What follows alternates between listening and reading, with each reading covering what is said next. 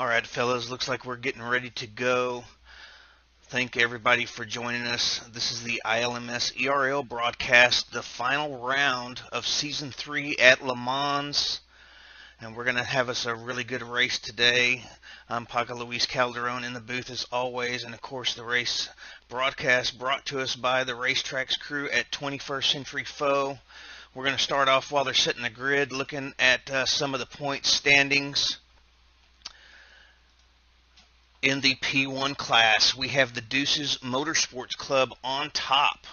Currently driving the Dome. They're sitting at 438 points for the season so far. But only 10 points behind them is the Formula Racing Org Audi R10. Looking to maybe steal this championship here in the final round. Quite a ways back, we have Nexus 6 Racing on 364 points. But they're in a little bit of a defensive mode maybe, as Can-Am Enduro is only 20 some odd points behind them, sitting at 338. If we look at the P2 class, though, we've definitely got an anybody can win it type of situation here in the final round. We've seen Nexus 6 Racing on top at 370 points. Scuderia Bolas Negro on 366 points, so that's only a 4-point spread. There's still 2 or 3 other teams left in the mix with a shot at possibly taking this championship. Satellite Racing down in 4th. Let's start with R4R Motorsports at 320 points. Satellite Racing down at 304, and 05 Motorsports sitting at 300. So we got an interesting battle shaping up today here in this final round at LeMans.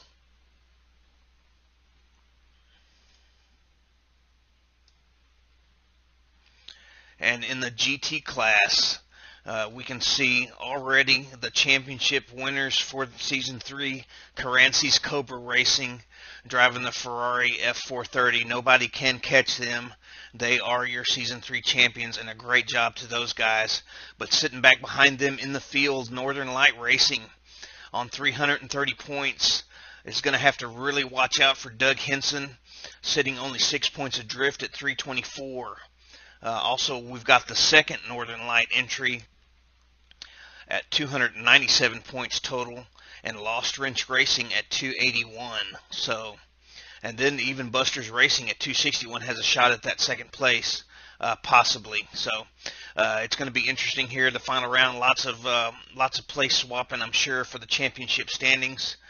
We've got a new hot lap tracker brought to us by Noel Hibbard, which I'm very thankful for. Will definitely help us out in the broadcast. Maybe I won't get lost quite as much. And we're just looking forward to a good race. They're still, looks like they're still setting the grid. We're going to get ready to go green here in a little bit. These guys will do a partial pace lap. When they exit Tet Rouge, they will go ahead and push the gas pedal all the way to the ground and get after it. So we're definitely looking forward to an exciting race.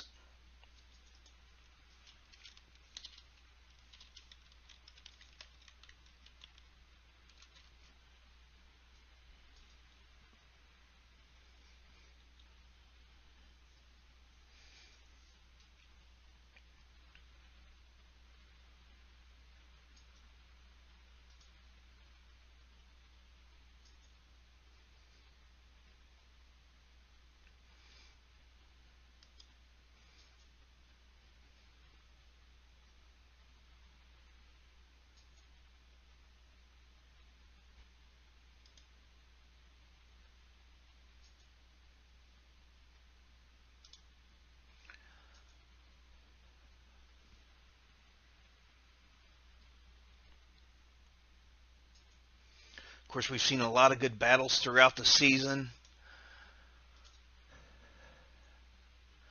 We've seen some great battles at Daytona, at Istanbul, Elkhart Lake, Spa, Sebring, Road Atlanta, the Nordschleife.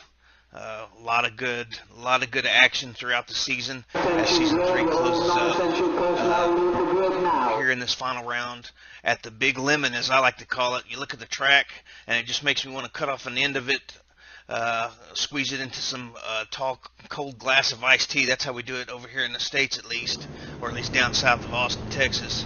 But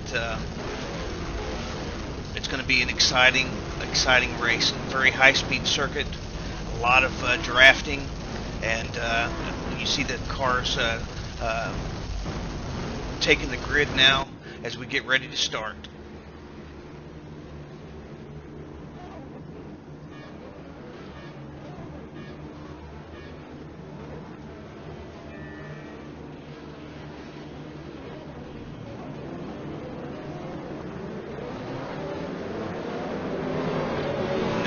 You see Klaus Kog leading the way over Eric Schmider and Ville Repo in the P1 class. Starting in first in the P2 class, we got Ennis Dowdy, followed by Ryan Mayfield, and then Matt Strand. And in your GT class, Martin Dyerland, Jimmy Halverson, and Marcel Rockenschue. See Klaus leading the way. A couple of corners left here, and he will give it all it's got to get away down the straightaway. Of course, Schmieder and crew following in tow will have a pretty good opportunity early on as all the cars are bunched up. Here they go. They're on the gas now. We've got the green light, and you see Cog trying to get away, but Schmieder has gotten a good jump as well. Let's see if he can close up under the draft here before they head up into the first chicane down the Mulsanne Straight.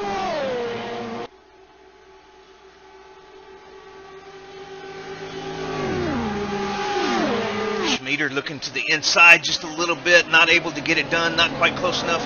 Cog is definitely pretty fast there. Cog in the Audi, I believe. Yes, Cog in the Audi.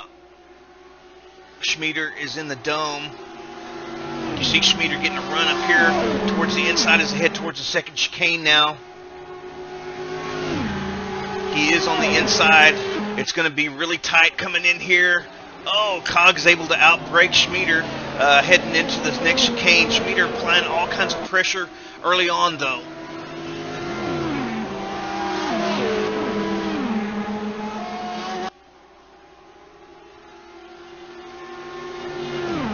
Once again, heading up over the hill, down into Mulsanne as they get ready to break. Schmieder again on the inside. Looks like he's going to be able to take that spot. Cog's going to try to cut underneath, though, and get it back. Not able to get it done, so we've got a lead change there. Eric Schmieder into first place over Klaus Cog. Now let's take a look at your P2 class.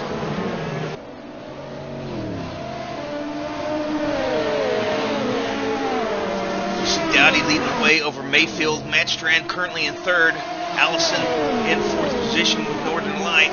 Allison starting to lose just a hair of ground on these guys up in the front. Mayfield applying all kinds of pressure on Dowdy, though. And I see a lead change back up at the front. Looks like Cog has gotten back in front of Schmieder.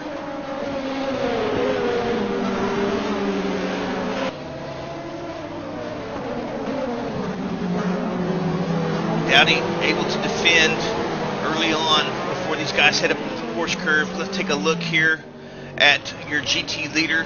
This is Martin Dyerland having passed. It looks like Ramon Vera having a bit of a struggle there in the P2 class. Gets back around Dyerland. Dyerland with Halverson all over him. These guys are not going to get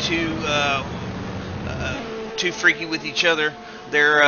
Their teammates, they definitely don't want to take each other out, so they're going to definitely make sure that they keep a nice conservative approach to all the corners here. But we've got Northern Light leading 1-2 out in front of Acme Racing, Marcel Rockenschue in the GT class early on.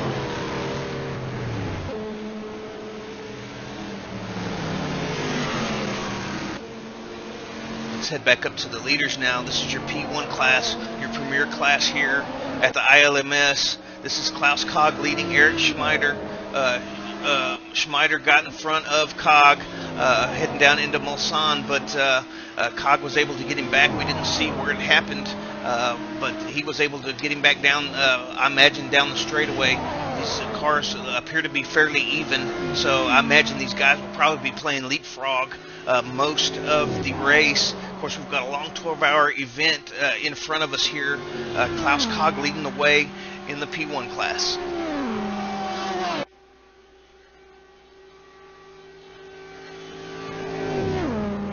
You see Schmider there getting a pretty good run up there on Kog, again closing way up here into the first chicane down the Mulsanne straight. As they head the second section, Schmider catching just a little bit of the dirt there off track. Doesn't seem to have affected him too much. He's still right up under the wing of Kog. Looks like he's going to pull to the inside again and keep pressuring Klaus. Maybe can pressure him into a mistake and get away. That's what it's probably going to take for these guys to separate. They seem pretty even on pace early on here in this 12-hour event at Le Mans. This, again, is the season finale.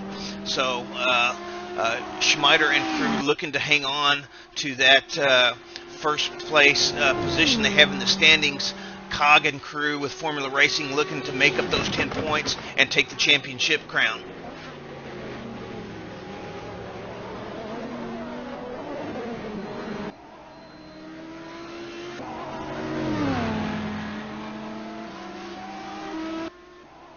As we take a look at your P2 leader, we've got Ennis Dowdy up front in the R4R Motorsports Acura.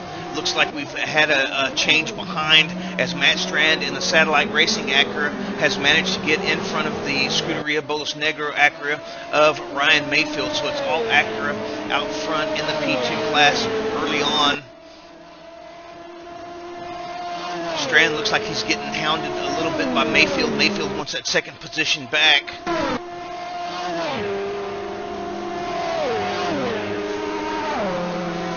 You can see Strand trying to get away. He's trying to catch Dowdy if he can.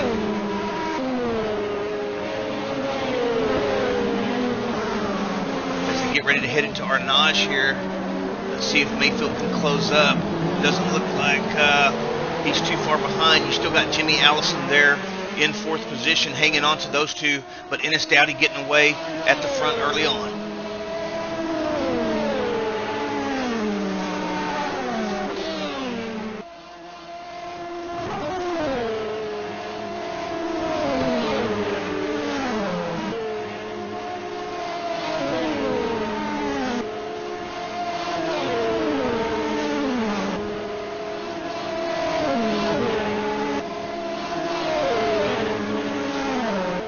Strand there, still pressured by Mayfield in the back. Looking at timing and scoring, let's look at your GT leader Martin Dyerland for a moment. We've got Jimmy Halverson and Marcel Rockenshoe right there behind. Of course, Halverson's definitely going to try to keep Rockenshoe behind. We've got Dyerland up front. In Northern Light Racing, the number 6 entry, their second entry in the GT class, the number 7 entry piloted by Jimmy Halverson. So those guys are definitely going to try to work together to get away from Marcel Rockenshoe in the Acme Racing entry. It looks like they're not able to do so early on. You see Dyerland pulling out just a little bit from his teammate there. We see Rockenshoe trying to hang on to the back of Halverson, maybe apply a little pressure and see if they can he can make a mistake, maybe get by and catch a little bit of space. We also see Chuck Curtis back there in the number 71 Oracle Racing P2, so he's had possibly a penalty to serve early on as Chuck Curtis, and you will see that early on with different class teams coming back up through the field after serving a penalty early on in the race. Let's go back up front. This is Klaus Kog leading the way over Eric Schmider. We haven't seen a whole lot of Schmider's teammate, Vile Repo, in the other Deuces MC entry. Does not look like he's been able to stay in touch with these two leaders early on, but these guys are just duking it out. They're not really giving each other any space at all. Schmider applying all kinds of pressure to Kog, took the lead briefly early on the first lap. Kog was able to respond right away, and now you see Schmider getting a bit of a run again down the back straightaway here. Kog defending to the inside. It looks like Schmider going to try something around the outside. No, it's not going to work. Kog with really good defense there. able to hang on to it. Let's see what kind of drive they get out of Arnage. I don't know that Schmider will be able to make any kind of a move heading into the Porsche curves other than possibly getting a better run than Cog there out of Arnage.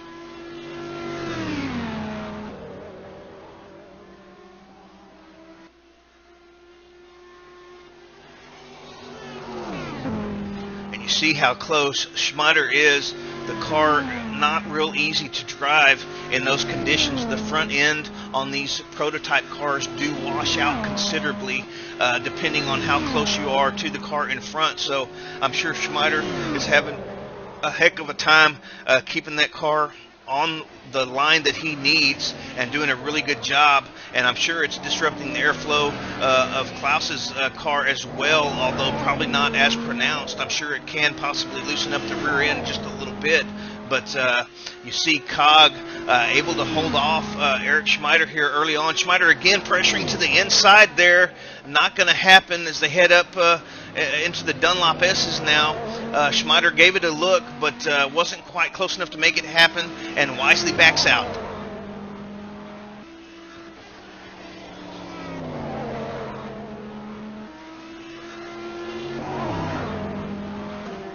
As we take a look back at this battle for P2 in the LMP2 class, Ennis Doughty, while these guys have been fighting amongst themselves, has been able to eke out a little bit of a gap.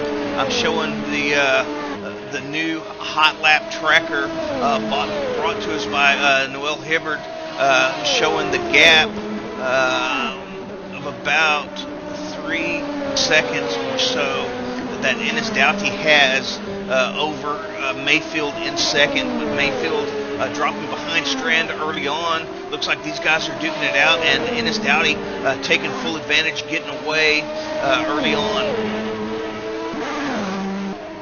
And you see it looks like Tim Brook has gotten through on Jimmy Allison. I don't see Allison in the background. Not sure if he's had a moment or what's been going on. But Tim Brook now up into your 4th position in the LMP2 class. Let's take a look at Allison and see where he's at. Allison here falling back quite a ways. Looks like he's coming under fire from Kevin Bannock in one of the Nexus 6 entries. That's the number 27 entry. Oh, and Bannock is in front of Allison. So Allison in trouble early on. The number 3 Northern Light entry started out in 4th position, has dropped back now to 6th position in class. So I'm sure that's not the direction that Allison wants to go, but look for those guys to rebound. They've been pretty strong at every race we've been to, or at least the ones that I have taken part of that I've seen. I'm sure that they will get that Mazda come to grips with it here shortly and start making their move back towards the front. Now let's get another look real quick at the P1 battle still raging on. Klaus Cog over Eric Schmider. Schmider applying all kinds of pressure, was able to take the lead early on from Cog. Cog was able to answer and get that position back. We didn't see the repass, but we did see Schmider going through into Mulsanne there on the brakes, had the position. Cog had to give it up, but was able to get it back from Schmider.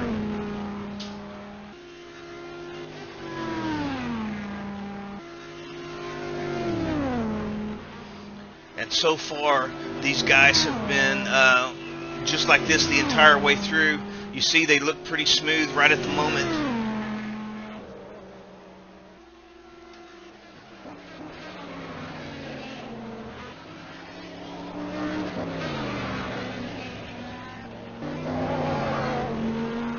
A little bit of a bobble there perhaps. Schmider closes way up here. Let's see if he gives a little bit of another look here into the Dunlop curve. Not really. He kind of fainted there, but he didn't really give it a solid look like he did the last time, and is much closer as a result for not doing that. Looks like he's going to maybe try to get a run down the Mulsanne straight here as soon as they exit Tet Rouge. If he can just hang on to Cog here through the next couple of corners. The cars get real loose there as they crest. Schmider showing a bit of a nose there, trying to apply some pressure on Cog there as they head through Tet Rouge. Now Schmider here behind Cog in a perfect spot here to catch a draft. It looks like that Audi is pretty strong, though. We haven't seen the dome close up too much until maybe the end of the straightaways. I don't see Schmider gaining any ground on Cog at the moment. Let's see as they head into the braking zone here. He sticks his nose out a little bit, but not really able to catch that draft down the Mulsanne straight. So it's going to take a little bit of help from Cog for Schmider to be able to get through. It appears that dome not quite able to draft past the Audi.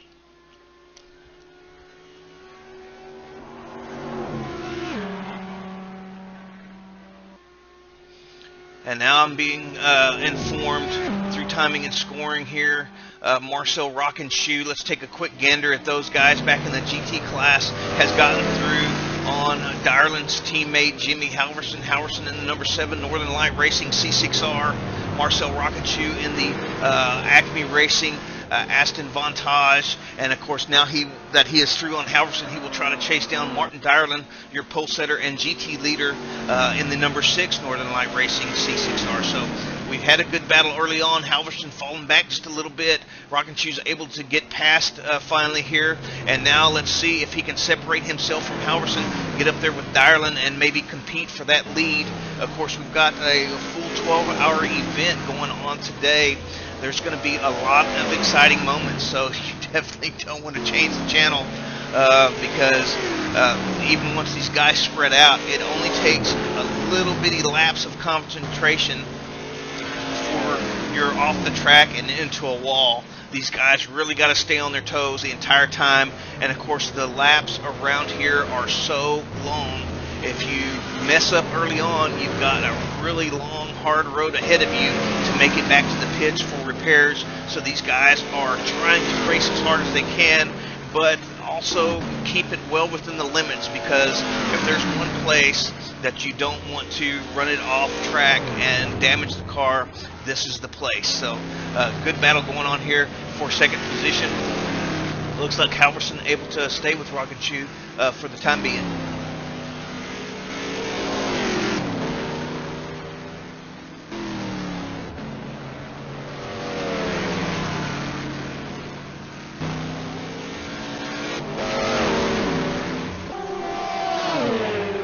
Head back to this battle for P2. We're looking here at Strand and Mayfield going out. It looks like they've been able to separate themselves a little bit from Tim Brook. They're trying to catch back up to Ennis Dowdy. Dowdy in the R4R Motorsports. All these guys up front early on are in the Acuras. See Tim Brook in one of the Mazda entries back there, racing for 05 Motorsports, the number 111 entry, trying to hang on to Mayfield and Strand, but it looks like they're possibly getting away from Brook early on and possibly catching up back to Ennis Dowdy there. Dowdy still with a healthy lead. Looking at Hibbard's hot lap tracker here, it looks like he's got about 2.7 seconds on the second place entry, currently held by Brian Mayfield there, but it looks like Strand and Mayfield getting away from Tim Brook ever so slightly, possibly catching back up to Hibbard, or I'm sorry, to Dowdy, as that gap has shrunk from about 3 seconds to about 2.5 or so. Let's go back up front and check with the leaders.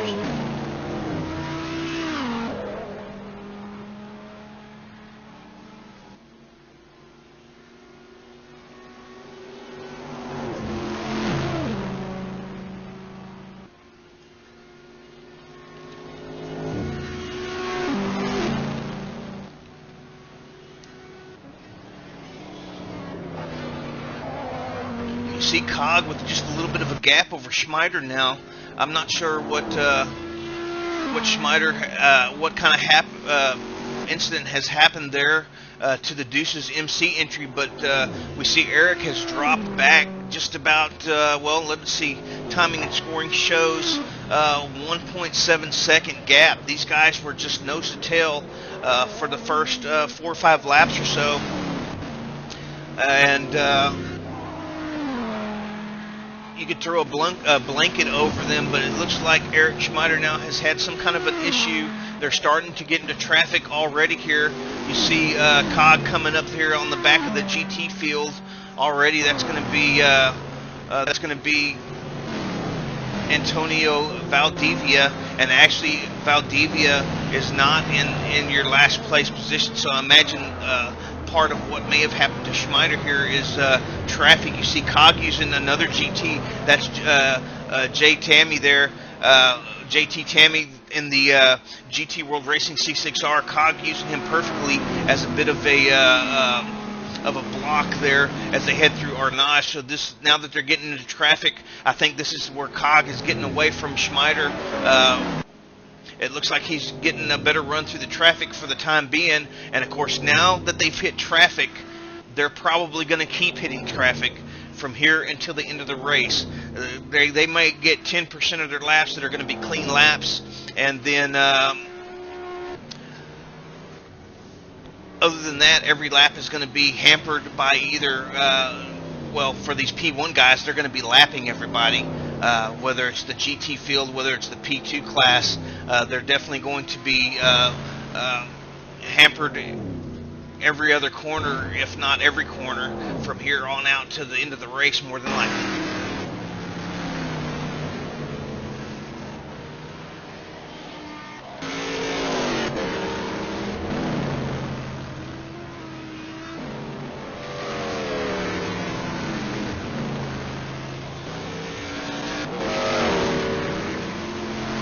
Wow, you see Cog going through there on Rockin' Shoe. Rockin' Shoe still in the second position in the GT class. So already here they come past Martin Dyerland now. Cog already lapping the entire GT field. Schmider not too far behind, but has gotten held up by traffic just a little bit, not able to get as clean a run through as Cog has. Cog has really caught the traffic in a most beneficial way here with this first pass through, and of course they'll get a few clean corners, possibly even a lap or two, maybe before they get to the back of the P2 field. It's really hard to tell at this particular time. I'm looking at Cog. He's got, well, it looks like Chuck Curtis making his way back up from serving a penalty early on. Just went through Mulsanne about maybe 4 or 5 seconds ago. So Cog may get to the end of this lap before he catches Chuck Curtis, and maybe even halfway through the next lap. But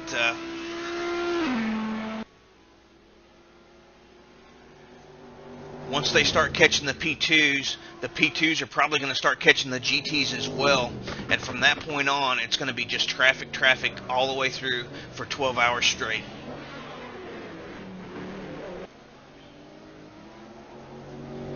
Let's take a look at some of the other battles throughout the circuit here. We've still got, it looks like Mayfield has been able to separate himself from Doughty a little bit. Let's go back and look at Ennis Doughty. Looks like Mayfield has caught up to Doughty. Strand has dropped off just a bit. Actually, no, Strand is about the same 2.5 seconds that we saw before. And it looks like Mayfield has been able to get away from Strand and is now up to challenge Ennis Doughty for the first position.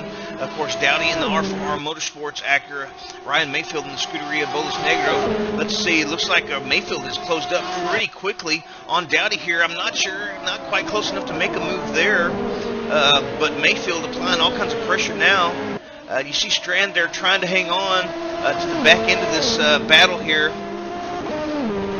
as they get ready to head down into Mulsanne here. Let's see, I think I saw Tim Brook there in the background as well. Mayfield not able to get the draft here, though, and he's not going to have a shot at passing Doughty, at least not at this moment. But Mayfield doing a fine job to get back up there with Ennis and apply some pressure and maybe challenge for the P2 lead.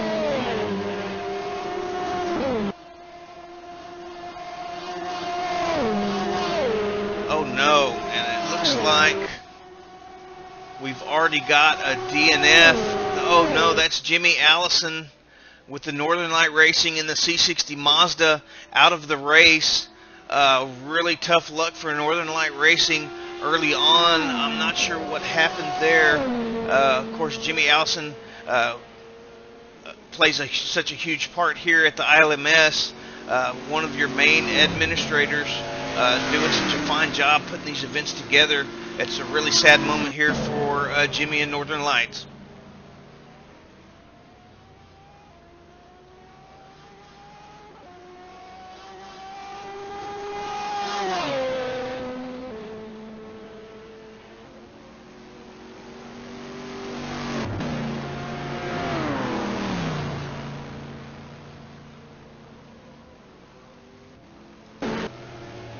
we take a look back at your GT leader here.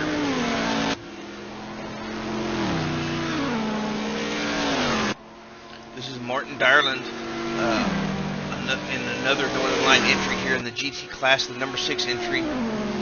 Currently leading the way over Marcel Rockenshoe of the Acme Racing team. Marcel in the Vantage, Dyerland in the Corvette. Looks like Dyerland has a pretty good gap still. Rockenshoe possibly has closed that gap a little bit, but it definitely has gotten away from Halverson, it looks like. Jimmy Halverson dropping back just a little bit. Of course, these guys are already getting traffic from the P1 class. I don't think they've started getting lapped from the P2 class yet. So, but it looks like these guys are starting to spread out just a little bit. You see Dyerland going through. Rockenshoe definitely a little closer than he was before. So Rockenshoe possibly going to get up here and challenge Dyerland within a few laps if they can just get clean laps. But those are quickly coming to an end, and these guys will have to adjust their lines, adjust their braking points, and run every lap trying to minimize the time loss as much as they possibly can.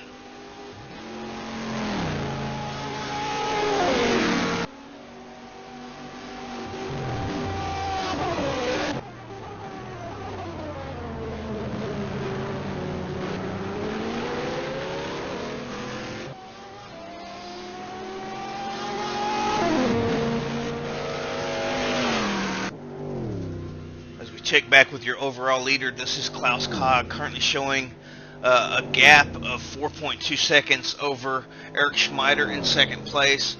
Cog in Formula Racing, the number 88 Audi entry.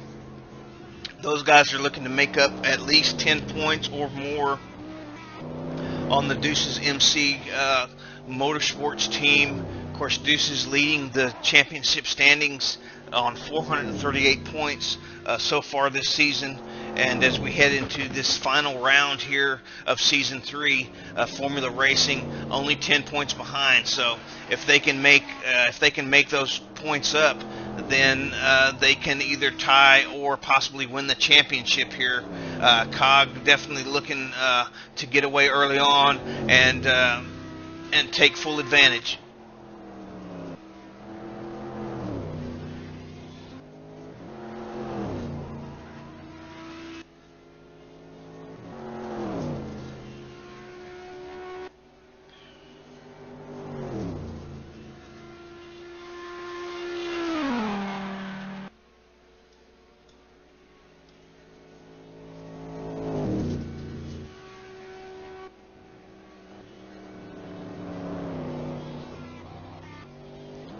Trying to look through some of the timing and scoring here for some of the intervals in the GT class.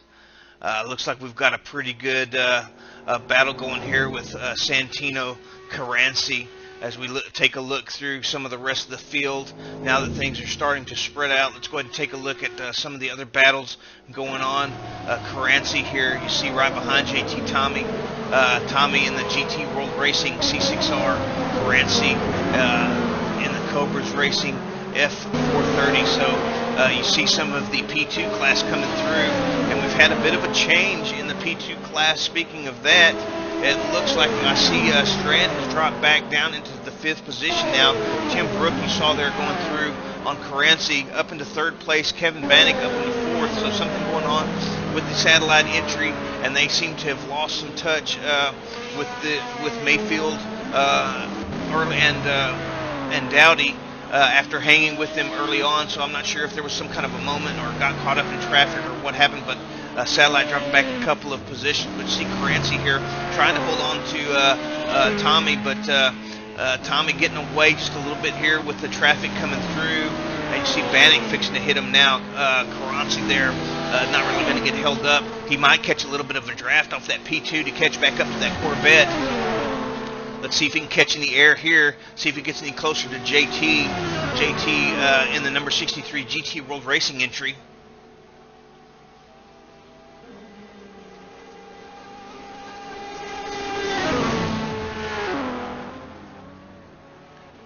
Yeah, he might be a little closer, not quite as close as they were at the end of the lap, though. It looks like Tammy getting away just a little bit. Let me check and see what the gap is again.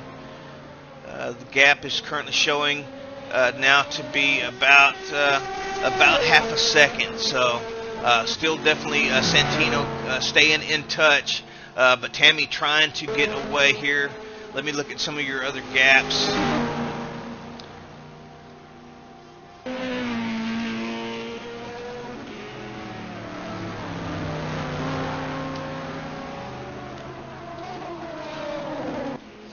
And I see that we've got a request for cockpit view. I've been informed of. We see Santino Caranci here making a move on JT Tammy. I'll get back to the cockpit view issue in a moment. You see they're side by side here, heading up over the hill, getting ready to come down here. But that Corvette so strong, or Caranci thinking better of it, backs out just a little bit, applying all kinds of pressure. You see Tammy getting a little squirrely there on the gas. Caranci pressuring really hard, though, as they head into Mulsanne. We're not going to go to the cockpit view. We've experienced problems with that in the past on the broadcast, with going on board with the cockpit view, causing some disconnects, or possibly causing some disconnects with R factor. So we try to stay away from the cockpit view to answer that question from earlier on. So unfortunately, we'll stay mostly in the TV screen. Occasionally, we might go to some of the other onboard cameras, but we're definitely not going to go to the cockpit view, at least not on purpose, as we don't want to cause any issues for the teams, possibly discoing. Oh, Caranci there, really closing up tight on Tommy, had to back out of it there, and almost did not make it through Arnage. Going to lose a little bit of time for that, but really only about maybe 5 or 6 car lengths. Still definitely holding on to JT here. Caranci's Cobra looking to make a move forward into that 4th position.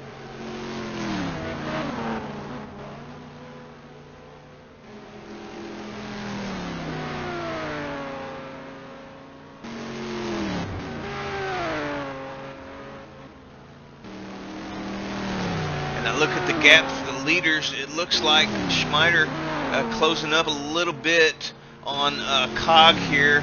He's gained some of that time back, so he's definitely getting the better run of it through the traffic this time around. We'll take a look at them in a moment, but for now we've got let's see. I wanted to take a look here at Ramon Vera, or Ramon Vera. I'm not sure how he says it, with the Desafio Virtual, the number 77 DesafioVirtual.com entry here, starting to pressure Strand. So I'm thinking Strand may have a little bit of damage on the satellite entry. You see they're flashing lights to each other. Strand looking a little bit squirrely here. Ramon Vera trying to get up there into that 5th position. Strand was as high as 2nd early on, starting in the 3rd position, was able to get in front of Ryan Mayfield briefly. I was told through some of the spotters on pit road that he tried to take in Mayfield into the 2nd chicane, ran it wide, dropped a couple of spots. And so now we've got Strand back in 5th and getting all kinds of pressure here from Ramon Vera. Ramon, once again, in the number 77 Desafio Virtual entry, all over the back end of Strand.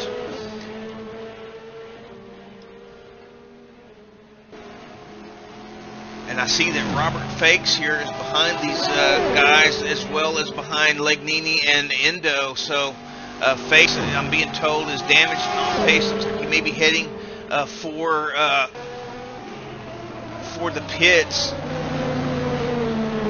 to get some repairs. And as we discussed earlier, LeMans is not the place where you want to mess up and have to take repairs unless you're just really there at the end of the lap at pit road, because oh man, if you pass pit entry and you damage the car into that last chicane, you're in all kinds of trouble, because you got to go all the way around the circuit, and it's just it's a very, very long lap here in Le Mans.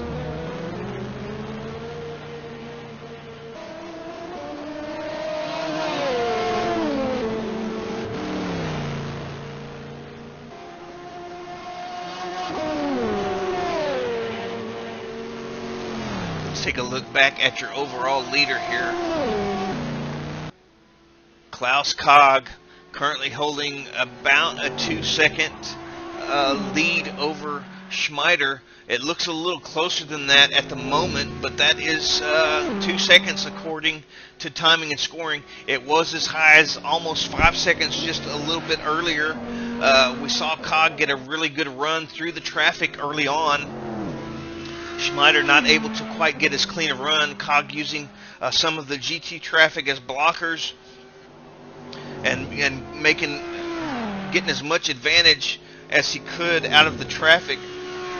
But here the last couple of laps, it looks like Schmider has been able to get that same kind of a good run back through the next set of traffic and has actually closed up down to about 1.5 seconds to 2 seconds now over behind Cog. So Cog not getting quite as good a run the second time through.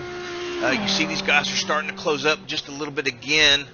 We'll take a brief look at Schmider's teammate in the number 16 Deuces entry, Ville Repo.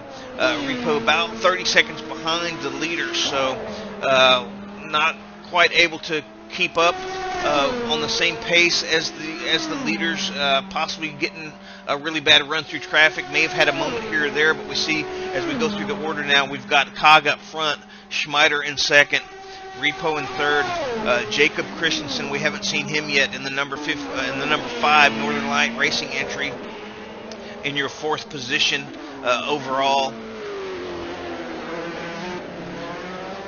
Garrett Diddick in the Can-Am Enduro Judd is currently sitting in fifth. Fiorino De Lauro in the Carancies Cobra Racing Audi entry, rounding out the top 6 for your P1 class. And then we go to the P2 class. We've got Ennis Dowdy up front. We've got Tim Brook now has taken over second position from Ryan Mayfield. We'll go ahead and switch the camera to that as we go back through the field. Tim Brook about 6.5 seconds behind Dowdy. So Dowdy is getting away while all these guys in the P2 class are fighting it out. We saw Matt Strand up in second position in front of Mayfield early on. Now we see Tim Brook up in front of Mayfield, and Brian going to have to fight to get that position back. We'll see. It looks like Brook's got a bit of a gap, though. I'm showing about 1.5 seconds over Mayfield. So these guys could possibly already be getting into some tire wear. I'm not really sure. I think these tires are pretty good around here, though. Could be possibly that difference we see in traffic. Of course, all that accordion effect starts once you start hitting the traffic really bad. The gaps will increase and decrease as they go through traffic depending on where you catch the cars here.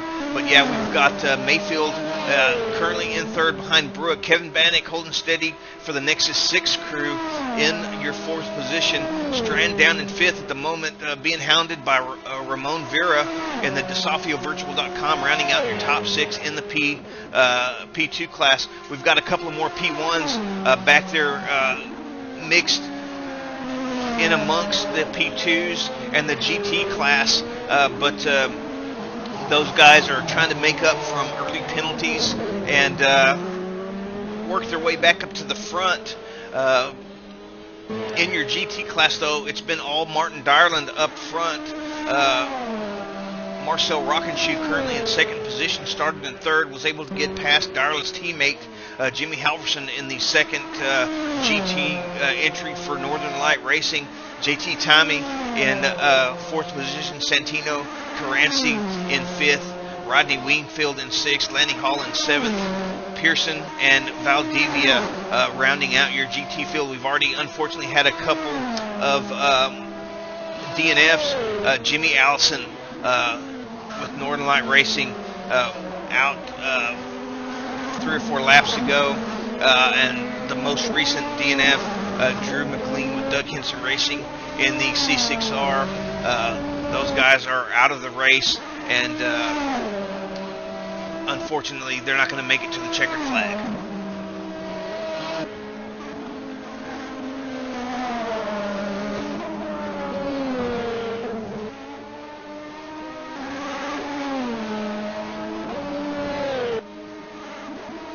As we look at the gap, I see the gap in your P1 class for the lead back up to about 4 seconds. So Cog getting a good run of it now again through the traffic.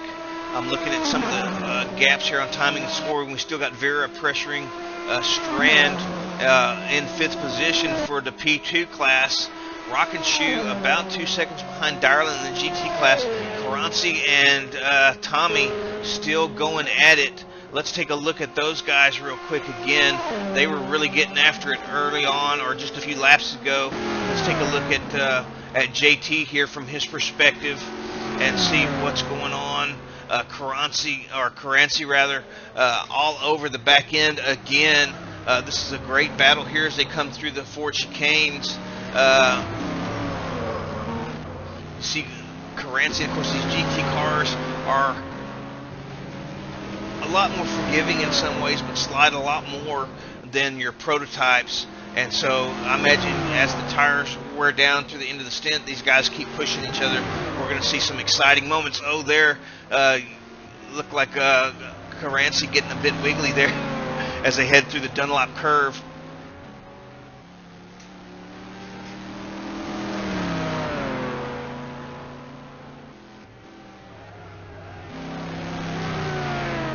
See, Tammy looks like he's got a bit of an advantage through that first sector, or that first the Dunlop S is there.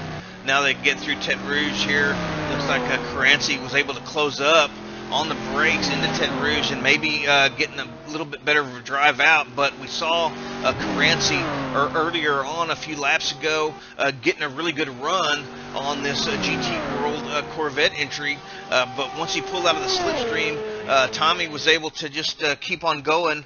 It was almost like that Ferrari that Karanci's driving just kind of got stuck there in the air and was not able to keep progressing forward. So, of course, these, you got your, here you see, let's see, that was, I didn't see who that was going through. Oh, that's Jacob Christensen there going through on these guys. So once again, you see Karanci getting a big run here on Tommy as they head into the chicane.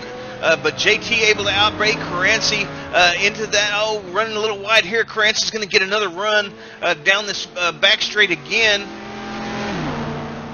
Let's see if he can make it work this time as they crest the hill and get ready to head down into the braking zone. You see Karanci ducking around to the inside. I'm curious to know if maybe he's doing that a little too early. You see Tommy again able to almost outbrake him. Oh, there's a bit of contact there.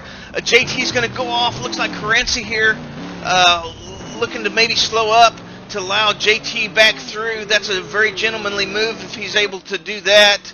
Doesn't look like there's any traffic. Yes, Karanci's going to let JT back through. What a great gentlemanly play there from Karanci, realizing that he got a little bit out of shape. Of course, they got the leader, Cog, coming up behind him now.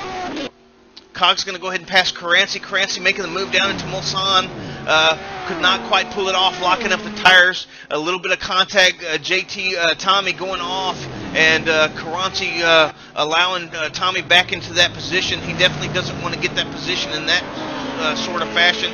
Wants to do it the right way. So great fair play there from Karanci.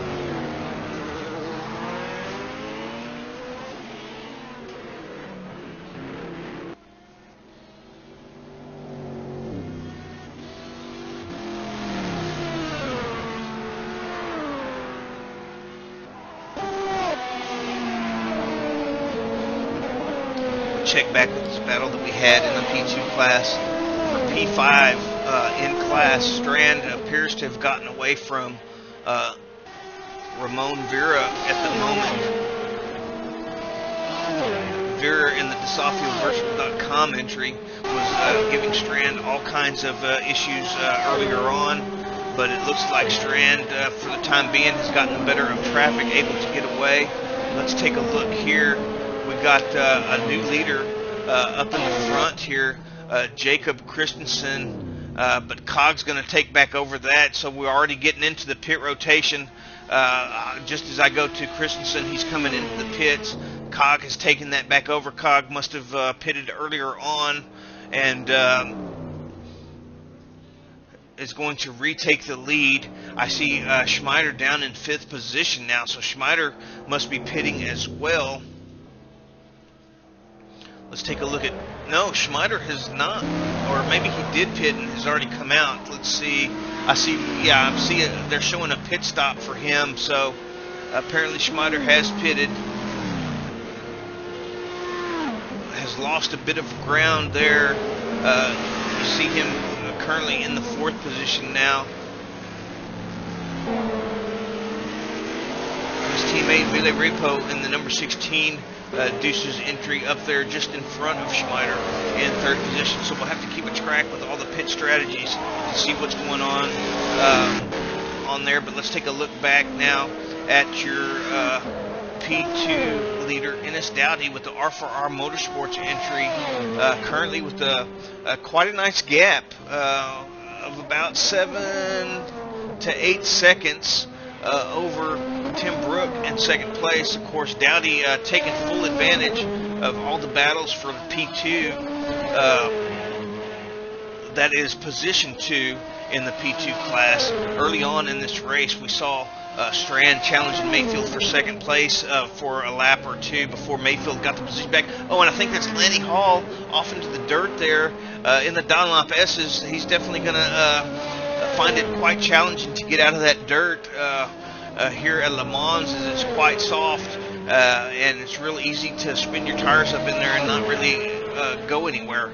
But Dowdy taking full advantage of all these challenges for the 2nd position in the P2 class. Brooks currently holding that position over Mayfield. Tim Brook with the 05 Motorsport entry about 1.5 seconds to 2 seconds over Ryan Mayfield in the Scuderia Bolos Negro entry. Mayfield qualified in that 2nd position, lost it briefly to Strand of the Satellite Racing team early on, was able to fight back through into 2nd position. Strand tried again, went off track, I'm being told, dropped all the way down into 5th, and in the meantime Tim Brook just sat back there patiently waiting for those guys to go at it and to seize his opportunity to take that spot. So we got Tim Brook in the 05 Motorsports Mazda up into 2nd position now, trying to chase down Dowdy in the lead, but Dowdy still with about a 7 to an 8 second gap depending on how they hit the traffic.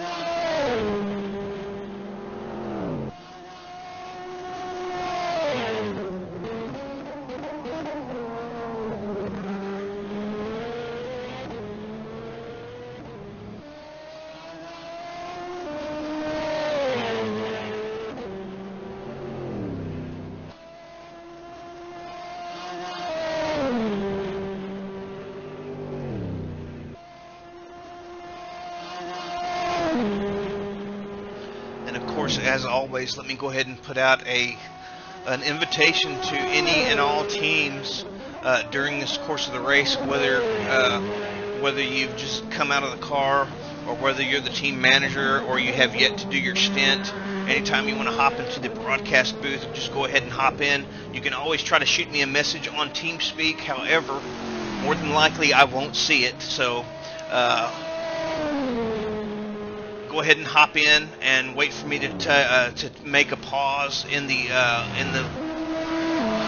commentary, and then go ahead and say hello, and we'll go ahead and get your input on the race. I'm getting word from timing and scoring now, thanks to all the spotters down on pit road for helping me stay with the action. We've got Ville Repo in the number 16 Deuces entry, taking over the P2 spot from Christensen, I believe.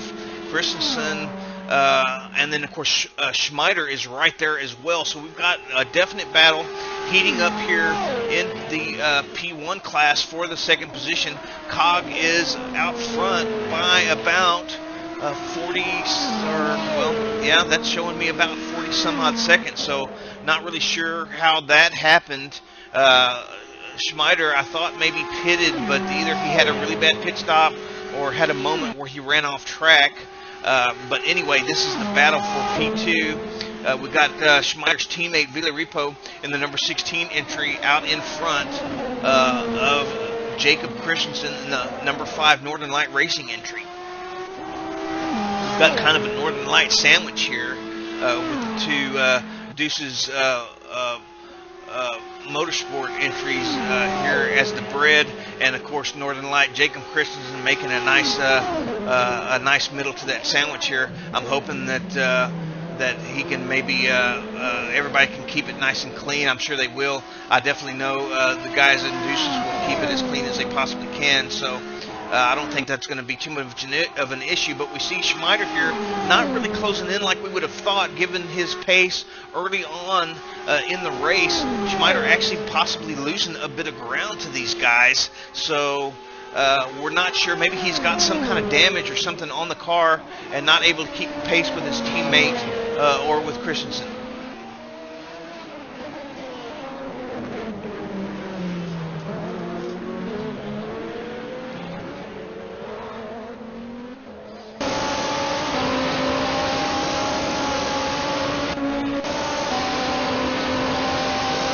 Now we'll go with some of the onboard shots here. See Christensen there behind, Repo there. Of course, these are the Porsche curves that they're going through. You see how cars really look far apart, but the gap between Repo and Christensen only, well, a little over half a second. So these guys definitely, you see Christensen closing in here as they head into the Ford chicanes, getting ready to start another lap. Everybody looking pretty smooth. Christensen really gaining a lot of time on Repo there through that last section of the circuit. Here as they get ready to head up the hill and through the Dunlop curve. And I think we're seeing some tire wear there. You see Vila taking a really wide berth into that section. They're looking a little bit better through the Dunlop S's here as he's able to get back away from Christensen just a little bit. But you saw Christensen closing way up on Repo there as they head through the Dunlop curve. Repo may have been driving in his mirrors though, getting the turn-in point maybe just a little too late here as they head through Tet Rouge and onto the Mulsanne Straight here. Looks like Vila able to get just a little bit of a gap again over Christensen there in the third position.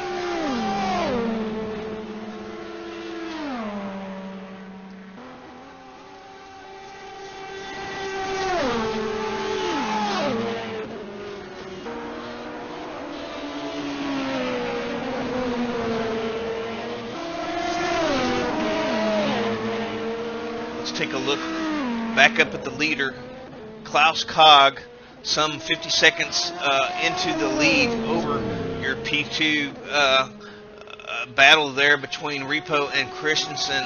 You see Kog going through here on Legnini in the P2 class. Legnini currently sitting in your 7th position in your LMP2 class, so he's definitely looking to make his way forward through the P2 class is Legnini, but continuing with Cog coming through on traffic, got about some 50 seconds or so before he has to see the other P1 challengers duking it out for P2.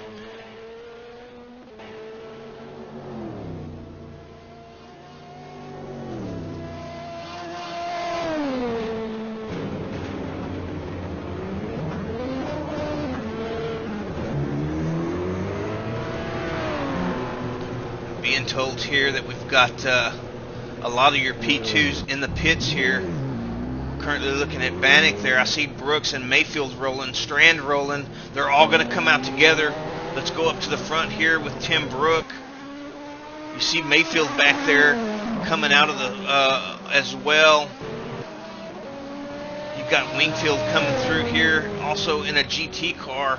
But he's not coming out of the pits. He's going to have to contend with all these guys exiting pit road that are going to want to get by him in a hurry. They're all separated by about 3 or 4 seconds, it looks, except for this number 27 Nexus 6 entry driven by Kevin Bannock. We've got Matt Strand in the number 64 Satellite entry looking to try to get around Bannock, depending on how these tires warm up and how quickly these these guys can get through traffic here on this outlap.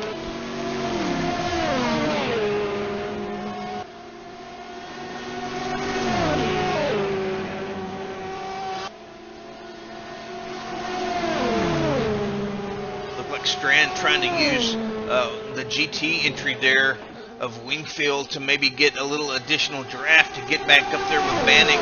Bannock into the first chicane here with a little bit of a gap, but now Strand closes it way up on the brakes here, right up under the tail of Bannock as they head down the second Mulsanne straight, or the second portion of it. Of course, this used to be one huge long straightaway many years ago. That was way before my time and probably way before yours, but now they've got a couple of chicanes. They're splitting it up. You see Matt Strand getting right up under the wing of Bannock there.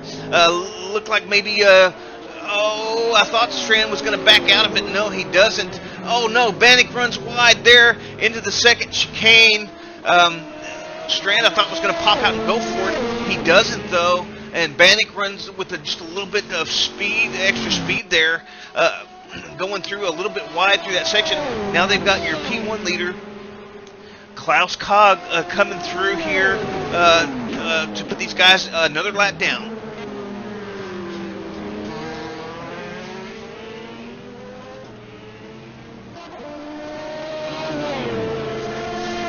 You see Bannock there right behind Strand, hasn't really lost a lot of time. But, of course, he was in front of Strand. He looks like he's about, well, let's look at timing and scoring. Bannock now down about, let's see what the timing and scoring says. Bannock at about a second and a half down behind Strand at the moment. So quite a hairy moment there heading into the second chicane. And it looked like Strand was going to maybe make a move, backed out of it, but Bannock maybe driving his mirrors or something. I'm not sure. There might have been some contact there. I'm not 100% positive. We couldn't really tell from that angle, but Bannock running a bit wide through the second chicane and losing that position to Strand.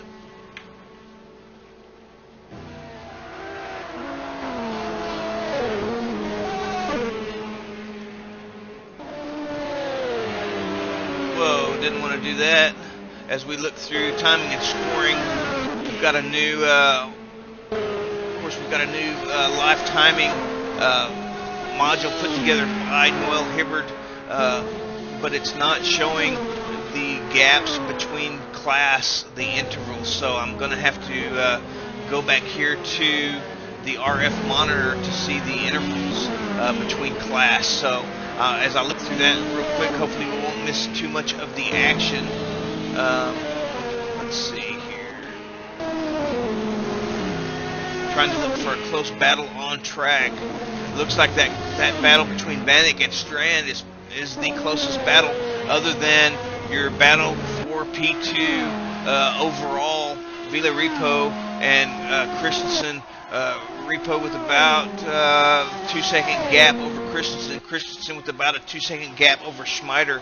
So these guys are still going at it pretty hard, although there is a bit of separation now between Repo and Christensen. So he's been able to get away so far and keep Christensen at bay there.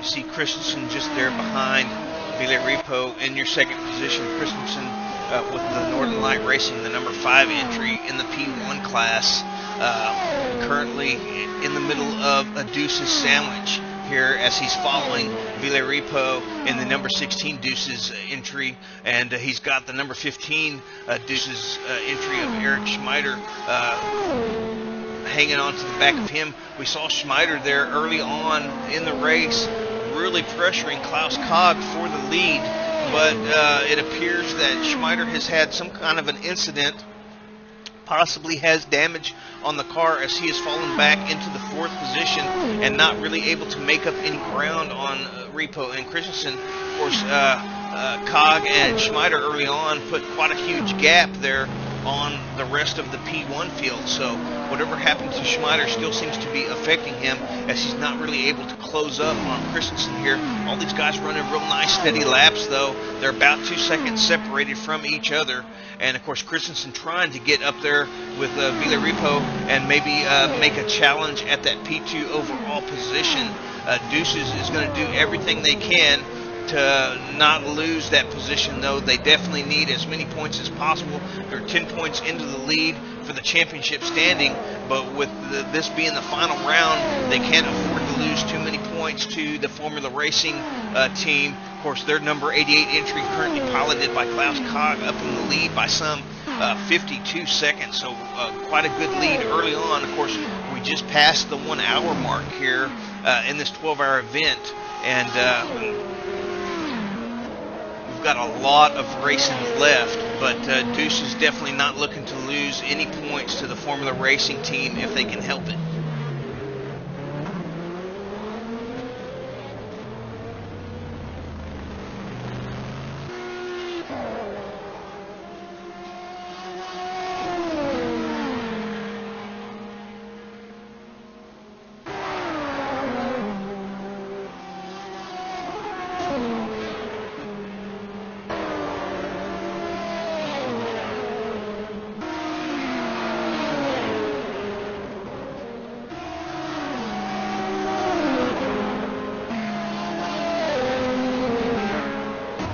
Ready to look at some of your other battles. Let's go back into the GT class. This is Mark Rockenshoe in the number 100 Acme Racing Aston Vantage, currently about 2 seconds behind Jimmy Halverson in the number 7 Northern Light entry. So we see the GT class is kind of settled in. We saw Rockenshoe up into the second position early on in front of Halverson, but for some reason, we're not exactly sure why, has fallen back into the third spot again. So Halverson doing everything he can for Northern Light Racing. We've got them 1-2 in the GT class. Martin Dyerland leading the way. Rockenshoe trying to get back up there with Halverson, see if he can challenge for that P2 position again. Currently separated by about 2 points, or about 2 seconds.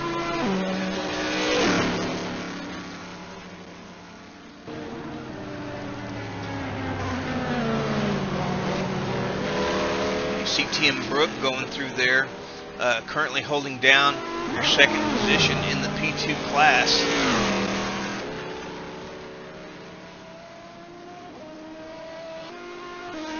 Brook about 7.5 to 8 seconds behind your P2 leader, Ennis Dowdy. So that gap has stayed pretty static throughout most of this first stint. Once everything has kind of settled down and everybody has spread out a little bit, you've still got Mayfield in the number 83 Scuderia Bolas Negro entry holding down your third position, and Matt Strand back up into the fourth spot in your P2 class. But right now I'm watching Marcel Rockenshoe trying to catch this man, Jimmy Halverson, in the number 7 Northern Light Racing entry. This is probably your closest battle on the circuit. They're separated by about 2 seconds. Of course, we still got that battle up front. And now that I look at it, it looks like Jacob Christensen possibly losing some ground and falling back into the clutches of Eric Schmider. Let's go on board Eric Schmider. Yes, Eric Schmider just passing Christensen there into Mulsanne. We missed it. We see Schmider has gotten in front and back into the third position, but Christensen here hanging on to Schmider as they head down the straightaway. This will definitely answer the question whether Schmider has any aero damage. You see Christensen going through with ease down the straightaway, so that pretty much answers our question. Schmider probably or possibly with some aero damage maybe on the dome there, was able to get through on Christensen into Mulsanne. Christensen having some kind of a moment or maybe just a bad lap as he's fallen to about 5.5 seconds behind Schmider's teammate Villarreal. Could be also we have some tire wear going on. Schmider all over Christensen, but Christensen able to redraft back past the number 15 Deuces entry with ease before they head up into Indy and through Arnage.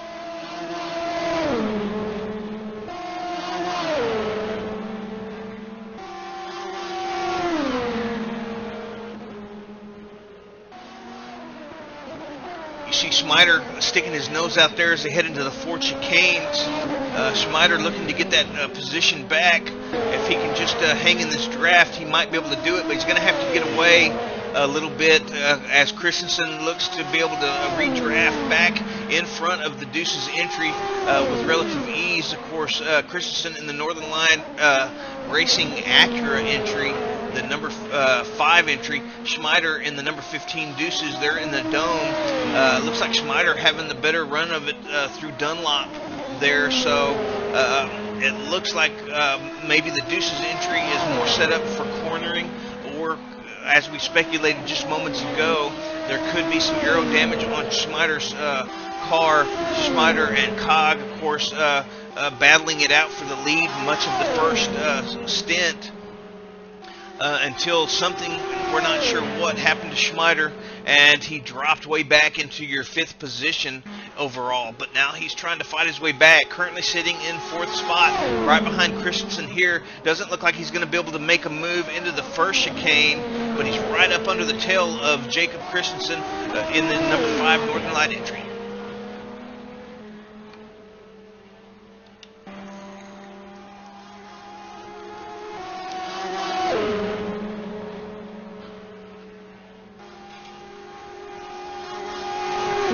See Schmider thinking about it there as they head up into the 2nd chicane.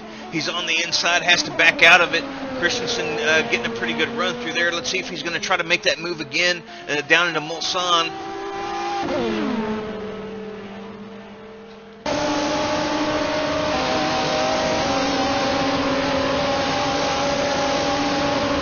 See him pressing the heel here, heading down into the braking zone. You see Christensen there in the wide line. Schmider thought about it for just a moment, has to back out of it, but looking to catch a bit more draft here.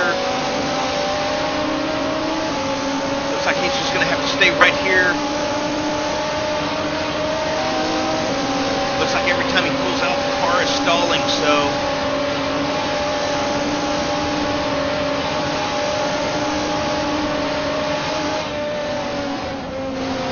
Schmider not able to get it done as they head here into Indy. Let's see if we can outbrake him into Arnage. It doesn't look like he's going to be able to do so. Oh, he goes for it just a little bit. Oh, locks up the rear in the process. He thought about it, wasn't quite close enough, had to give it a little extra brake there, and almost a moment there for Schmider, but manages to hang on to it. Great driving there, and good job of being able to stay out of Christensen and keep himself out of trouble as well.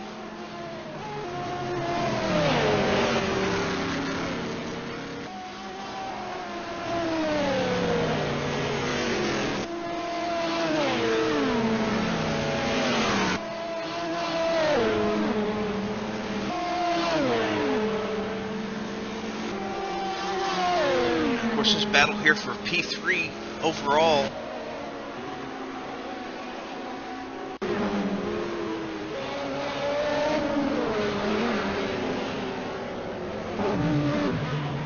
Oh, Schmider running it real wide there, both of them getting the exit to the chicane wrong there, and Schmider's going to take that 3rd position from Christensen as they head up into the Dunlop curve and through the Dunlop S's here. Let's take a look at a replay of that and see what happened.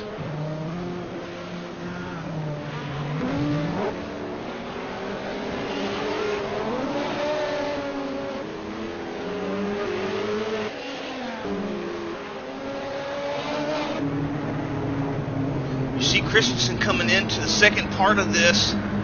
Let's see if we see what happens here. Maybe a bit of a narrow entry.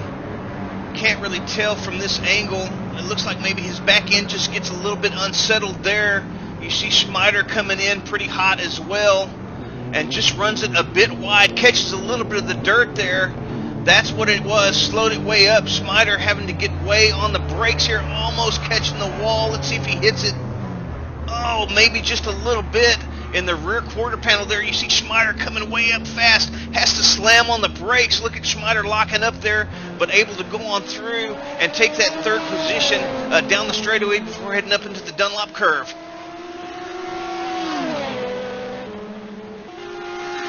And now as we head back live, you see Christensen still behind Schmider here. What will be interesting now is to see if Schmider can get away. Oh, running a bit wide there, though. I think both of these guys are having some tire wear. We saw Christensen up there challenging Ville Repo for the second position just briefly, but has kind of gradually fallen back. Repo now with about a 7-second gap over this battle as these guys do get out, but right before Christensen started to fall into the clutches here of Eric Schmider, the gap was about 4 to 4.5 seconds, whereas for a good number of laps, they were all separated by about 1.5 to 2 seconds apiece. So I think what we're seeing here is some tire wear on the Northern Light entry and possibly on the Deuces entry, as well as maybe some damage on Schmider's car as well. But now it looks like Schmider trying to maybe make a gap over Christensen, see if he can get away.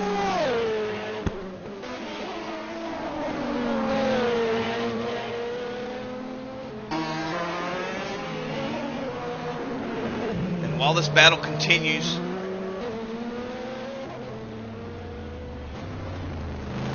this is your closest battle on track. Other than it looks like we've got a bit of a battle.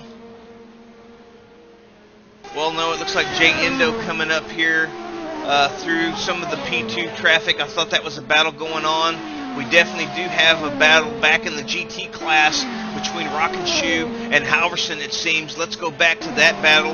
It looks like Schmider starting to eke away just a little bit at the moment. We'll come back and check on those guys here in a little bit. Let's go on board Jimmy Halverson here, currently in P2 in your number 7 Northern Light entry in the Corvette. Marcel Rockenshoe just behind him in the number 100 Acme Racing Aston Vantage, and we've seen these guys duke it out pretty much the entire race. We saw, of course, this is how the race started with Marcel in third, Halverson in second. Marcel able to get in front of Halverson before the pit rotation, but somehow falling back behind this number 7 Northern Light entry again. We didn't see when it happened or how it happened, but it did happen, and now he is here trying to battle it out with Halverson and get back up into that P2 spot. You see the gap now about, probably less than about half a second or so, maybe 3 or 4 tenths here as they head through the Ford chicane and down the front start straightaway.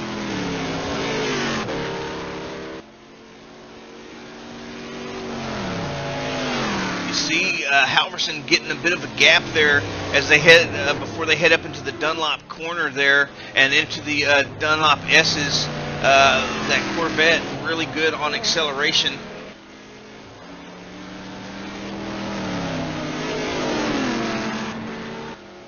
Now they've got some traffic coming up behind them. This is Garrett Diddick, currently in 5th position in your P1 class. Diddick with the in the number 21 Can-Am Enduro Racing, the C60 Judd, trying to work his way up to the front, not wanting to mess these guys up too much, but Halverson getting a bit of a better run through it, and now the gap is probably at about a second, but Rockenshoe is not going to go anywhere, folks. He's going to try to get his way back up under the wing of Halverson here and try to force a mistake or get by through on the brakes down into Mulsanne or wherever the opportunity presents itself.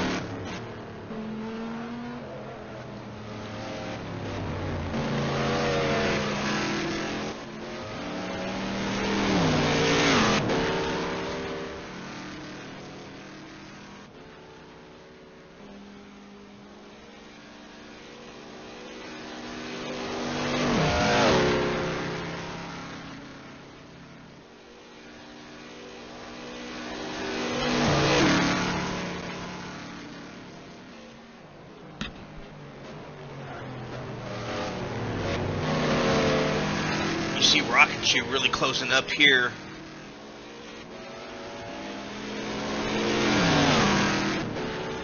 Into the second chicane down the Mulsanne straight. Let's see if he gets a run here on Halverson as they head over the hill and down into the braking zone.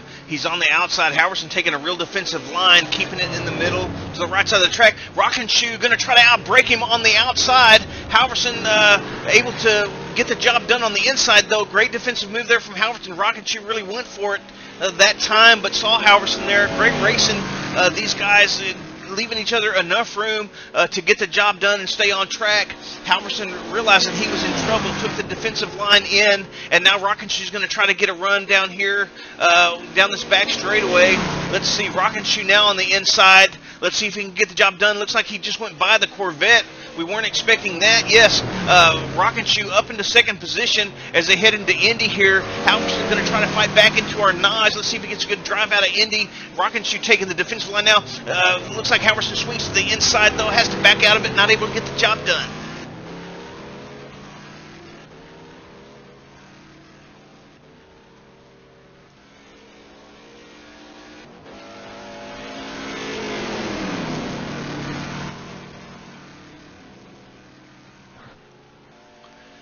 Now I'm being told from our spotters on pit road that we've got another gap shrinking back in the GT class between Santino Caranci and Rodney Wingfield. The number 3 21 Lost Wrench Racing entry. Rodney Wingfield is the pilot trying to catch up to the number 12 Caranci's Cobra entry, currently piloted by Santino Caranci, so we'll keep an eye on that. But right now, we're in the battle for P2 in your GT class. Marcel Rockin' Shoe having just taken that spot from Jimmy Halverson for the second time today, and looking to get a bit of a gap, but Halverson not really going anywhere. Halverson staying in touch. The gap about 2 or 3 tenths here. We've seen Halverson with a really good drive down the start-finish straightaway early on. Let's see if he's going to make a dive into here to the Dunlop corner. No, it doesn't look like he's going to be able to get the job done here, but he's definitely going to try to get a run down the Mulsanne straight and maybe into the first chicane.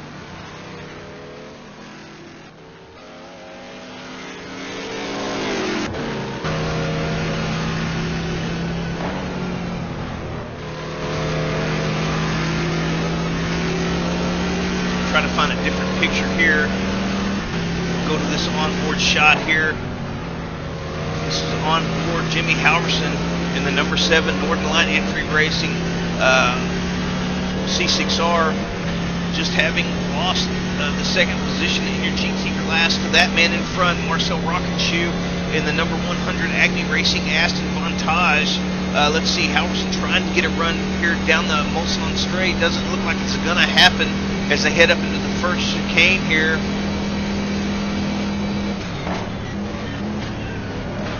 Surprisingly, that Corvette not making up as much ground as what we would have expected or what we saw earlier, so it could be possible that what we saw earlier was actually Rockin' Shoe getting a poor drive out of some of the corners and Halverson getting a better run of it. It looks like actually Rockin' Shoe got through that section just a little bit better, and I think we might be seeing some tire wear here as we see Halverson really losing a bit of time through some of the corners here, making up for it a little bit in their acceleration sometimes, not all the time. Of course, these guys are both probably fighting tire wear and probably not fatigue at this point. We've only been at it for a little over an hour, but Rockin' Shoe appears to possibly be getting away from Halverson.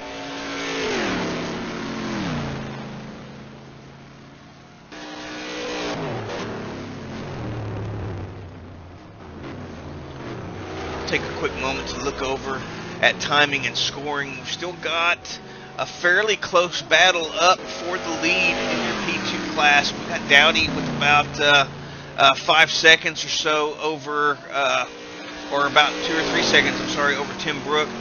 Mayfield maybe about 4 seconds behind them. So things are pretty spread out. I'm showing the gap between Marcel and Halverson now at about 2 seconds, so Marcel definitely getting away, trying to close the gap on Darlin. Let's see. We've got Rodney Wingfield closing up on Caranci now. We told you we were going to keep an eye on that gap, and it has been shrinking. Let's take a look at Rodney Wingfield. I believe this is the first time that we've taken a look at Rodney today. You see him having to contend with some P1 traffic coming through. That's Jay Endo Jay Endo currently driving the F1Elites.com entry in the EX264, down in 7th in your P1 class, but holding steady. Of course, we're just a little over an hour into a long 12-hour race, and as you know, whether it's real life or simulated, anything can happen when you're talking endurance racing. So those guys are going to stay in it and hopefully get a couple of spots, or I'm sure they're hoping that they're going to get a couple of spots through attrition.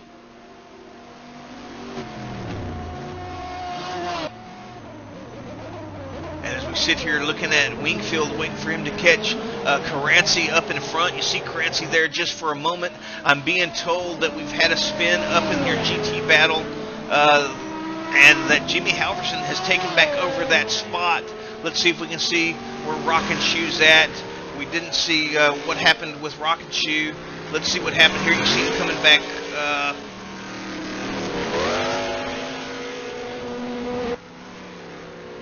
Let's see if we can see exactly what happened.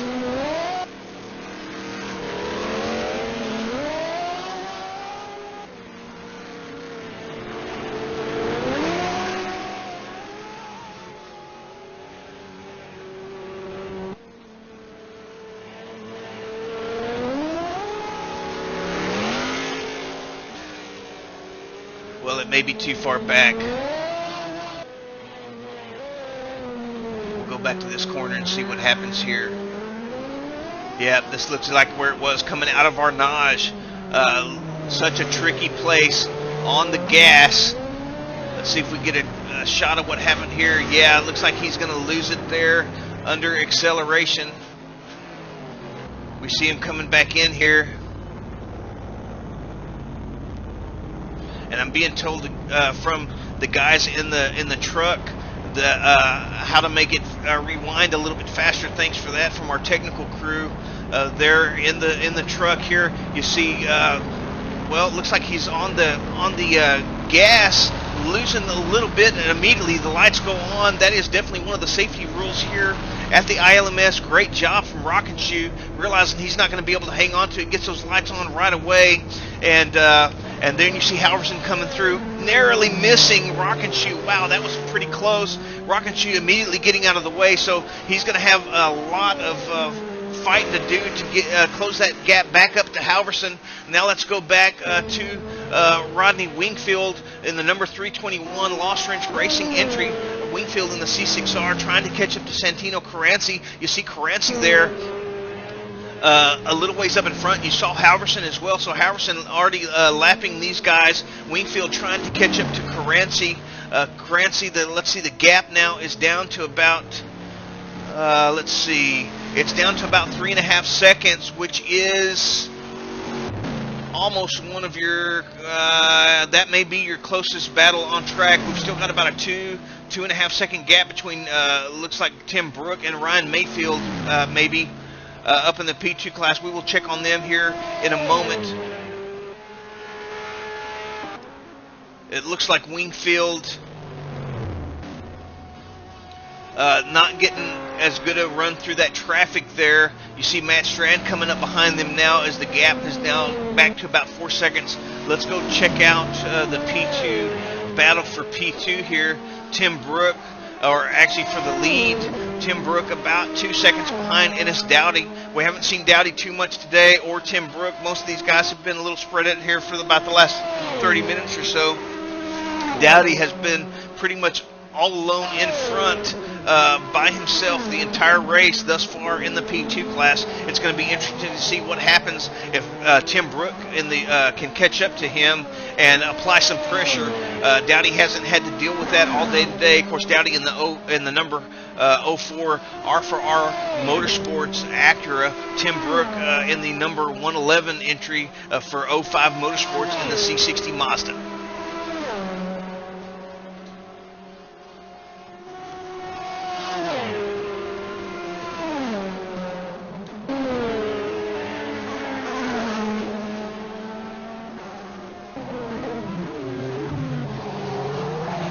course, strategy could be coming into play here, as it always does in endurance racing. Some of these guys might be opting to double stint tires here or there, depending on what compound they're running and what kind of times they're giving up. They may try to double stint some tires, so we could be seeing that. We don't know, though. We don't have none of the teams divulge that information because they don't want to give any advantage away to any of their competitors. You see Dowdy, though, running a little bit wide through some of the Porsche curves, and now having to deal with GT traffic too. That's JT Tommy there in the Corvette. Dowdy getting through on the outside, not easily done, but Tim Brook is definitely closing in on Dowdy. Dowdy, I think, is experiencing some tire issues here. Let's see, got through. Oh no, real squirrely there. Almost made the same mistake that we saw. I believe that was Christensen in the P1 class when he lost that spot to Eric Schmeider there. And of course, now we're getting some pit action again. And let's see, we've got Christensen back up in the second position in P1. Garrett Diddick in Can-Am Enduro entry, the number 21, all the way back up into third. And now we have Adam Baldwin in the number 15 Deuces taking over for Schmeider. So we've got some action going on up front. But Ennis Dowdy, your P2 leader, definitely in a bit of trouble, possibly with tire wear. Tim Brook, though, it looks like I don't see Tim Brook in the picture anymore, and now I'm showing that he's back in third position. So I missed that while I was looking at some of your timing and scoring here. Tim Brook falling back into third.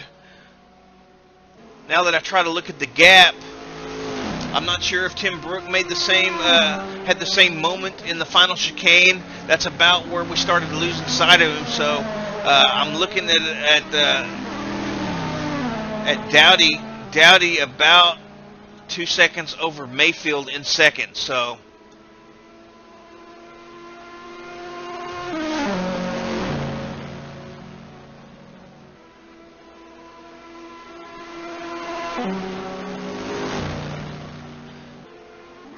being told by our spotters down there on pit road, Dowdy might possibly have an oil leak. They see something shimmering there at the exit of the Ford chicanes, right where Tim Brook lost it. So possible mechanical issue for Dowdy in the R4R Motorsports entry, and that's the latest word there from pit road. But Tim Brook looks to be running pretty steady here. We do have another outage here. Villarrepo. Let's see if we can see exactly what happened. Is out of the race. We're getting word from the pits that it is suspension related. So I imagine that is going to be an accident that we see with Ville here. Let's see what happened. Oh yeah, huge moment there. Let's see if we can tell exactly where he lost it. Oh, swings in real wide there. Trying to make as good an entry as he can through the Porsche curves. Looks like he caught just a little bit of the grass or a little bit of that rumble strip. It throws the car out wide. Catches the guardrail. His nose catches right there.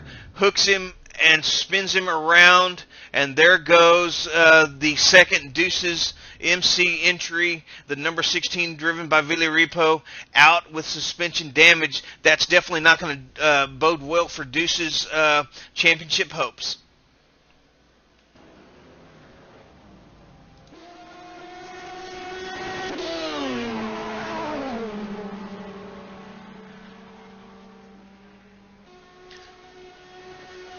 Now we're taking a look at Garrett Diddick. We haven't seen much of Diddick today in the number 21 Can-Am Enduro entry, racing the Judd, currently in P3 now in your LMP1 class. So Can-Am so far making their way to the front. We saw Diddick way back early on, and I believe they may have had some sort of a penalty or something that they were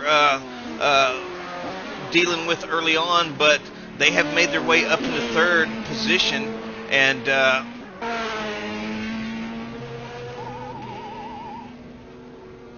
looking pretty good so far, as you see Diddick heading there into the pits.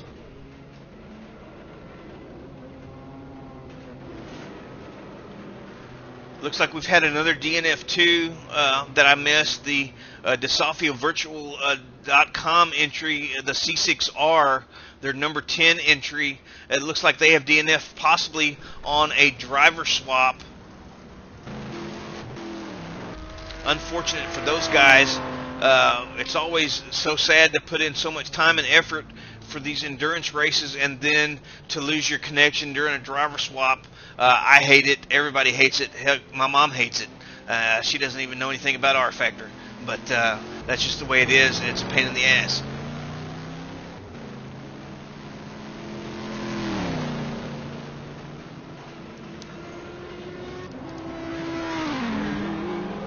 Now, as I look through timing and scoring a little bit for where the action is on track, we saw Diddick pitting.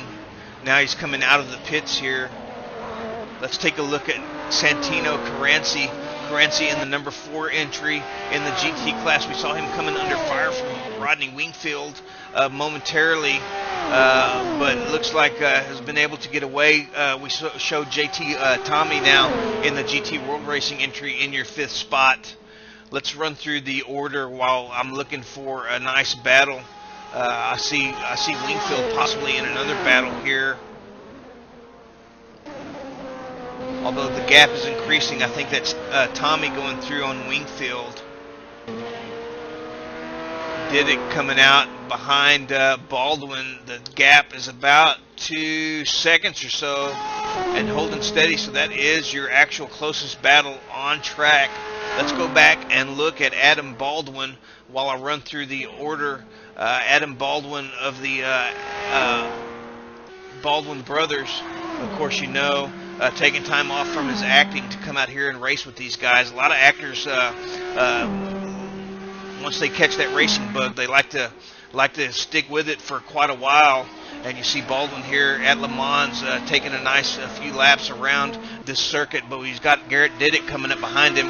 I guess probably one of the most famous racing actors I can think of, and racing owners, of course, Paul Newman, who we lost, I believe, last year or a couple of years ago. But that's just a sad day for both the entertainment world and the racing world.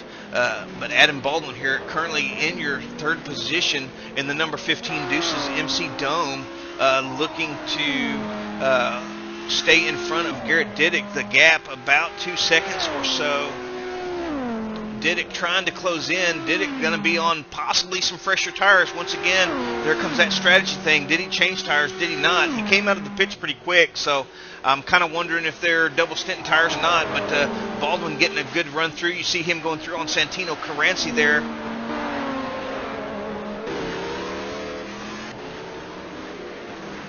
Diddick possibly getting held up into our notch. Yes, Diddick got held up into our notch. I thought he was going to dive into the inside. Playing it safe, though. We've got 10 and a half hours left. We're just about an hour and a half into this 12-hour event. We've got about 10 and a half hours left. Diddick making the smart move. You might lose time for a corner or even for a half a lap or whatever, but a lot of times with these endurance races, it's about avoiding the big moments and keeping your car out of trouble, as we saw earlier with the Deuces entry, Villarreal. Just a slight lapse of concentration or a little bit of a mistake on worn tires can throw you into a guardrail so quick and in your race. So Diddick definitely making the smart move there and backing out of it as they head into our notch, which is a really tricky braking zone in any car.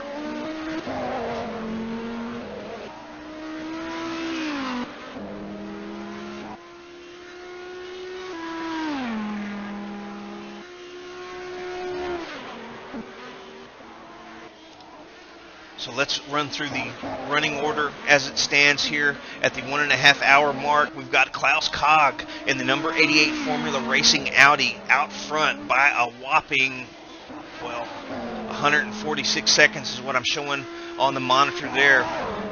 We've got Malik Lund in the number 5 Northern Light Racing entry, currently in P2 overall. Adam Baldwin in the number 15 Deuces MC entry in your 3rd position. Garrett Diddick in the number 21 Can-Am Enduro Judd in P4, and Jay Endo in the number 84 F1Elites.com EX264. Currently rounding out your top 5 for P2. In your P1. In your P2 class, we've got Ennis Dowdy in the 04 R4R Motorsports Acura holding down the lead as he's been all day. Ryan Mayfield in the number 83 Scuderia Bolas Negro Acura in P2. Tim Brook in your number 111 entry for 05 Motorsports in the Mazda holding down the P3 position. And in number 4, we've got Matt Strand in the number 64 Satellite Racing Acura. And then rounding out the top 5 in the P2 class, Kevin Bannock in the number 27 Nexus 6 Racing Dome. Down in your GT class, much like Dowdy in the P2 class and Cog in the P1 class, it's been all Martin Dyerland all day long in the number 6 Northern Light Racing entry. Following him is his teammate Jimmy Halverson in the number 7 Northern Light Racing entry. We've got Dennis Braun in the number 100 Acme Racing Vantage, Santino Caranci in the number 12 Caranci's Cobra Racing Ferrari F430, and rounding out your top 5, JT Tommy in the number 63 GT World Racing C6R.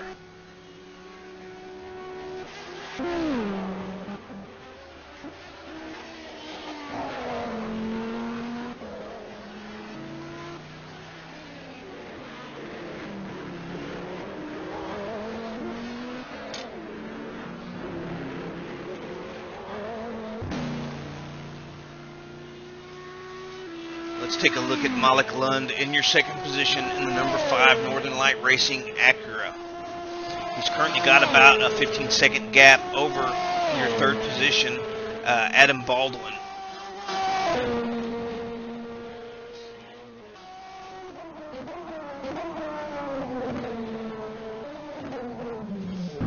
Oh, and Malik Lund here losing it in the Ford chicane.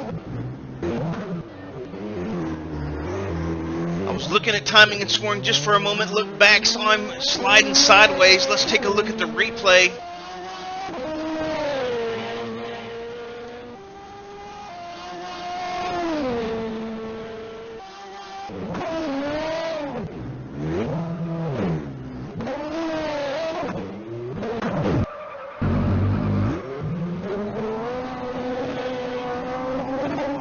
You see him coming into the chicane here. A little hot, catches the rumble strip. It just looks like it unsettles the car. It just unsettles the back end. And once you get going sideways in R factor, it's really hard to recover. And of course, he just takes it all the way around and back into the circuit. He's going to lose quite a bit of time there going through the sand as well, but able to get it back on the circuit is Malik Lund and maintain the second position at the time.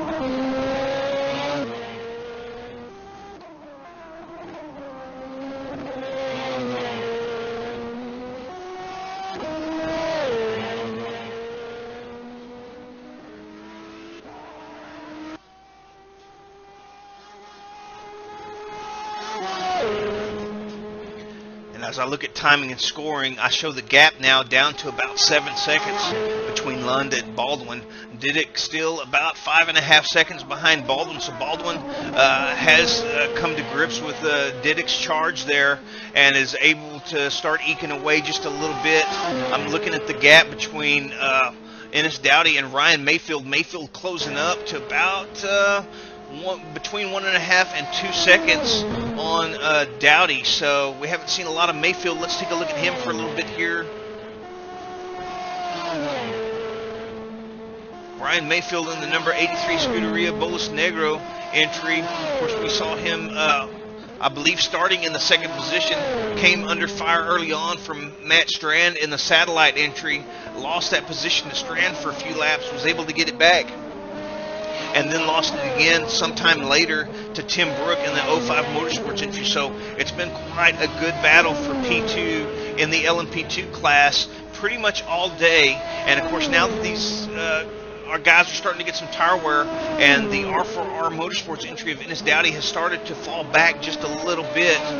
We see that it may wind up being for the lead when it comes time to finish this race some 10.5 hours from now.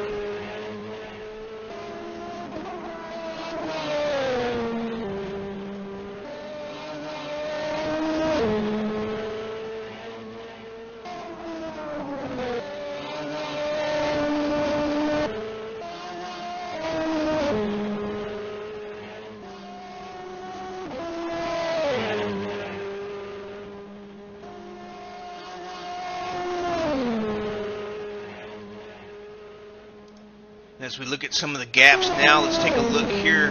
This is your battle for P3 in the P2 class. This is the number 111 entry here of Tim Brook trying to hold off Matt Strand. I'm also being informed that we just had a pass back in the GT field. Rodney Wingfield in the number 321 Lost Ranch Racing over the number 12 Carancy's Cobra Racing entry. Peter Fleming having taken over from Santino Carancy in that entry and coming out of the pits, and Wingfield able to get through on Fleming.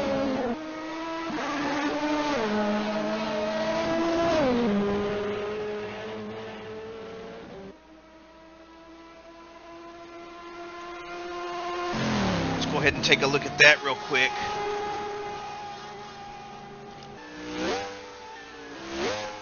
See if we can see where that happened. You see Fleming there in the background. Oh, right here through traffic. What a hairy moment there for Wingfield, making the most of it. Let's see. You see them both coming out of the pits. Wingfield having pitted earlier, or having the pit stall in front of Fleming. Fleming on the gas earlier than is Wingfield. Wingfield coming out right behind him.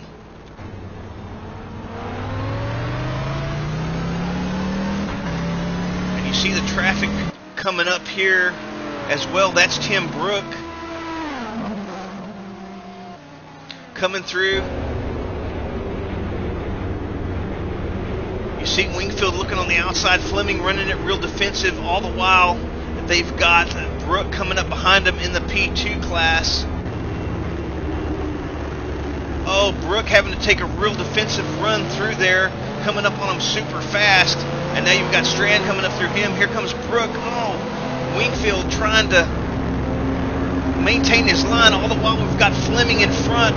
This is what endurance multi-class racing is all about, managing traffic, and sometimes you just catch it all wrong, as all of the four of these guys really do in this particular moment. But Wingfield comes out with the advantage over Fleming.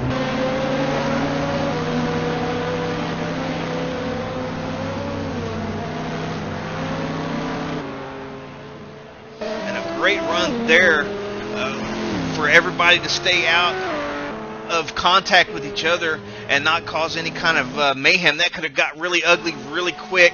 Rodney Wingfield coming through on the Carancy's entry, and now Fleming dropping back just a little bit. Let's take a look at timing and scoring and see where we're at now.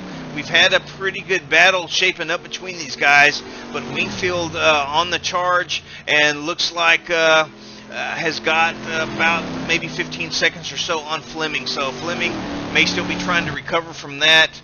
Could be on worn tires. We don't know exactly what's going on with it yet. Let's take a look back at the battle for P3 overall. Tim Brook versus Matt Strand. Tim Brook in the number 111 05 Motorsports entry. Matt Strand in the number 64 Satellite Racing entry. Brook in the Mazda, Strand in the Acura. And it looks like Brook has been able to recover from that moment and put a bit of a gap between himself and Strand, and that's kind of like the incident we saw with Diddick closing up on one of the GT cars. I don't remember who it was. It might have been Carancy in Arnage, and deciding to back out of it and avoid contact at all costs, because not only can it ruin your race as far as ending it, but any little bit of aero damage at this circuit is going to cost you all kinds of time every lap until you get a chance to come in and repair it. So Great job from Tim Brook and Strand and Wingfield and Fleming to manage to stay out of each other there and not cause each other any damage.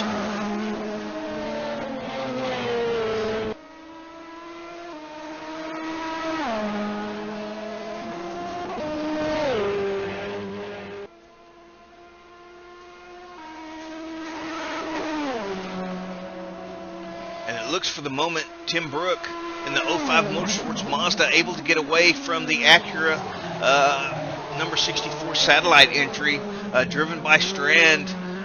Brook in the Mazda, Strand in the Acura. We saw these guys coming real close together with that traffic, but now that we've got some open space, it looks like that Mazda is getting through a little better than the Acura at the moment.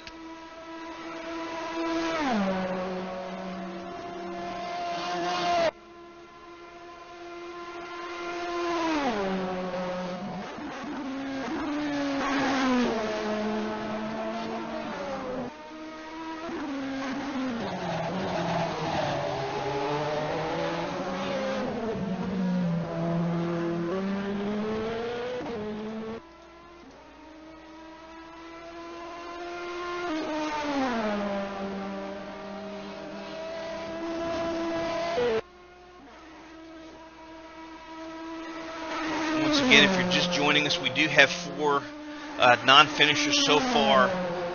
Villarrepo out in the Deuces entry with suspension damage.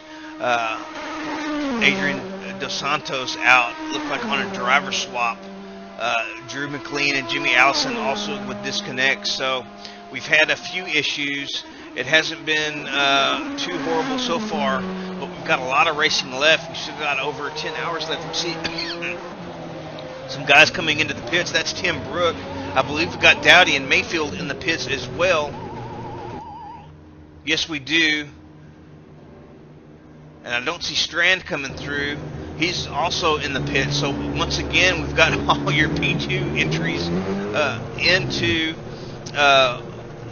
pit road at the same time. And looks like Mayfield getting out in front of, or a little earlier than Dowdy in the R4R entry. Of course, long pit road here. How miserable is that to see your competition getting to that pit exit line before you and having to wait and wait and wait and wait until you can take the pit limiter off.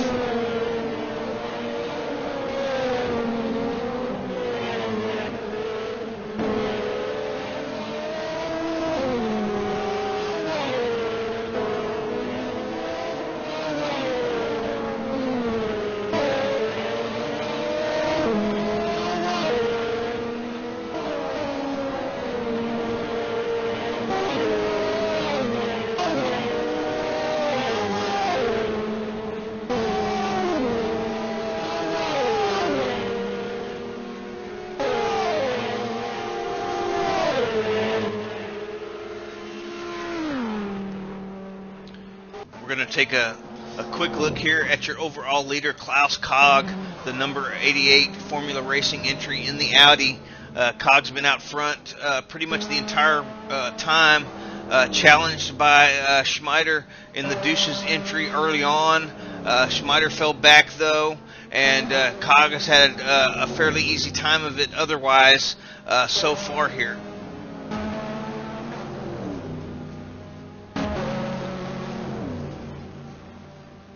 We're going to leave it on the pictures here of Cog and take a real quick break, and we'll be right back.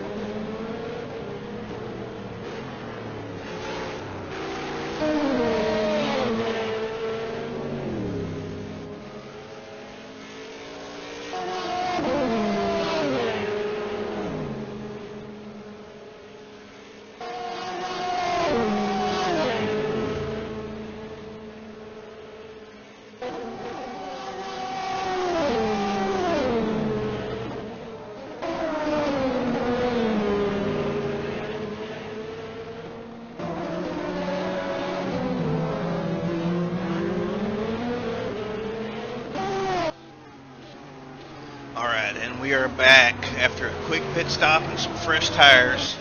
We're back here. We've got a good battle shaping up here between Peter Fleming and number 12 Francis Cobra Racing Ferrari F430 and Colin Pearson in the number 154 Over the Hill Racing Junior team. We haven't seen much of them today. Oh, you see Pearson going through there on Fleming again in traffic.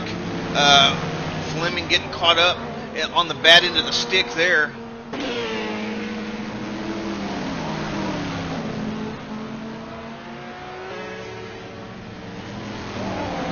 You see Pearson here in the Over the Hill Racing in the Corvette, currently holding down. That is your 6th position in the GT class. Not sure what's going on with the Carancy's Cobra entry, but those guys are kind of going in the wrong direction here at the moment. Fleming doing everything he can to try to hang on to those spots, but they've lost a couple of spots here in probably the last half hour or so. I'm sure they will rebound. They're probably on some kind of a tire strategy or something that may be exactly playing into what they want. So it's just hard to tell. It'll all come to light though at the end of the race. In the final hours when it really gets exciting, and we know exactly how the strategies played out and whether or not they paid off.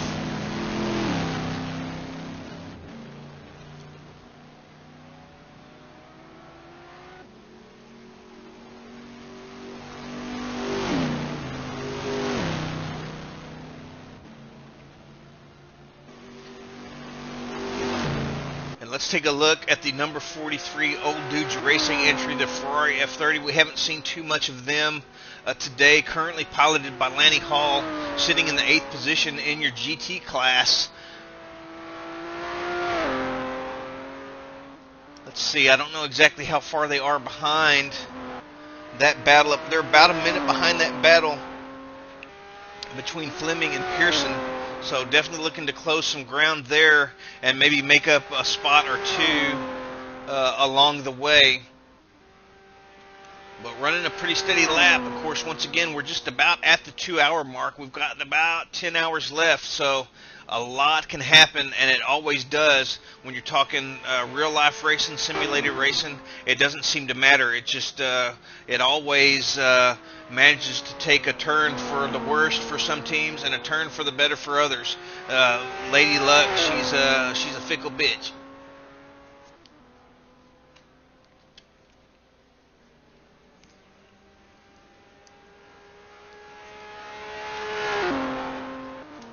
And once again, I would like to invite all the drivers and all the teams, whenever they feel like it, go ahead and hop on in to the TeamSpeak channel. You can try to message me. I may not see it. I probably won't see it. But if you just want to hop in to the broadcast channel on TeamSpeak, and whenever I have a gap in the commentary, just go ahead and say hello and let me know you're here.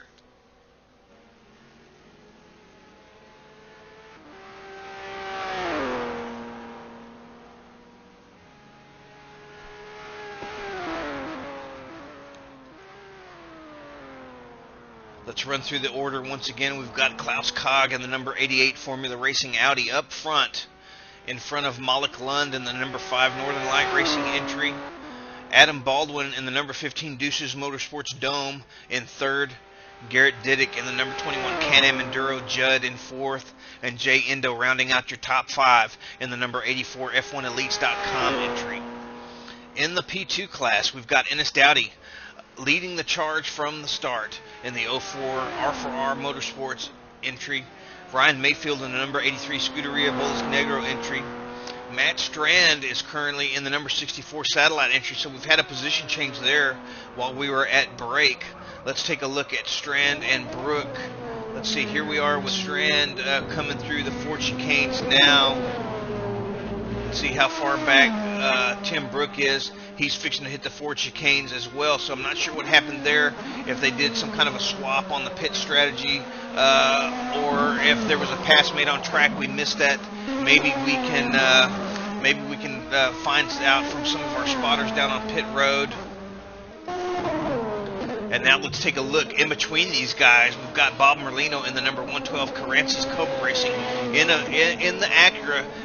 One of the P1 entries trying to make his way back up to the front, trying to work his way through the P2 field. Currently sitting between the third and the fourth positions in the LMP2 class between Strand and Brook.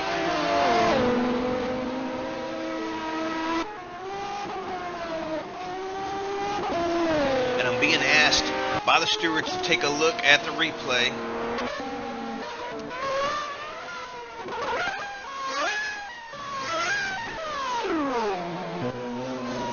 Oh, we see a bit of a moment there for Merlino. Oh, it looked like they had a bit of a moment there with Roberto Montero in the number 77 Desafio Virtual.com entry. Currently in your P7 spot in the LMP2 class. You see him closing in here on the chicane. Looks like Marlino's in there pretty wide. Looks like he maybe is letting Montero through, or maybe just taking a wide entry. Looks like Montero possibly misinterpreting that as Merlino letting him through. They come in contact with each other. It's very mild contact, but of course, when your cars are completely unsettled in both directions going through a chicane, it's real easy to lose control of the car. And that looks like just a miscommunication to me. Merlino taking a wide berth into the chicanes. Montero thinking that maybe Merlino is letting him through. So let's go back to the live pictures now. Let's take a look back at. Looks like Tim Brook has gotten through on Merlino. Tim Brook trying to catch up to Matt Strand. We're not sure exactly what happened that threw the 05 Motorsports back down to the fourth position, but Strand in the number 64 Satellite Racing crew up into third spot currently.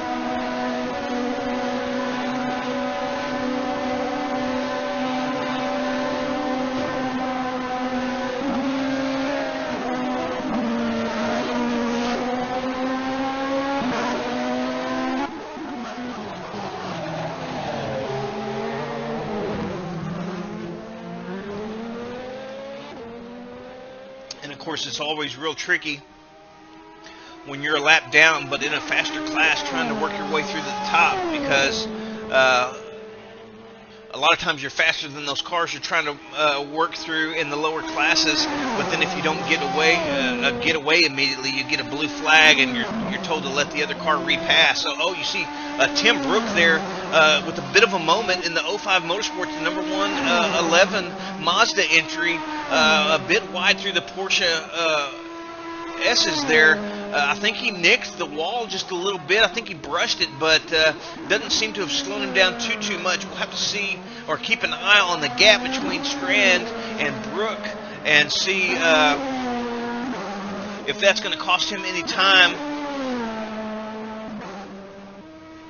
down the straightaways, and whether or not he's going to lose any more time to the satellite entry currently piloted by Strand.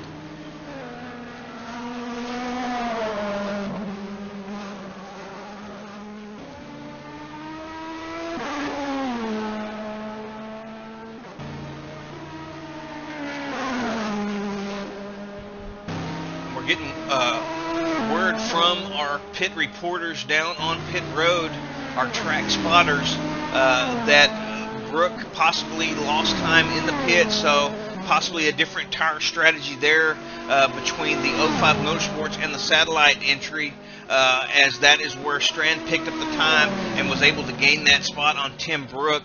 Also getting reports that he may have had to change tires after that incident we saw early with Dowdy possibly losing a bit of oil there in the Ford chicane. So, and I've got to wonder, we haven't heard from the Deuces MC entry yet. Maybe we can get one of those guys up here into the broadcast booth to make some comments, but I'm wondering if that's not what happened to Ville Repo there, losing in the Porsche S's. Of course, we haven't seen Dowdy really slow down, and he did fall back into the clutches somewhat there for a while.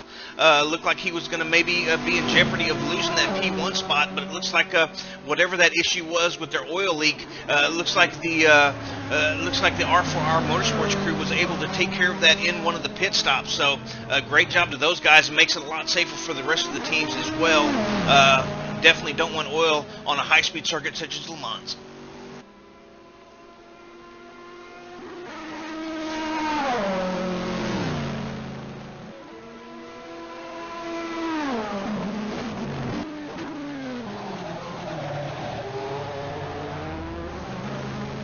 As I look at the gap between Tim Brook and Matt Strand, it appears to be at about 9.5 seconds. So we'll have to keep an eye on that and see exactly what happens with that battle going on. I'm looking through some of the gaps here on track. We've got a good battle, it looks like, between Montero, who we saw having just a bit of a moment earlier on. Montero in the number 77 DeSafio Virtual.com Acura holding down the 7th position in P2. And once again, I've been fooled. I should have looked over at the new hot lap tracker provided to us from Noel Hibbard to know that these guys are not in the same class. He's chasing Kurt, I'm going to say, Fist in the number 888 Formula Racing Audi, but Kvist in a P1 class and Montero in the P2 class, so that's really not a battle after all. And we're getting word in the GT class that we've got a moment here for Jimmy Halverson in the number 7 Northern Light entry. Halverson currently in P2 in the GT class behind his teammate Martin Dyerland, having all kinds of trouble getting out of the gravel here. Let's take a look at what happened. Oh, you see he's been in here quite a while. Oh, it was coming through on traffic. I believe that's Ian Mills coming up behind, and he just runs it wide into Indy. You see Mills coming through here. He's going to let him through.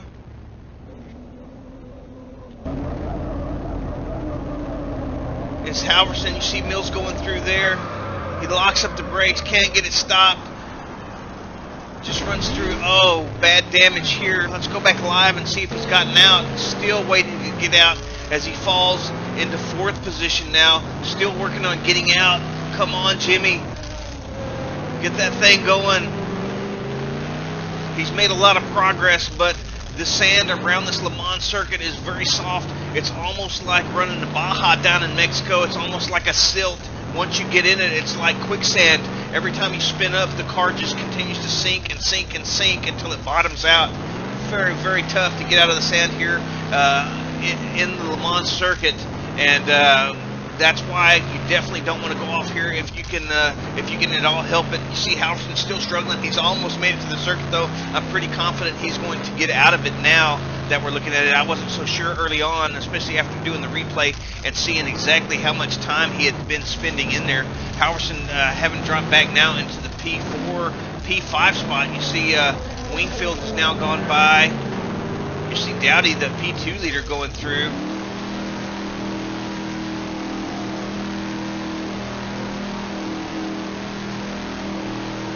Now let's take a look. Yes, Halverson out. It's going to take him a while. Unfortunately, he's in the second half of the circuit, so he'll be able to get through back into pit road and get some repairs. But you see now we're back with JT Tommy in the number 63 GT World Racing C6R entry, closing the gap on Davis Braun a little bit in the number 100 Acme Racing entry in the Vantage. These guys are now been promoted to P2 and P3 in your GT class with Halverson's moment there. And Halverson is going to have a lot of work to try to make up a lot of ground now. He's dropped to P5 in the GT class. They may not be able to recover from that, especially given that he's probably going to have to pit for repairs. But Tommy here, about 2.5 seconds or so behind Davis Braun and closing. Let me look at the gap again. It is about 2.5 seconds. And that is your closest battle on track. So we're going to stick with these guys for a little bit. You see JT Tommy in the number 63 GT World Racing entry. Let's go back up and look at Davis Braun now in the number 100 Acme Racing Vantage. Currently trying to hold off Tommy. Of course, the gap is it kind of ebbs and flows. You get that accordion effect with the traffic coming through here. You see as they break into Mulsanne there, you see Tommy with Malik Lund behind him, Braun just having been passed by Ericsson. So the gap shrinks and then it expands and then it shrinks and then it expands, and all the while these guys are trying to go as fast as they can without having any big moments around this long circuit like we saw with Halverson there losing it into Indy. You definitely don't want that kind of a moment because it costs you so much time here.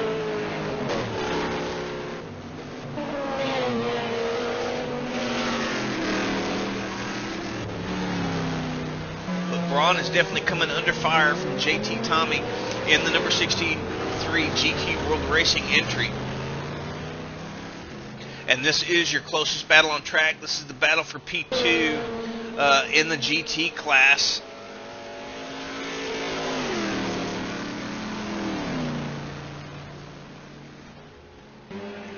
Davis Braun having taken over that Acme Racing entry. We haven't seen a whole lot of him today yet. We've seen Tommy running around. It doesn't look like they've done a driver swap yet in the GT World Racing crew. I imagine they'll get to that here in a little bit, but right now Tommy is catching up to Braun when they're running in clean air. So this is an interesting battle. We're going to stick with this for a while and see how close Tommy gets. Oh, and it looks like Braun is heading to the pits. Oh, so is Tommy. They're both heading to the pits, and I'm not sure what's going on there with Malik Lund having a bit of a moment. Maybe got stuck in the gravel there down pit road. And both of the GT drivers getting through on Lund as they head down into pit road.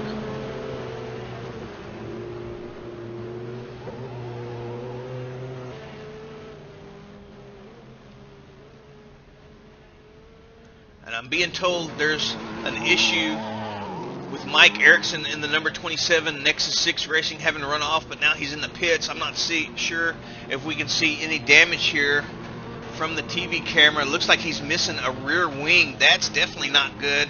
That's going to take a lot of repair time to get that back up and operational. A turn of some bad luck there for the Nexus 6 crew, currently holding down the 6th position in the P2 class.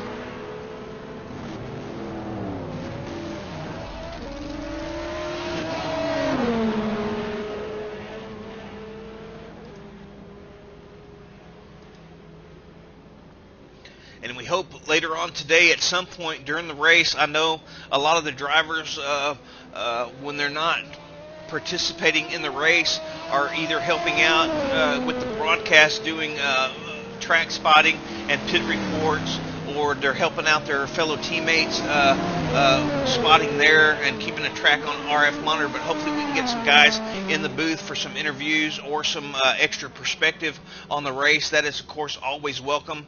At some point during the race, a 12-hour race is a bit long for two drivers, so I will be helping out my teammates at the satellite crew in the P2 class at some point, probably before midnight race time on track. So in another few hours, I will have to step away from the broadcast. Hopefully somebody will step clear, and we're getting a caution Well, I'm not sure how recent that is, so I'm just going to ignore that for the moment. I'm sure I'll get a report. I may have just missed that earlier on, but I will have to step out of the booth at some point to go. I'm actually going to do a couple of stints. I don't think I've driven. It was kind of up in the air early on during the week. I've been putting in some practice, but I've been really behind the curve as far as speed goes. I don't think I've driven this game since the last time I raced here, which has been in Istanbul, I believe. So, but it definitely takes me a while to get up to speed. Hopefully somebody will step up and take over the broadcast, though. Whenever that happens, I will definitely keep everybody posted as to when that will occur.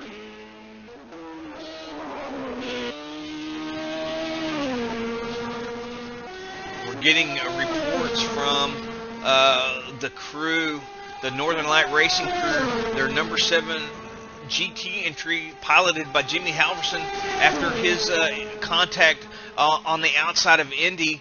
Even though they've pitted and done repairs to the car, he is about 11 miles per hour down the straights after the damage, even after the pit repairs. So they were not able to get all the kinks worked out on that car. And hopefully they'll continue to work on it throughout the race, maybe pick up some time. But it looks like Halverson in trouble and going to have to rely on being able to draft to stay probably up to speed with some of the other cars.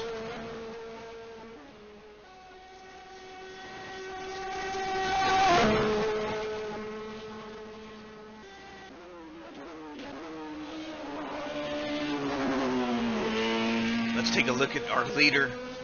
Ian Mills having taken over for Klaus Kog.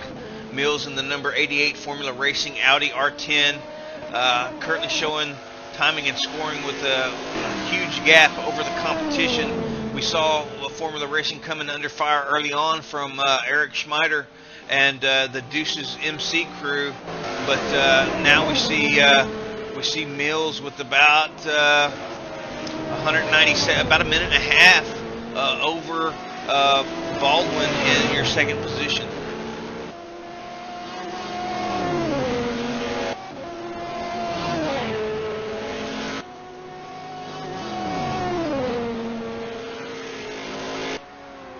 And let's just go through the running order one more time as we're starting to approach the 2.5 hour mark. We've got Ian Mills, the number 88 Formula Racing Audi up front. Followed by Adam Baldwin in the number 15 Deuces MC entry in second position. Garrett Duddick in the number 21 Can-Am Enduro Judd in third. Malik Lund in the number 5 Northern Light Racing entry, so they've fallen back into fourth position. We saw Lund going really slow down pit road. Jay Endo still holding the steady in number 5 in the number 84 F1Elites.com entry. Then in your P2 class, we've got the 04 R4R Motorsports entry, currently piloted by Ennis Dowdy. Still have not done a driver swap yet, holding down the P1 slot in your LMP2 class. Ryan Mayfield in the number 83 Scuderia Bolas Negro Acura in P2. Matt Strand in the number 64 Satellite Racing Acura in P3. Tim Brook in the number 111 05 Motorsport Mazda in P4, and Daniel Gomez in the number 24 FVR Acura in your P5 position in the LMP2 class.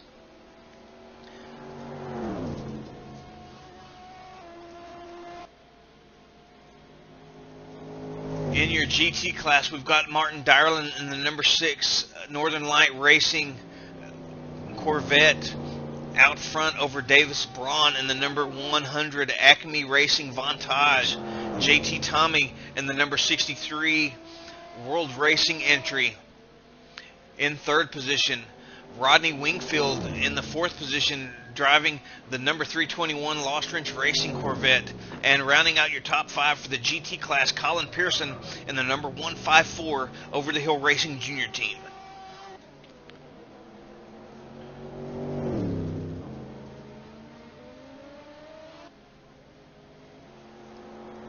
Let me take a look at timing and scoring and seeing where the battles are on circuit. I see about a 2.5 to 3 second gap for Tim Brook, or between Brook and Strand there. That's probably, well, I see about a 1.5 second gap between Wingfield, and I believe that's JT Tommy out in front of Wingfield. So Wingfield possibly closing up on Tommy. Let's go ahead and take a quick look, though, at Strand here. Heading up into Indy, you see Brook there on the screen. Timing and scoring currently showing this to be about ranging between 2.5 to 3 seconds. Strand in the satellite entry, Brook in the 05 Motorsport entry. Acura versus Mazda here at Le Mans.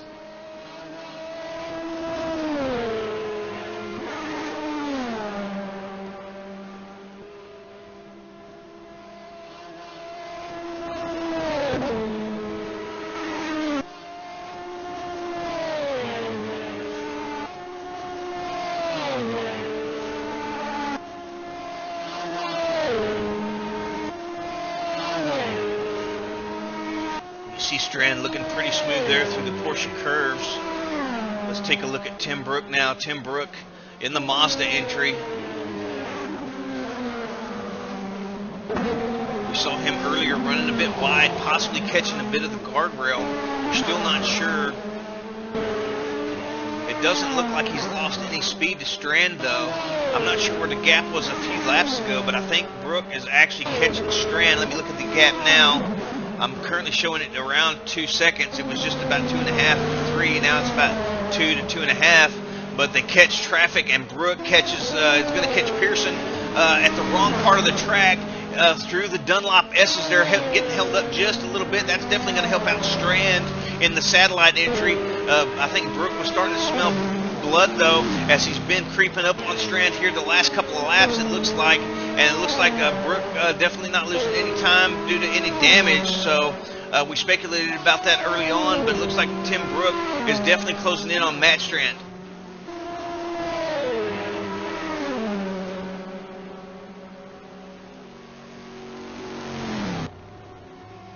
Now we're going to take a look at the other battle we were just talking about.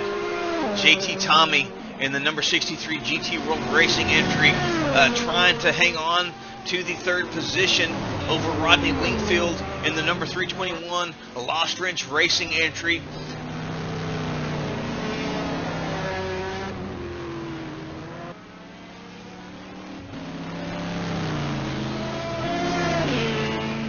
You see they've got traffic coming up behind them. That's Erickson in the number 27 Nexus 6 Racing Dome coming through. Of course, it doesn't look like he's going to catch or be able to pass Tommy here until they hit the Mulsanne straight, so that probably is going to have effect with Wingfield just a little bit more than Tommy. They were a bit closer hidden in there.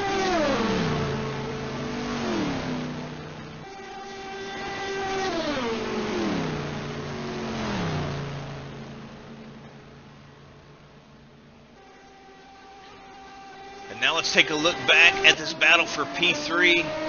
In your LMP2 class, we're going to switch back and forth between these battles, but we've got Tim Brook here getting a bit of a run on Matt Strand. Looking to the inside as they head down the back straightaway here. Tim Brook taking over that third position from Matt Strand. Let's see if Strand can respond. As they head into Indy, real close on the braking there. Oh, I thought Strand was going to touch him. Everybody managed to hang on to it here through Arnage. Strand going to try to get a run and see if he can dive in on Brook or past Brook before they hit the Porsche curves.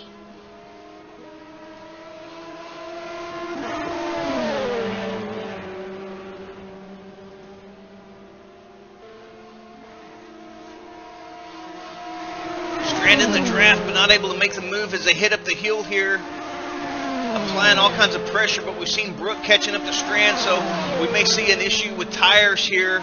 We were told that Strand gained that position through the pit rotation due to Tim Brook probably taking new tires.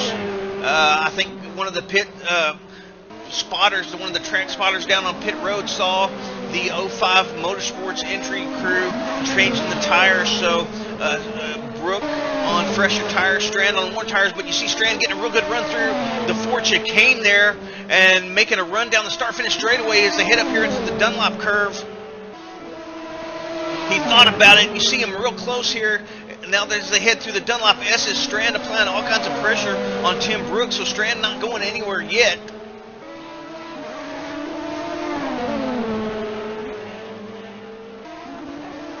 Oh, you see Brooks sliding the rear end out there. Now as they head through Tet Rouge, let's see if Strand is still in touch enough with Tim Brook to catch a little bit of a draft.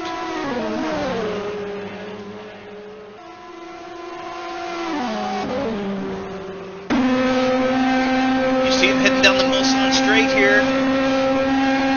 Doesn't look like Strand closing too much. Let's see what happens through the first S.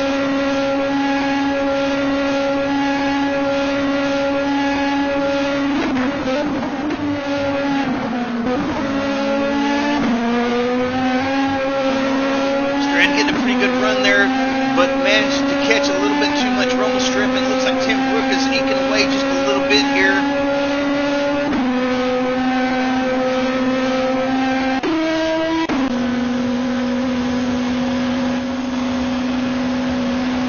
Pull on board Tim Brook now. Heading down the second part of the Mulsanne straight. You see Strand closing up on the brakes here. Going to try to stay close and maybe get a good run. And a draft heading up and down into Mulsanne.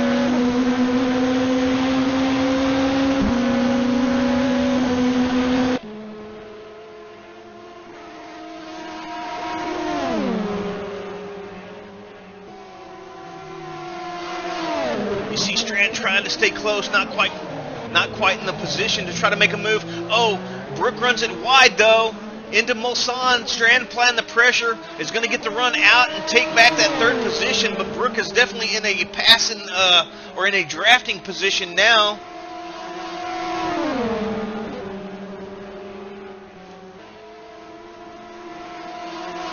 And now we see Brook going through back into that third spot over Strand. So the Mazda real good here in the draft, able to easily get back in front of the Acura satellite entry.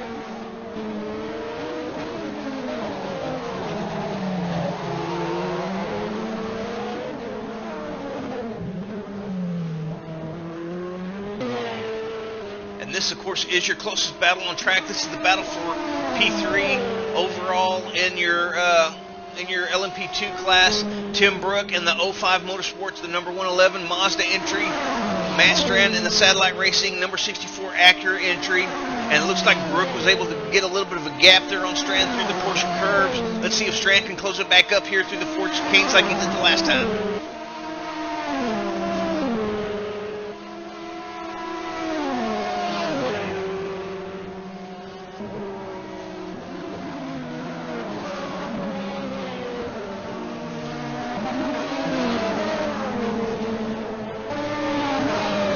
Strand not quite as close, closes up a little bit, but not quite as much through the Ford chicane.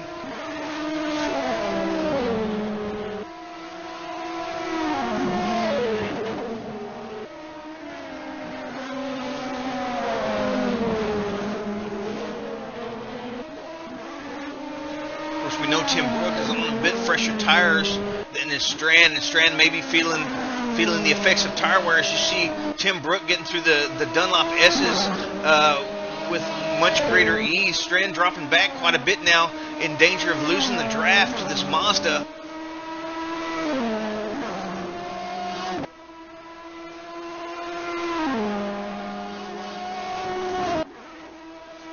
Of course, we know Tim Brook, now having changed tires, the team has informed some of our pit reporters due to a little bit of oil leakage that was occurring on Ennis Dowdy's car. Dowdy driving for our Motorsports. They apparently have been able to rectify that mechanical issue through the pit stops for Dowdy, but a little bit of oil slippage there, and of course there's some speculation down pit road. We haven't gotten the official word, but some speculation that is the same issue that caused Villarreal to lose it in the Porsche curves. A little bit of oil on the track there, and that has since been cleaned up by the marshals.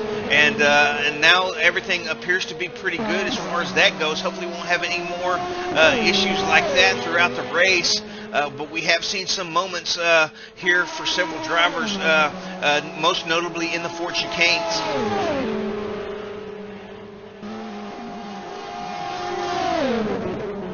Oh, and you see Strand here. You see Malik Lund going through on Strand trying to maintain as much pace without losing any time as possible. Let's look through timing and scoring and see what other kind of gaps that we might have. Wingfield is pitted, so that challenge to JT Tommy is no more for the third position.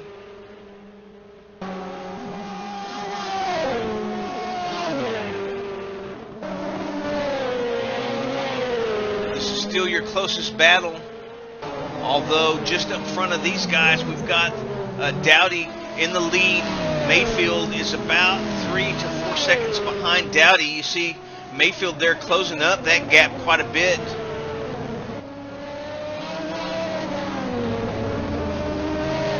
Of course they are getting into some traffic there. You see Martin Dyerland, the GT leader for Northern Light Racing in the number 6 Corvette entry, leading the GT field, currently having to deal with the traffic coming through, and we've talked about it numerous times through a lot of the other broadcasts, how tricky it is to drive for these GT cars. Spending somewhere on a track like this, maybe not as bad, but in some places probably 20-30% of their lap looking in their mirrors, watching out for the faster cars coming up behind them.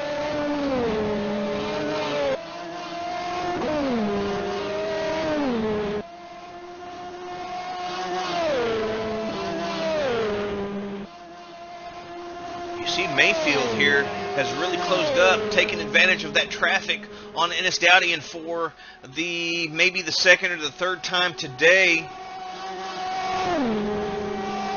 Dowdy here in danger of being challenged for the lead.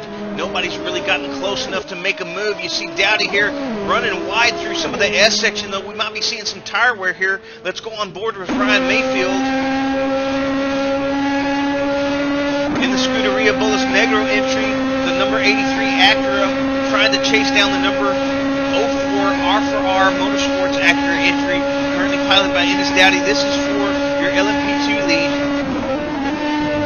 And as we sit at the 2.5-hour mark, we still got Mayfield running a bit wide there, Dowdy running wide. We got all kinds of tire work going on here.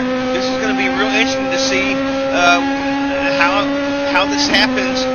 Guys on blowing tires, and Mayfield trying to apply pressure, Dowdy trying to defend the pressure. We could see some moments here. I'm hoping that we don't. You hear the tires locking up there on Mayfield, running a bit wide, Dowdy running wide too, but he is definitely closing on Ennis Dowdy here in the lead.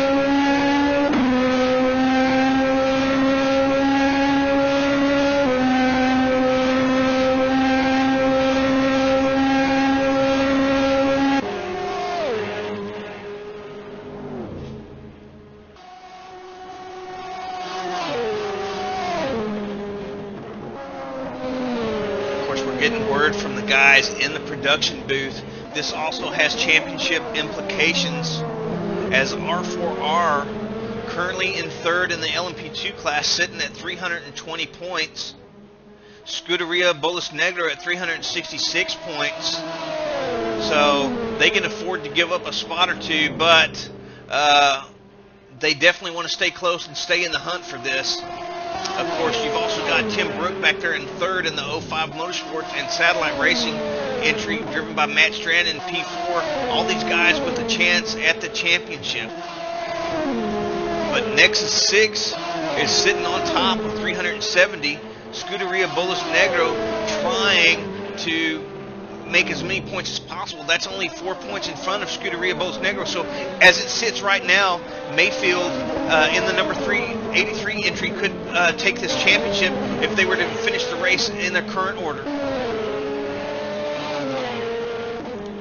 And I definitely, once again, want to thank all the guys in the booth and down on pit road, keeping us up to snuff on the live action and where everybody stands.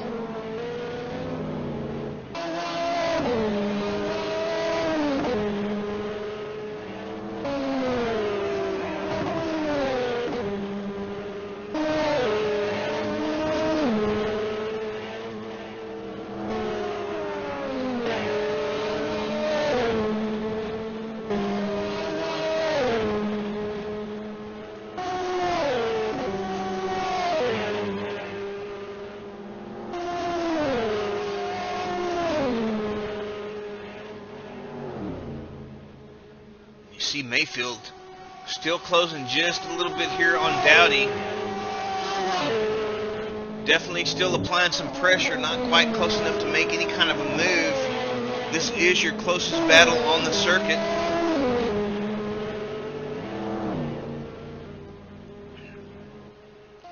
And of course, this is for your lead in your LMP2 class.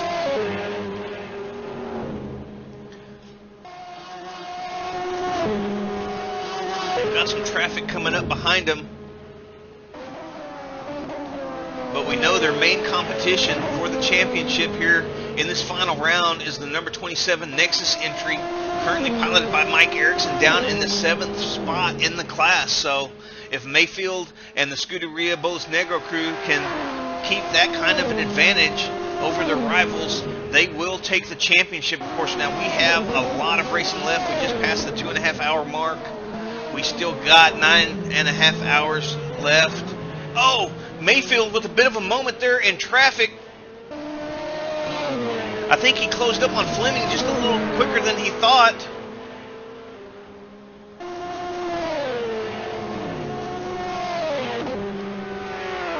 Let's take a look at the replay.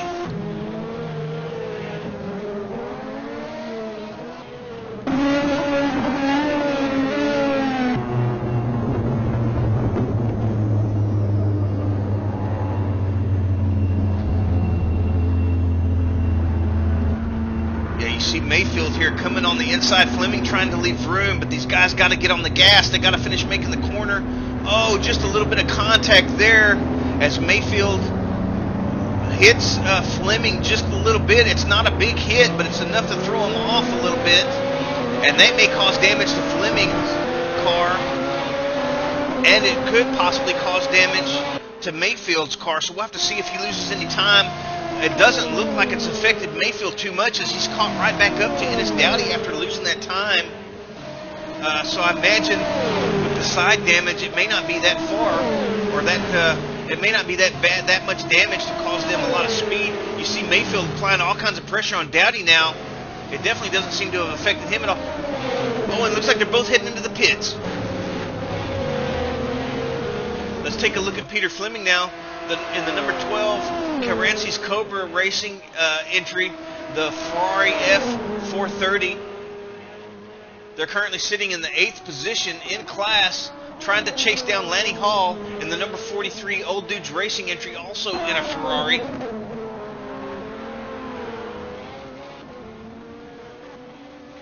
We saw the Carancy's entry up in, I think, as high as the P3 spot earlier on.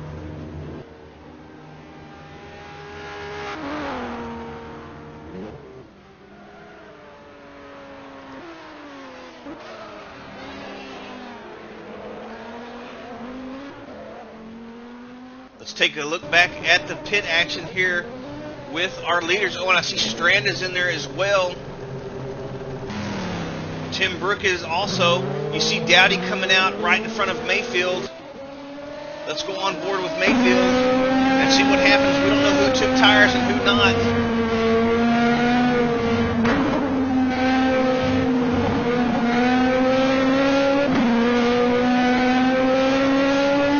Getting word from the R4R team that Dowdy had a bit of a moment in Indy, went off, hit the wall just a little bit, got some damage, and that's why he's been falling back. So now, after some repairs, let's see how well that crew was able to repair this Acura entry. This is Acura versus Acura, the number 04 R4R Motorsports entry, piloted by Ennis Dowdy versus the number 83 Scuderia Bolos Negro entry, currently piloted by Ryan Mayfield.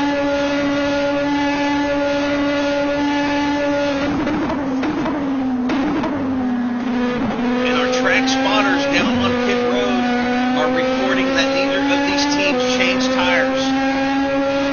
So we're definitely getting word that no tire change. Both of these guys want to move tires. I imagine they may have done some repairs on the R4R Motorsport, but if they did, they had to be super, super quick because he pitted just in front of Mayfield and exited just in front of Mayfield. So it couldn't have been more than a tad tap here or a tap there while they're filling the car with fuel. But it doesn't look like Mayfield able to close up on Dowdy at the moment.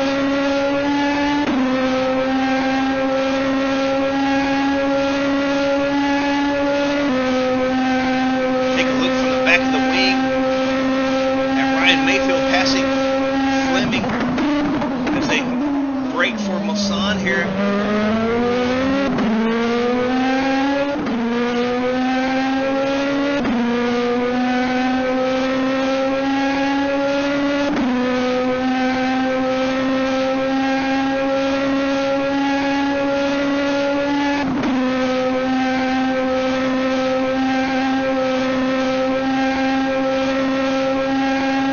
Great battle here for the lead in your LMP2 class.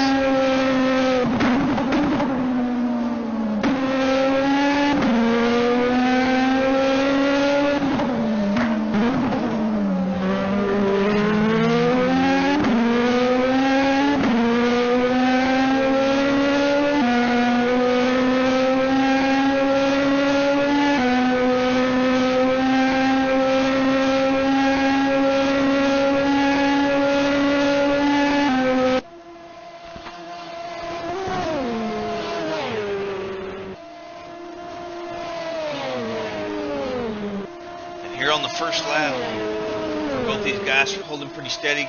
Let's go to this battle in the GT class. This is JT Tommy again, closing on Davis Braun in the number 100 Acme Racing Vantage. Tommy in the number 63 GT World Racing C6R Corvette.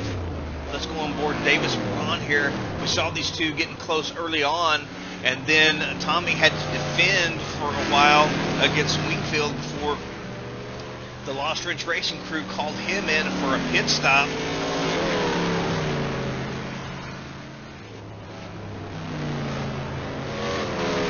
JT and Davis here currently in one of your closest battles on track. You see the front end there getting real light on the Aston.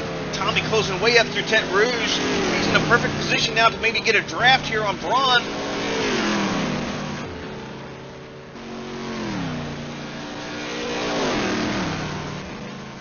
But that Aston seems pretty fast. I think JT Tommy might have closed up a little quicker than he thought. Maybe he had to get on the gas a little bit later. As a result, he may have gotten too close to that Aston. Didn't quite get the same drive out, it doesn't appear. Not able to make up any ground through the draft.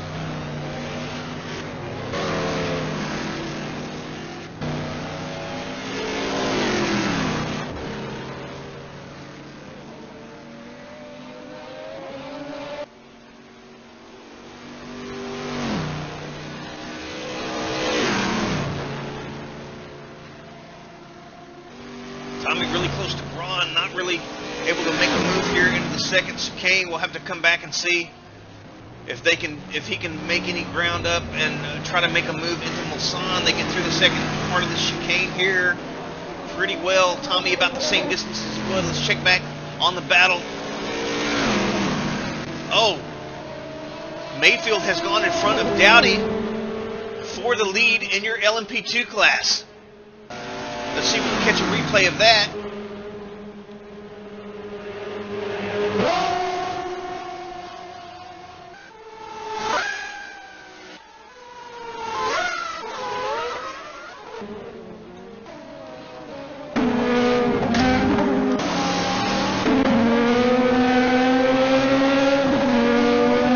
See him getting through the chicane there. Mayfield really close.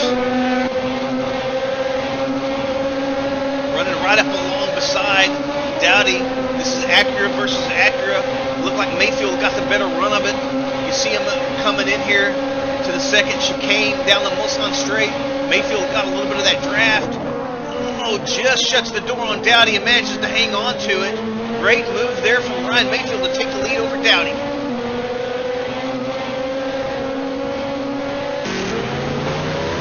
And as we head back to this battle for P2 in the GT class, we see Davis Braun still holding on over JT Tommy. You see Dowdy has gone through and Mayfield has gone through on these two. So they're still in their battle. It looks like Mayfield may have eked out a bit of a gap over Dowdy there through the traffic.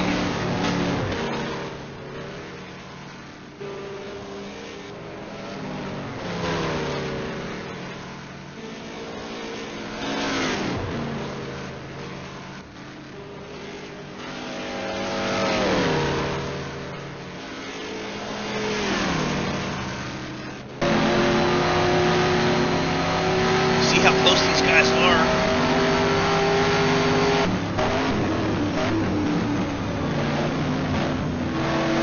Great pictures brought to us as always by the Racetracks crew, 21st Century Foe. I'm Papa Luis Calderon, and this is the ILMS ERL race, the final round of Season 3 at Le Mans.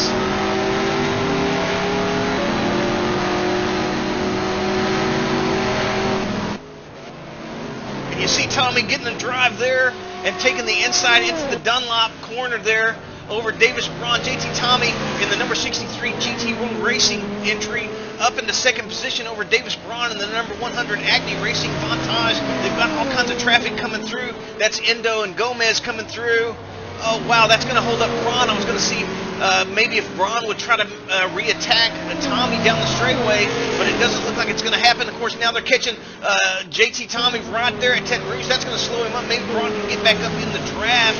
It doesn't look like it happened, though, and Braun's going to have to work a couple laps to get back into a position to make a move.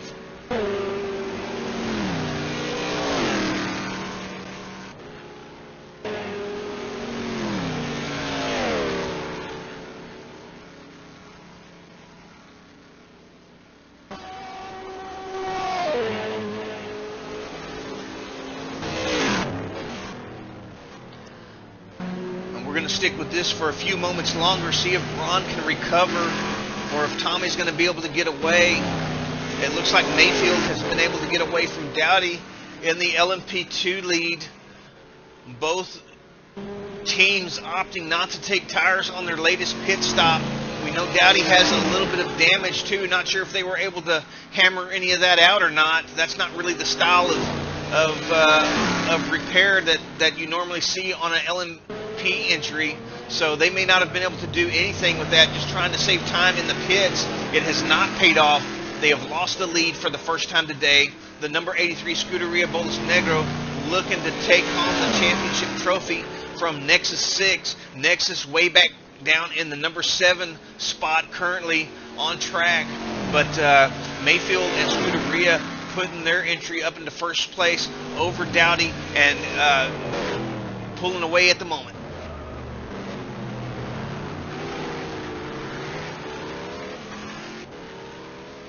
And it looks like JT and the GT World Racing crew are able to pull away just a little bit from this Vantage that Davis Braun is currently piloting for the Acme Racing crew. Of course, once again, we don't know what tires these guys are on, if they've double stinted or not.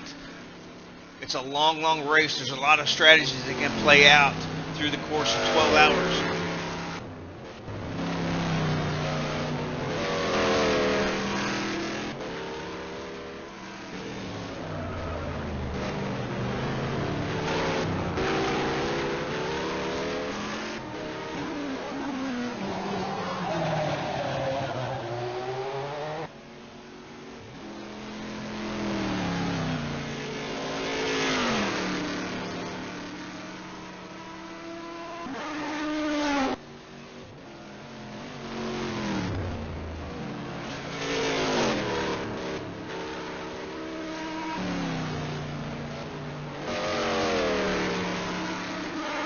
Already see the sky starting to darken up just a little bit here from these screenshots. Those shadows are getting really long heading into the evening.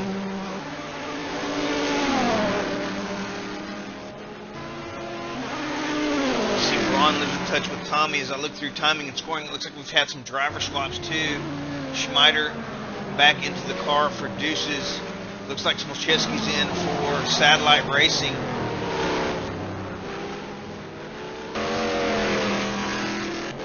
I see Nick Newcomb in for Oracle Racing. We haven't seen a lot of them today. They're currently sitting in 8th position in your LMP2 class. trying to make their way to the front. I see Jesper Christensen in. Christensen in the number 7 Northern Light Racing entry, taking over for Halverson. Halverson we saw in second place early on, lost that position for a while, got it back, and then had a huge moment in Indy while being lapped by the leaders. Took them forever to come crawling out of that sand trap and get to the pits for repairs. They are currently sitting in your 6th position in the GT class, trying to climb their way back up front. But right now we have Jesper Christensen having taken over that ride. We'll see what kind of progress he can make. They're about 40 some odd seconds behind Pearson in the Over the Hill Racing Junior team.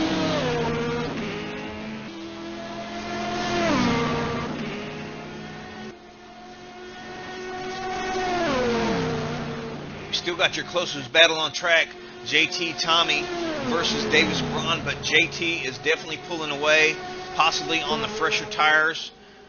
The other battle that we have that's almost as close as that is going to be between the P3 overall number 5 Northern Light Racing entry, currently piloted by Malik Lund, being chased by Eric Schmider in the number 15 Deuces MC Dome, currently in P4.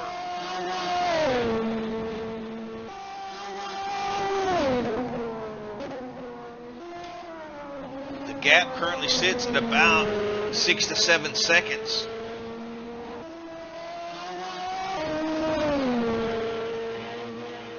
But we saw Schmider early on holding pace with the Formula Racing entry Klaus Tog early on, so it's going to be interesting to see if the Deuces entry still has some damage that those guys have to contend with, or if they're back up to pace and if Schmider can close on this last podium position.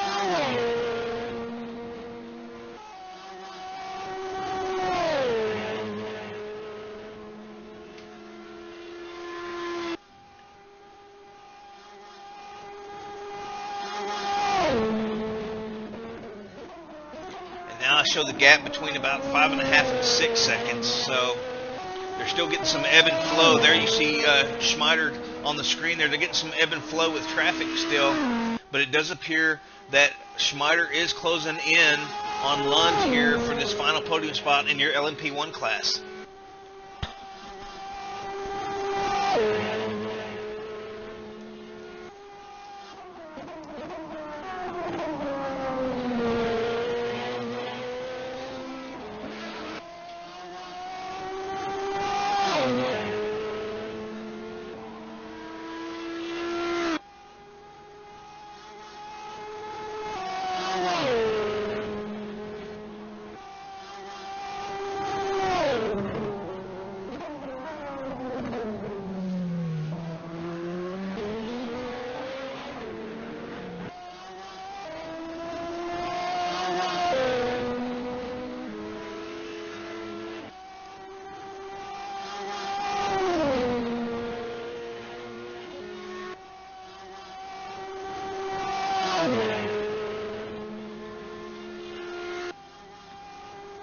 Now let's take a look, our first look at Jesper Christensen in the number 7 Northern Light entry in the C6 Corvette. There's quite a gap between them still, some 35 or more seconds.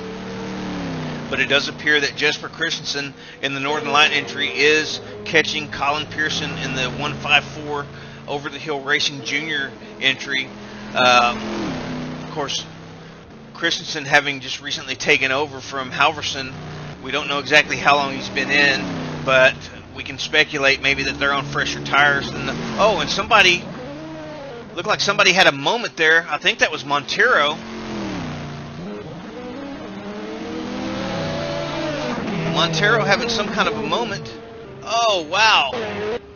How did they not hit? Come out of Tete Rouge, catches it a little bit wide there.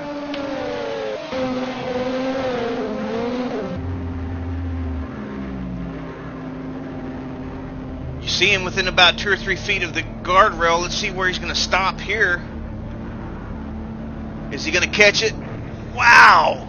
Oh, he just caught it and lost the front splitter. Man, I thought he made it through there without catching anything. Tough luck for Montero and the DeSafio virtual entry. He's got a long way to go to get back to pit road for repairs. Wow, he just almost snuck through there without damage. Let's go back up to this battle for P3. Oh, you see Schmider getting hung up by Wingfield just a little bit there.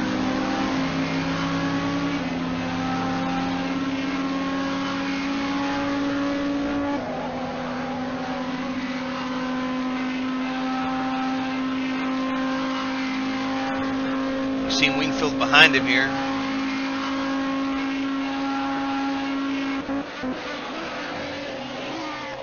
There's Lund up ahead.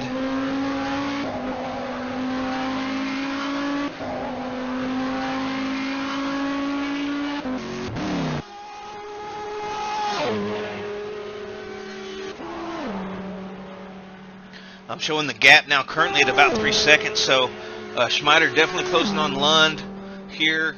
Not sure when Lund is going to have to pit, what kind of shape his tires are in.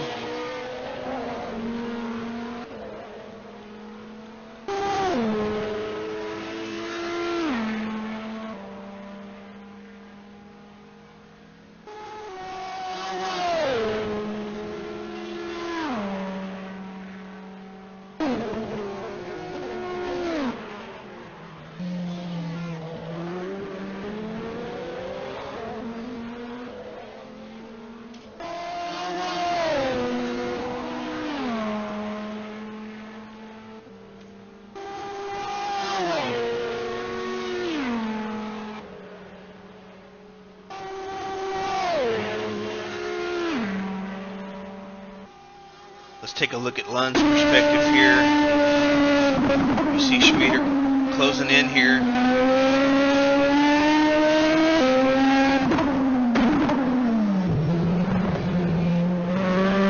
Erickson closing the gap by a tune of about a second and a half a lap or more.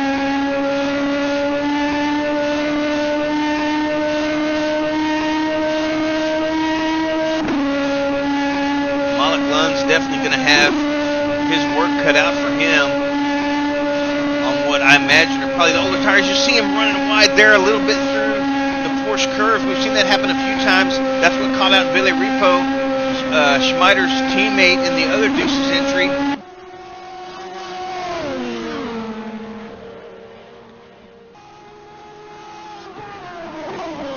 Oh, and Lund is in the pits. Oh, no! Something would have happened with the Schmider. I'm not sure exactly what happened there. Let's take a look at the replay.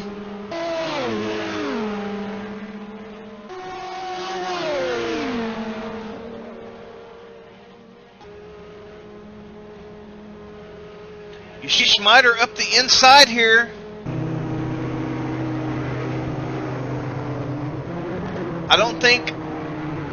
I'm not sure he realized Lund was pitting. Something happened. Maybe loss of controller. You see, he's not even locking up or anything. I don't think I see his... I don't know where the brake lights are here on the dome. I don't see anything lit up. Now, finally, he's getting some tire lock. I think maybe we had a controller blip there for Eric Schmider.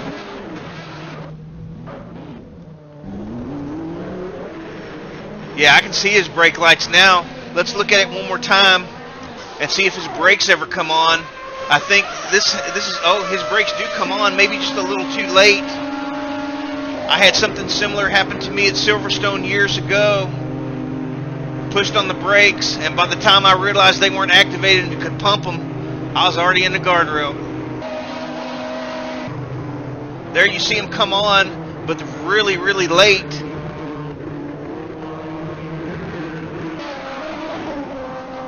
Oh, and just narrowly manages to miss everybody. Doesn't look like he caught any damage. That was crazy. If that would have ended their race, they probably would have lost the championship right there. Great bit of luck there for the Deuces MC crew.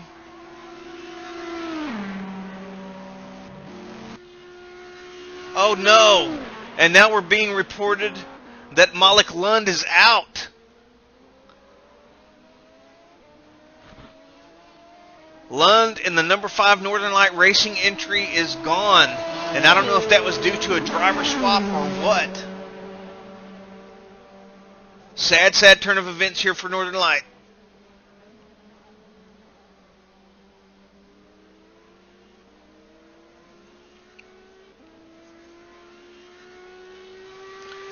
And now yet another DNF, Roberto Montero, the number 77 DesafioVirtual.com entry. Also losing their connection, possibly through a driver swap, not sure. Maybe we can get some of those teams up here into the booth to discuss their race and what happened.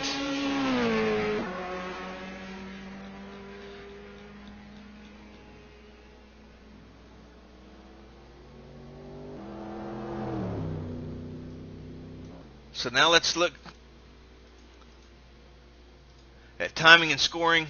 Let's take a quick look here at your leader, Ian Mills in the number 88 Formula Racing Audi R10, way out front with a lap over the entire field.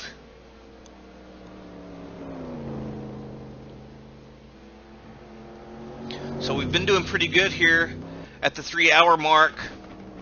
Not to have a whole lot of DNFs, but now they've started to show up, and that's unfortunate.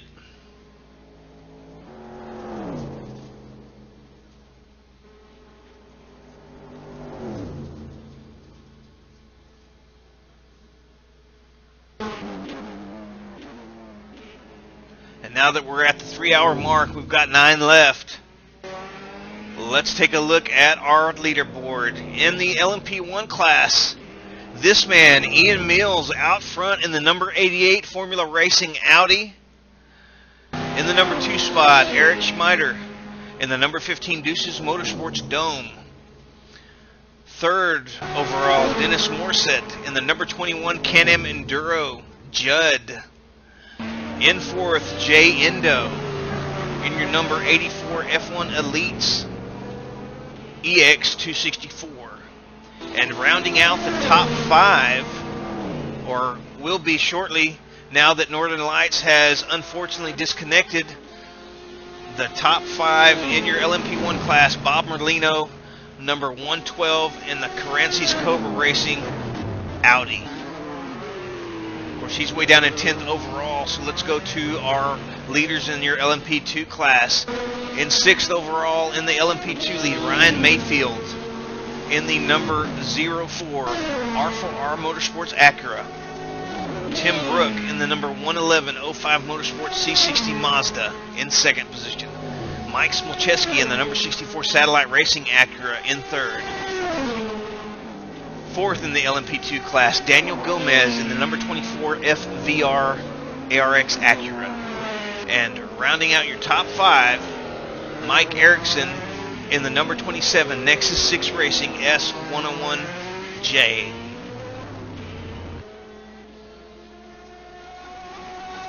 In your GT class, we have Martin Dyerland in the number 6 Northern Light Racing entry. JT Tommy in the number 63 GT World Racing, both in Corvettes. In 3rd position, also in a Corvette, Rodney Wingfield in the number 321 Lost Ranch Racing entry. Mike Hirsch in the number 100 Acme Racing Montage. And Colin Pearson rounding out the top 5 in GT in the number 154 Over the Hill Racing Junior Squad. And let me look at timing and scoring here. We did see Jesper Christensen closing on Colin Pearson earlier, but the gap is still about 30 seconds or so. I'm looking to see what is our closest battle on track.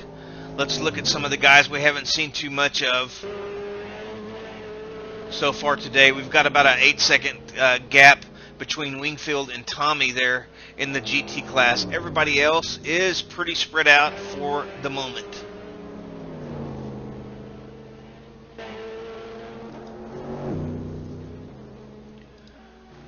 Let's get our first look at Morissette in the 21 Can-Am Enduro Judd. They were way down the field earlier on. We saw Diddick make a charge to the front into this third spot. Morissette has taken over for that team now, running the current stint. You see him closing up on the GT leader, Martin Darland, there up in front. Morissette running pretty smooth here for Can-Am Enduro, rounding out the podium in your LMP1 class.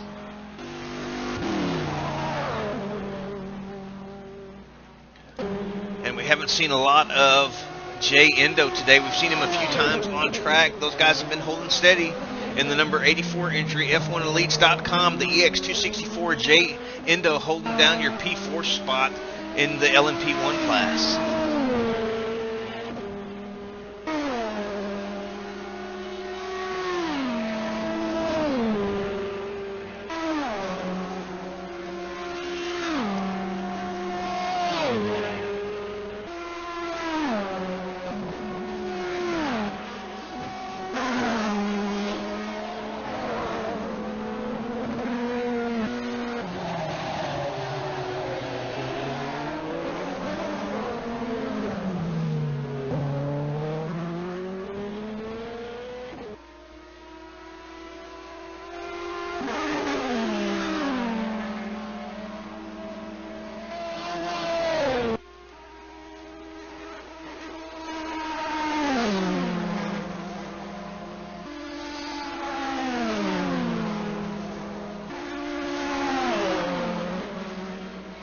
As we continue taking a look through the field, we've got Daniel Gomez here in the number 24 FVR, the ARX Acura, currently holding down your 5th spot in the LMP2 class. Daniel and the FVR crew trying to make up some ground. They got about, well, they got quite a ways to go before they catch up to Smolczewski in 3rd.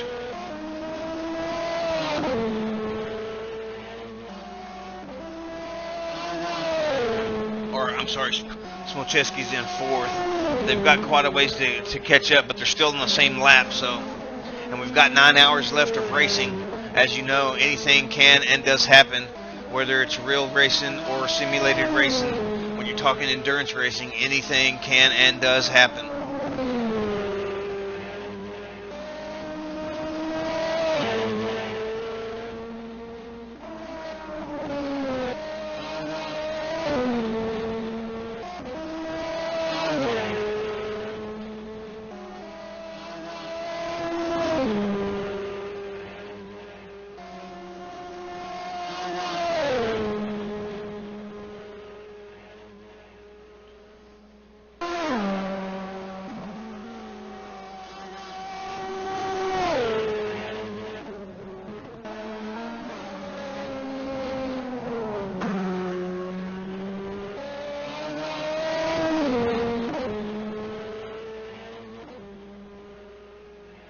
As we look at timing and scoring, it looks like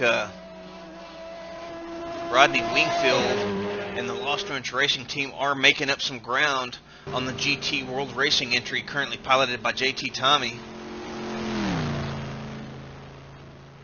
So we'll have to keep an eye on that. That is your closest battle on circuit. They're about 5 seconds apart. So I want to take this time again to remind all the teams and drivers, when they're not busy, hop on down into the broadcast booth here in TeamSpeak and let us know how your race is going, and or just add another perspective to the broadcast. Would love to hear from you guys and let you share your thoughts here with everybody on the broadcast.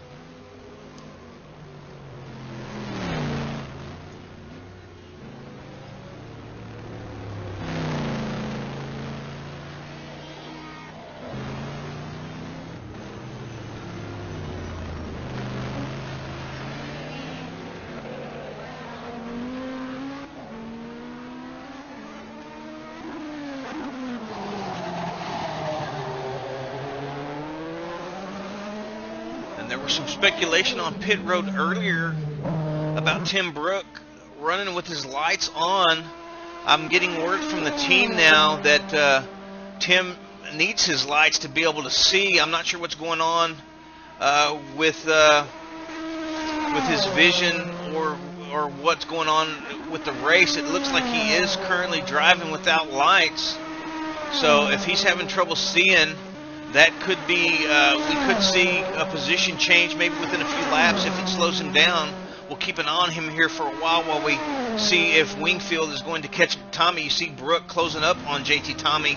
If it's a driver or graphic issue, that's going to be real tough to make it around this circuit without being able to see properly.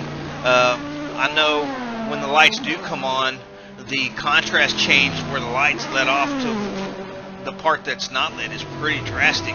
But I can't imagine it being dark all the way through. You see Brooke getting here, catching up to Wingfield in the wrong spot as he head through the Dunlop S's here. It looks like Brooke's making it through okay. He may not be running the same pace. I haven't been keeping an eye on lap time, so maybe we'll get word from the team. I'm not sure how long ago they messaged me to let me know about his issue seeing. So once again, you can message me in TeamSpeak. I may not see it at all. If I do, it'll probably be some time before I catch on that somebody sent me a message. I've got my notifications turned off so they don't play through the broadcast. But once again, I welcome any team to come join me in the broadcast booth for, even if it's just a few seconds, to give us an update on stuff like that if I'm not responsive in time to your messages on TeamSpeak.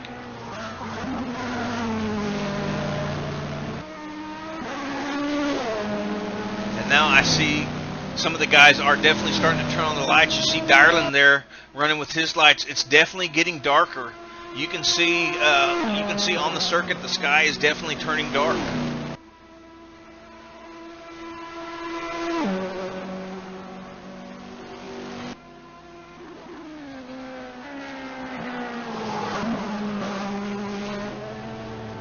Of course, Brooke in the number 115.05 Motorsport Mazda entry, they're currently sitting in P3 in your LMP2 class. We've got Ryan Mayfield out front.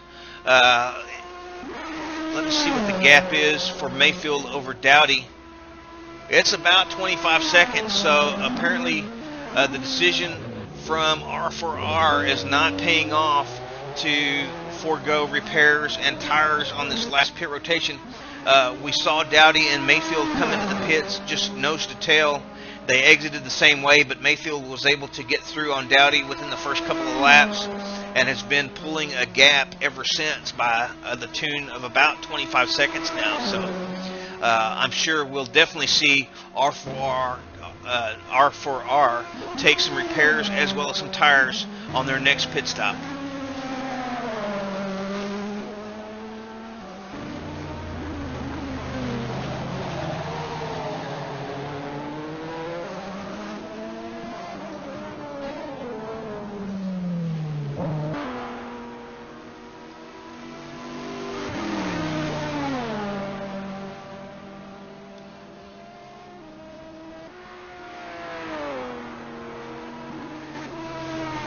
Now you see Brooke running with his lights on now. There's still a few guys that aren't. But depending on monitors, graphic cards, drivers, a lot of times there can be quite a big variance between what's visible and what isn't from one system to another. So you're going to see it. It is definitely getting dark outside now, though. And we're going to start seeing lights on everybody here before too much longer, I imagine.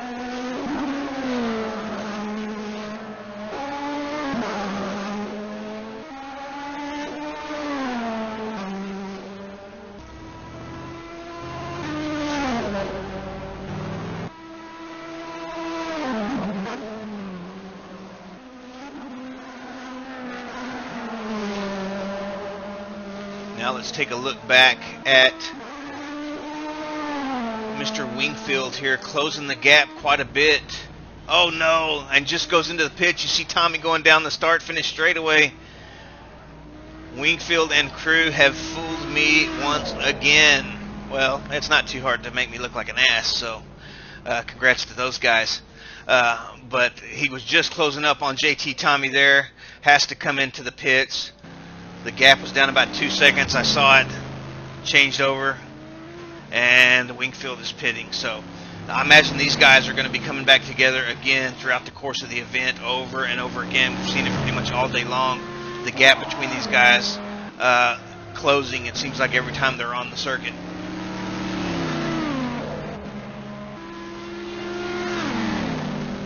You see Schmeider going through there on Tommy. Schmeider and the Deuces MC crew currently holding down your P2 slot overall.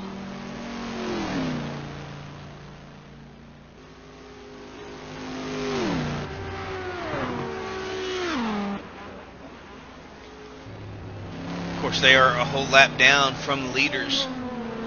The number 88 Formula Racing entry currently piloted by Ian Mills.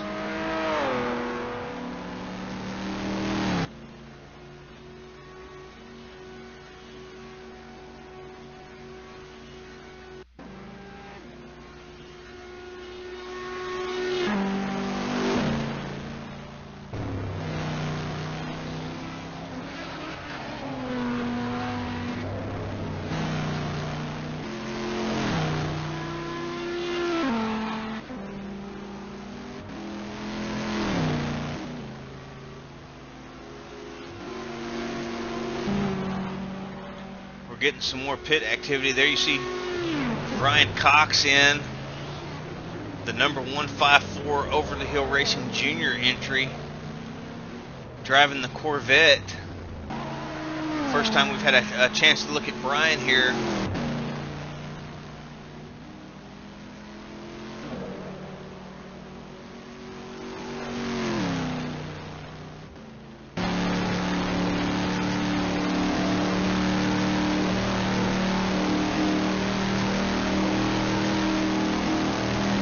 Great looking paint scheme from the Over the Hill Racing Junior squad.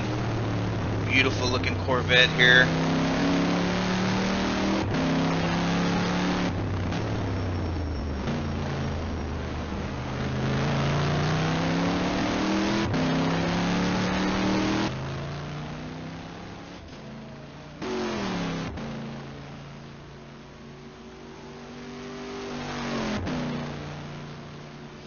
Of course, we're closing in now on the 3.5-hour mark of this 12-hour event at Le Mans. This, of course, is the ILMS ERL Series, the season finale of Season 3 here, and a lot of teams trying out for championships. Let's go into the championship standings and look at where they're at heading into this round. I'm getting word that Dowdy has pitted. I'm not sure if all the other LMP2 class is pitting as well. It looks like Brooke has stayed out. Mayfield has stayed out. So I think Dowdy and the R4R Motorsports team, realizing they need to go ahead and pit, get that car repaired, and get some fresh tires, they led easily the first 2.5 hours of the race before being caught by Mayfield in the 83 Scuderia Bolas Negro entry and being passed after a little bit of some damage. That's going to, of course, promote Tim Brook now up into P2, and Smolczewski in the satellite entry you saw just go by into P3. So, but they're going to try to cut their losses here. Oh, and it looks like we've got a driver swap. That's going to be Brendan Kazmarek taking over for Dowdy in the R4R Motorsports, and he's got some work cut out for him. But if they were able to get the repairs of those cars and with fresh tires, he should be able to make up some ground on some of the other teams.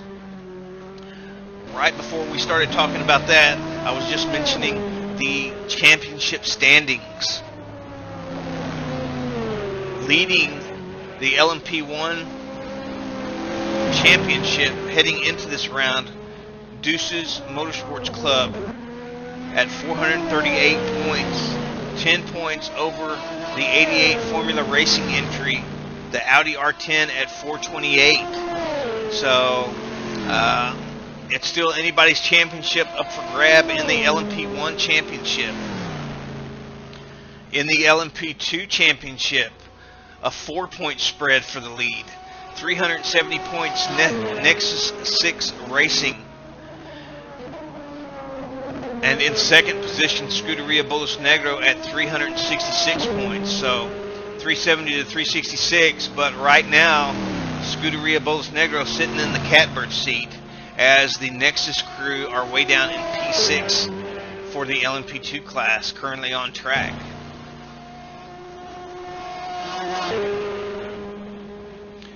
And down in the GT class, what can you say about the number 12 Carancis Cobra Racing entry, the Ferrari F430? I don't see any way that they can lose the championship. I believe they have already been crowned the champions of your GT class. Somebody correct me if my math is wrong, but Carancis Cobra pretty much a done deal as far as the championship there. Northern Lights looking really good though for second and third, especially with Doug Henson crew not able to stay connected early on in the race. So Doug Henson out. That looks like that's going to make Northern Lights second and third for your championship in the GT class. So congrats to them.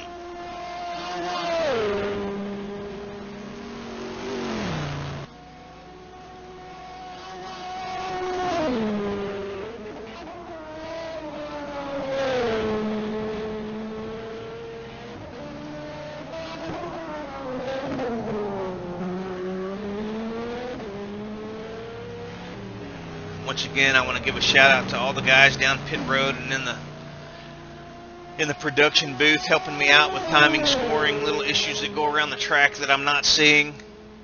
And then also, of course, to Noel Herbert for his new lap tracker system that we are using this time around. It's definitely helped to differentiate who's in what classes so I don't get quite as confused.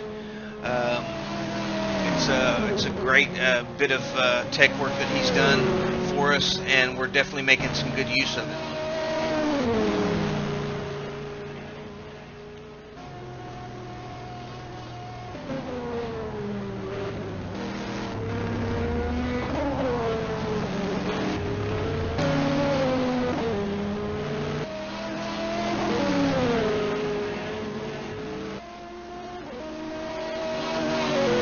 Take a look at some of the field here. We still have quite a bit of gaps going on through much of the field. Take a look at some guys that we haven't seen a whole lot of today. Robert Fakes now in the number 888 Formula Racing R10, currently in your 6th position in the LMP1 class.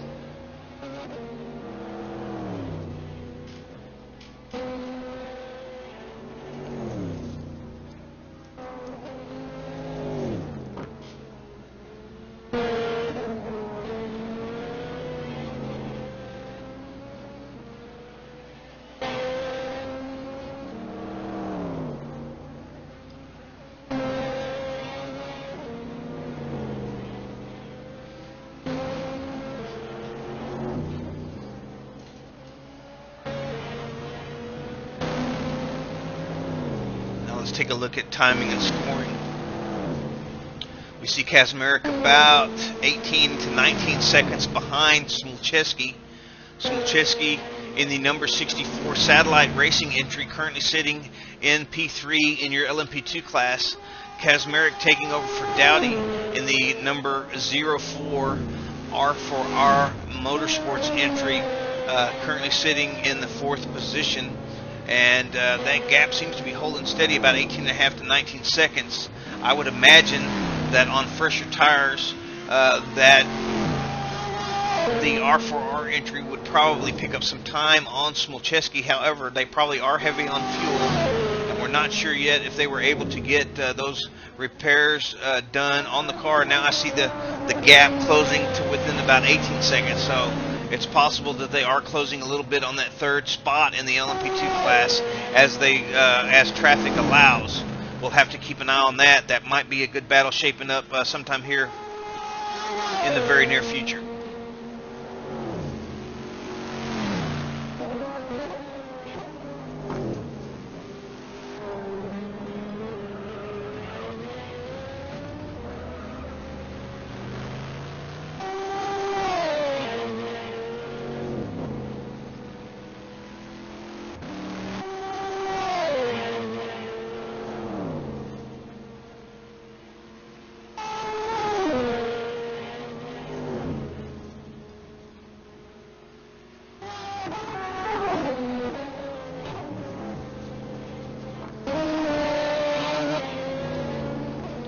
now I see here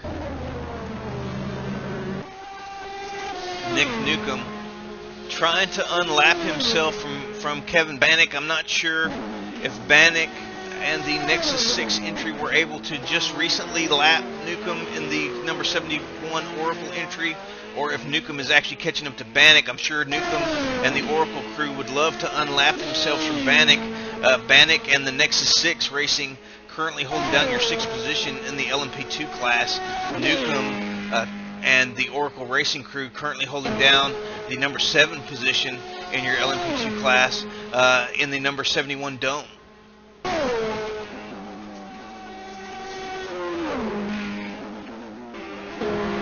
And we're getting word here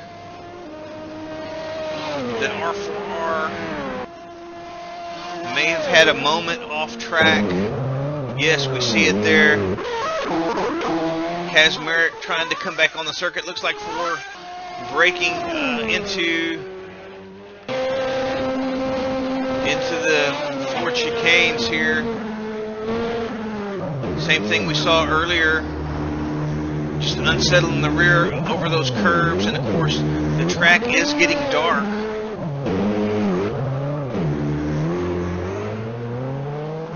It's getting dark, the track is cooling off.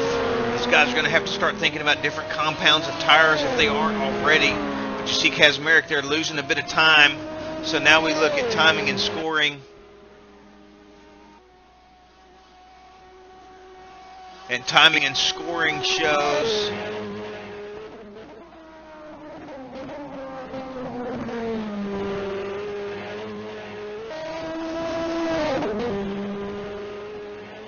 well, I'm not seeing exactly how far behind. Let's see. Looks like I need to.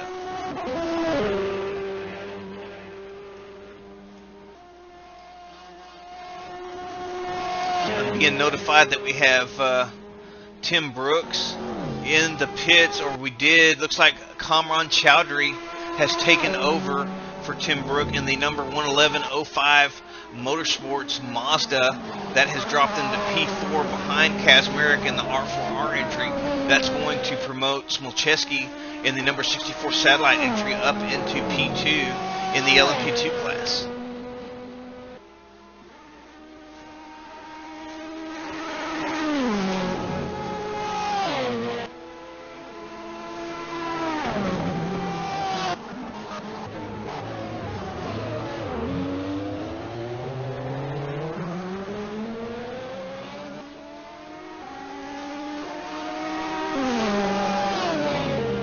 Stay with Chowdhury for just a few minutes here. Kazmarek now I'm showing to be about 25 seconds behind Smolcheski, so that he's already made up some ground on that. Looks like he's closing the gap pretty quickly though, so not sure if Smolcheski is getting ready to pit or where he's at. We'll take a look at him here in a few moments.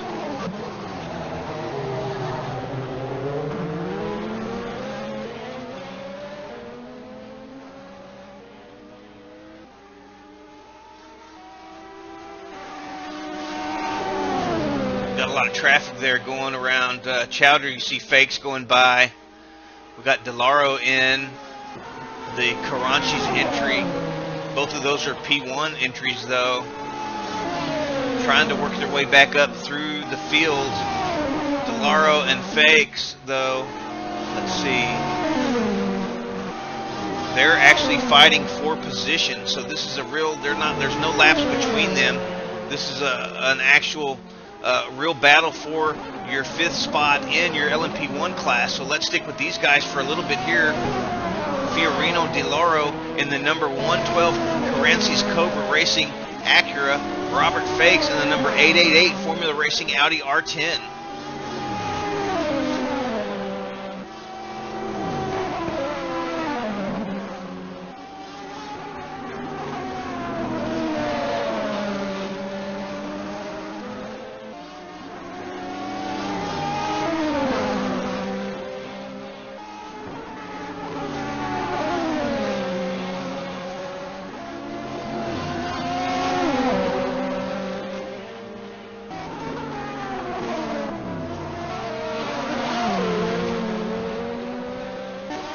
see a bit of a moment there for DeLauro.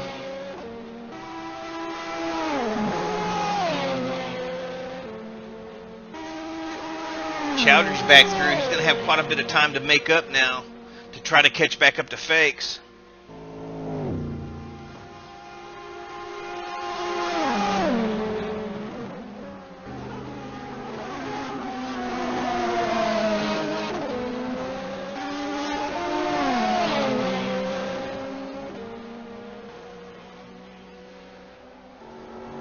Let's stay with DeLauro just for a moment. I'm going to take a quick break and be back.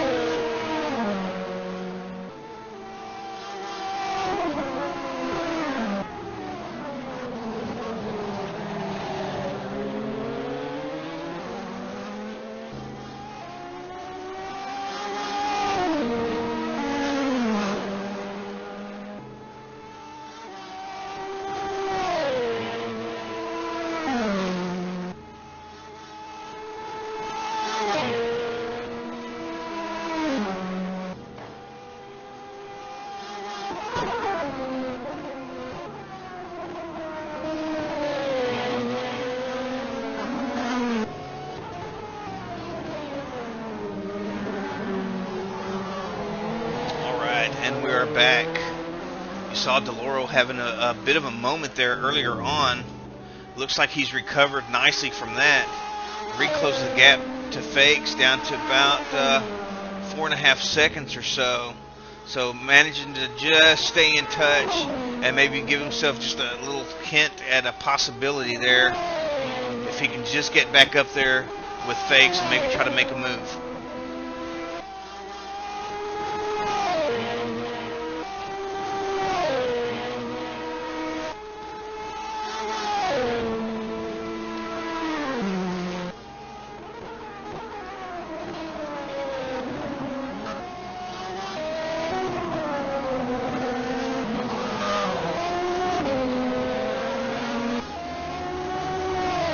Let's look through some of the gaps here through the field.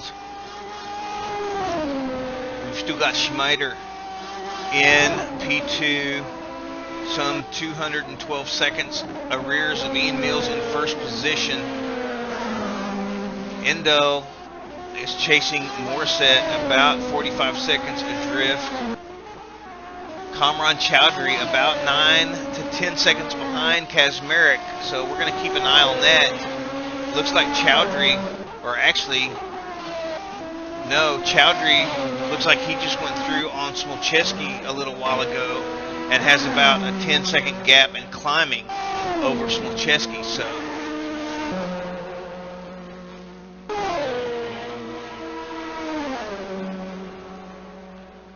I'm going to go back.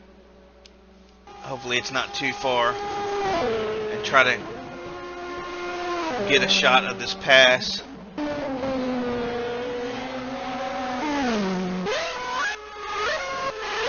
We haven't seen a lot of position change passes here in a while.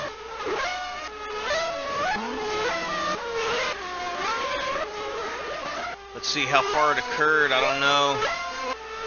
Probably some time ago. Smolczewski now in 4th in the 64 satellite entry.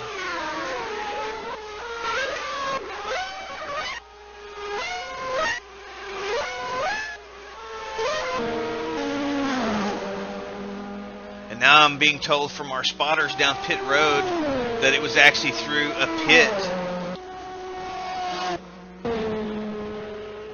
Rotation is how that happened. So let's go back. I'm sorry. I apologize for that. I probably should have asked before I started to do that. I just saw the position change. I didn't see it earlier. I had to step out for a brief moment.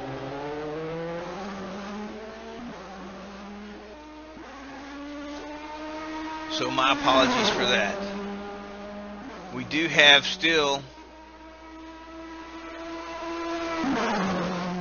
it looks like Fiorino has gotten in front of Robert now as well, but it looks like Robert has recovered and is catching back up possibly. So in the midst of me trying to find a pass for you guys, I have missed the pass that actually happened. Go figure.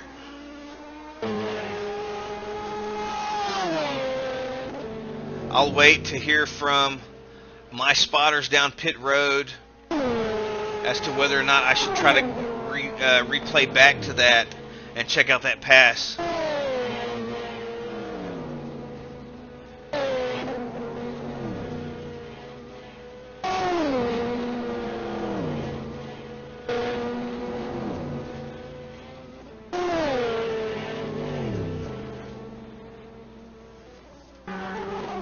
You see Robert Fakes desperately trying to catch back up to Fiorino DeLauro and the number 112 Carances Cobra Racing Acura. Fakes in the number 888 Formula Racing Audi R10. Fakes was just in front of Fiorino earlier.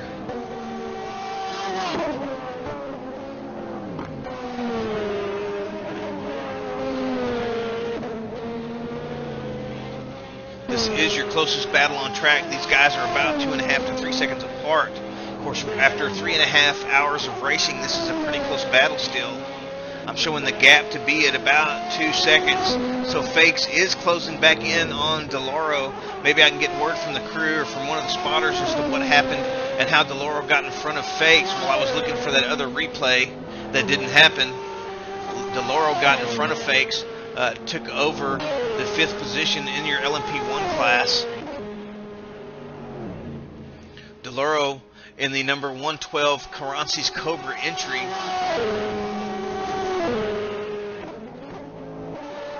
You see him closing up on Kazmarek in the number 4 entry, the R4R Motorsports Acura. Kazmarek currently in P2 in your LMP2 class. DeLauro and Fakes currently in your P1 class. They've had trouble early on, but they are trying to climb their way back through the field.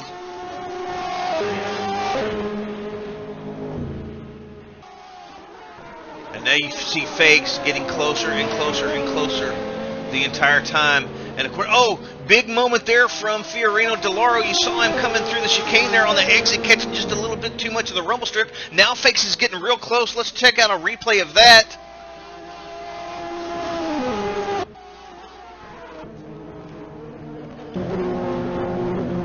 You see him closing up on Kazmarek. Probably doesn't want to get too close. It is dark. You see their lights on. Here you see him coming in, looking pretty good. Little extra break here at the end. Doesn't want to get too close to Kazmarek. That could spell disaster for either team. And it looks like he just caught too much of the rumble strip there. Or not here, rather. Maybe on the second half of this. He's coming in a little narrow in it. Yeah, he's just coming in a little narrow. Catches a little bit of the gravel there. All the way into the gravel. And watch his rear end just step out here. Amazing that he's able to catch this and stay on the circuit. Great save there from Fiorino DeLauro in the number 112 Carances Cobra entry. But of course that allowed Robert Fakes to catch way up on DeLauro here.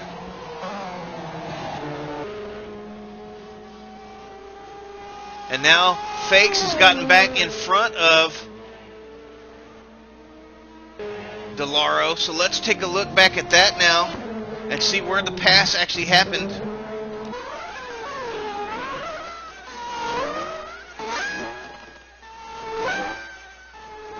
I imagine it happened down into Mulsanne. Yeah, you see DeLauro there actually going off.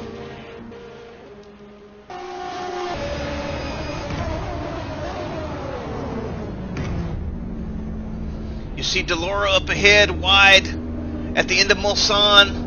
No way he's going to be able to hang on to that. He's already off into the gravel and makes easy work for Robert Fakes.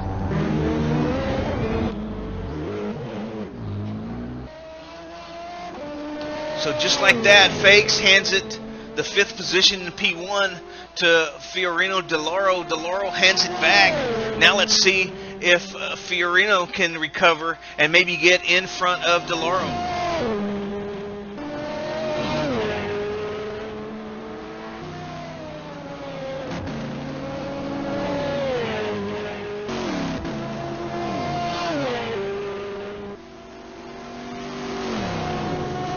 Now we're getting our first glimpse here of Eddie Layton having taken over the number 321 Lost Wrench Racing entry. Let's see where those guys are at as far as timing and scoring goes.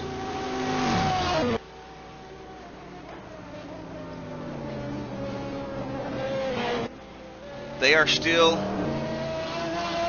in your fourth position in GT. I'm showing them about a 10.5 second, 11 second gap at the moment, so they're in no trouble. Let's go ahead and take a look at Eddie here. Fiorino coming up behind him. Going to overtake him here pretty soon. Layton, of course, trying to catch up to Mike Hirsch and the number 100 Acme Racing Vantage. Brian Cox trying to catch Layton. Cox in the 154 Over the Hills junior team.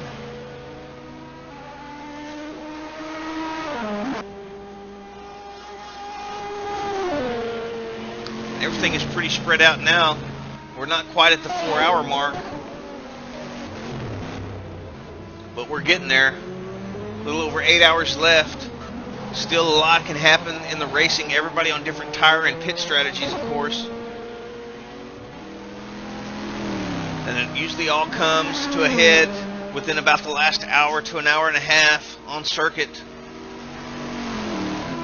This is the time when things get real tricky, though. When the lights go out and the lights turn on. The sun has gone to bed. And we'll see you in the morning.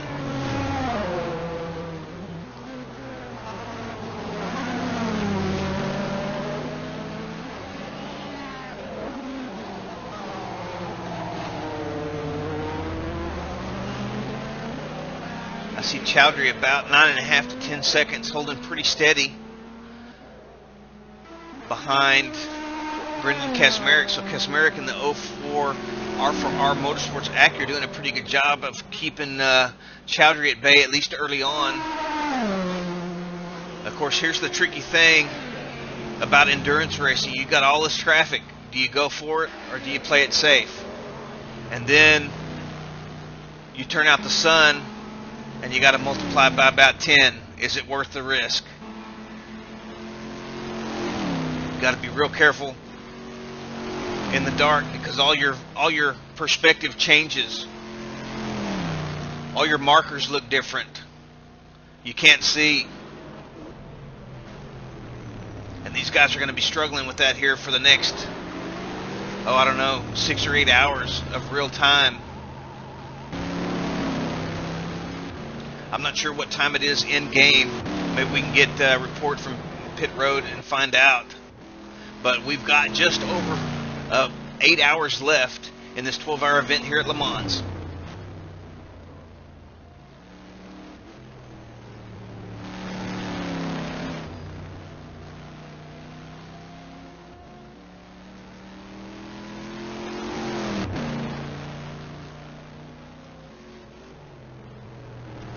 Take a look at the leaders here.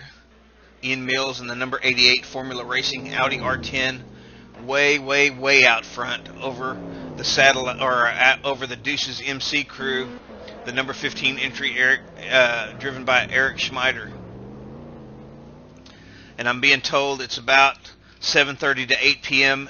in game. I'm not sure what time sunrise is, but I imagine it's probably around 6 o'clock or so.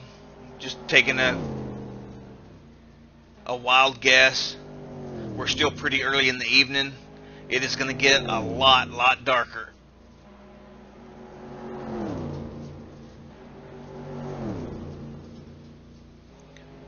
And anything can happen, and usually does in endurance racing. So this is the time when we sit back.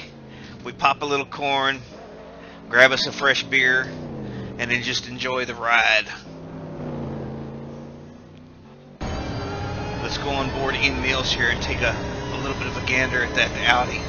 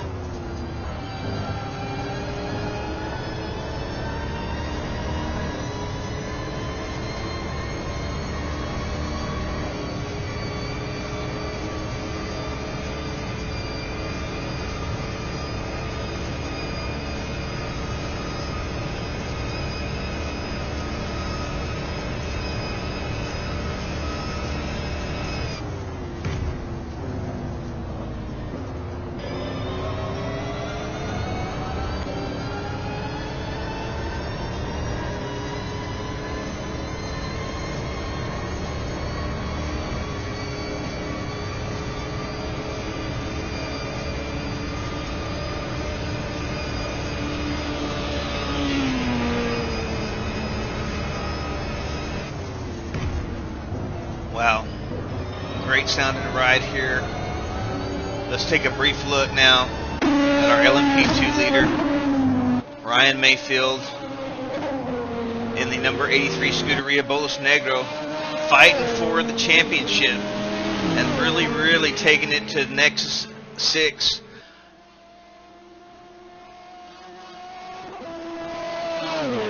Scuderia currently holding down your P1 slot in the LMP2 class. Nexus 6 is going to have to pick it up as they find themselves down in 6th position. They're hoping for the race to come to them. They've got 8 hours left. But I'm just informed now, it looks like I was going to say we were going to check out this battle between Kazmarek and Chowdhury. Chowdhury is already well through, though. I'm not sure what happened. Let's take a look at Kazmarek. Maybe I'll get word. Maybe it was another pit stop.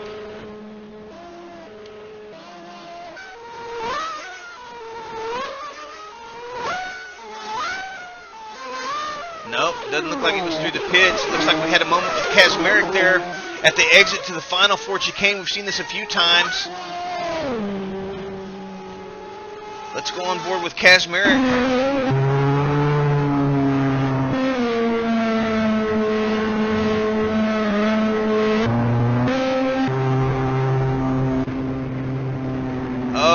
Getting the line a little bit wrong. This is what happens when you turn the lights out.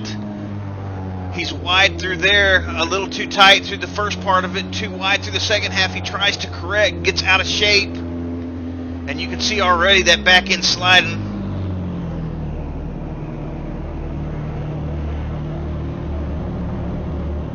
And of course in motorsports, when the rear gets loose, that's what we most often refer to as catching a bad case of diarrhea. And that's exactly what happened to Kazmarek there. You see Chowdhury coming through, going to take over that spot. That's for P2 in the LMP2 class.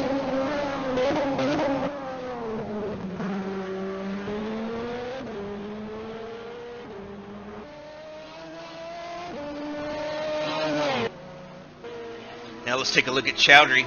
Chowdhury was on a great pace in much of the practice sessions. Early reports before the weekend showed this 05 Motorsports crew to have this Mazda well tuned and ready to challenge for the victory.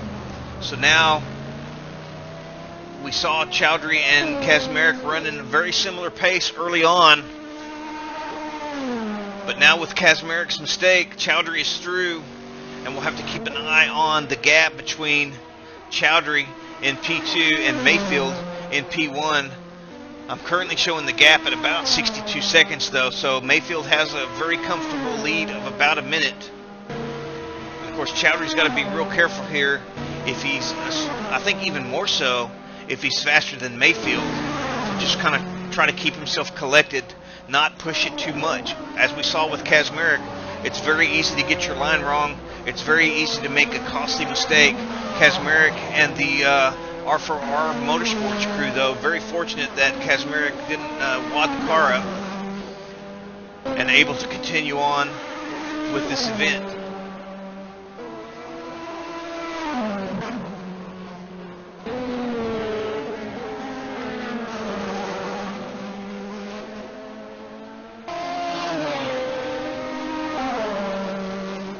So far, though, Chowdhury looking pretty smooth.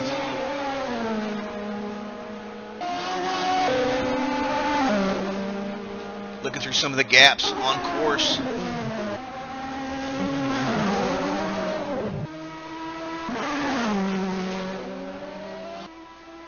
I see Endo at about 10 seconds back of Morissette, maybe 9 seconds, so there could be a challenge there for P3 overall and in the LMP1 class. Let's take a look at Morissette and see what's going on here. There you see Morissette on track. And here you see Endo. So Endo is definitely closing in. I'm showing the gap now, about 9 seconds there. Oh no, and Endo into the pits. Was that on purpose, or was that similar to what Schmider did? Let's see if he's going to continue on down pit road, or if he's going to have to pull it on out back onto the circuit. No, it looks like Endo was heading into the pits there, so a bit fortunate not to have anything major go on there for the F1 Elites crew. You see Morissette continuing on through the Dunlop S's. These guys have been pretty steady once they've gotten up into that P3 spot. They've been pretty steady up there, hanging on to it, but the F1 Elites were definitely catching on. I'm not sure if Morissette and crew, the Can-Am crew, if they pitted, when they pitted. Maybe we can get a report from pit road to see if they pitted just prior to this, maybe. I don't remember the gap being quite that close for third and fourth, but I haven't really seen in a while. So it's a distinct possibility that they've been closing on them the entire time. That was our closest battle on track.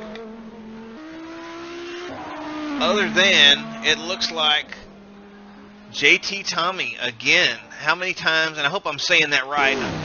It may be Tammy, I don't know. Maybe somebody can help me out with the pronunciation there. I'm not exactly known for my proper pronunciation. But we've seen JT battling it out all day long with both the Lost Wrench Racing crew, currently piloted by Eddie Layton, and Mike Hirsch, currently piloting the number 100 Acme Racing Vantage. We've seen all these guys duking it out.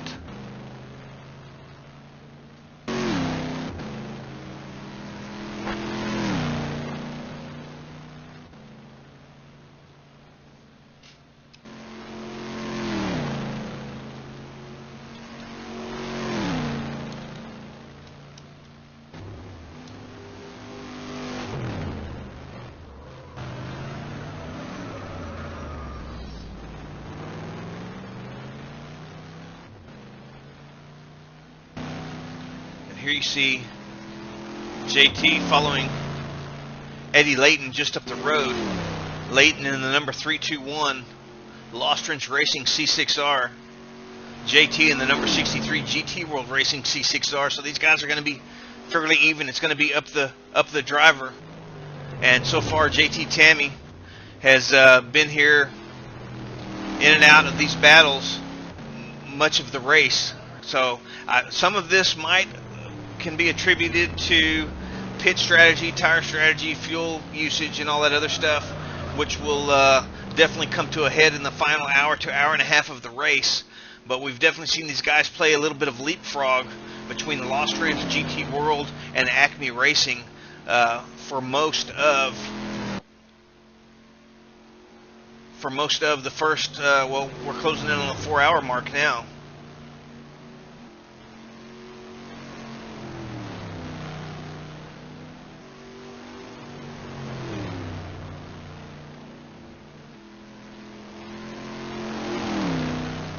Now let me look at the gap here.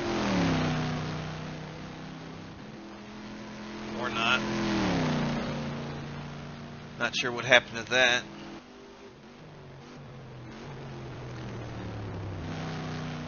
I definitely have to get with Noel Hibbard. Great tool that he's made for us. I would definitely want to give him a shout out. It's definitely a good piece of work. But I'll have to get with him and let him know that the positions behind don't show the actual timing. They show it in laps. I don't know how to change that, so we'll have to get together with him and see if we can figure that out. But in the meantime, my RF monitor seems to have crashed, so let me get that back up so I can actually see when there are cars on the same lap of each other, what kind of times they're running in relation to each other.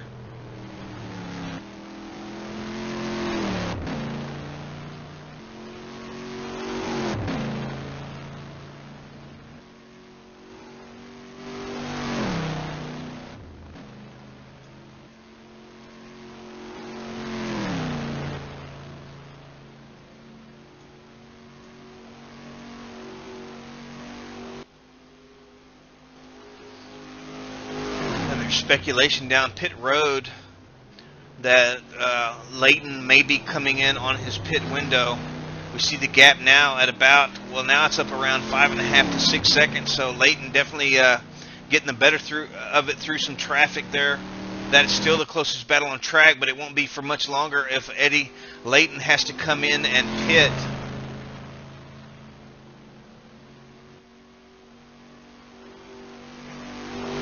Chowdhury now I'm showing some 40 some odd seconds behind Mayfield, so he is definitely closing the gap there.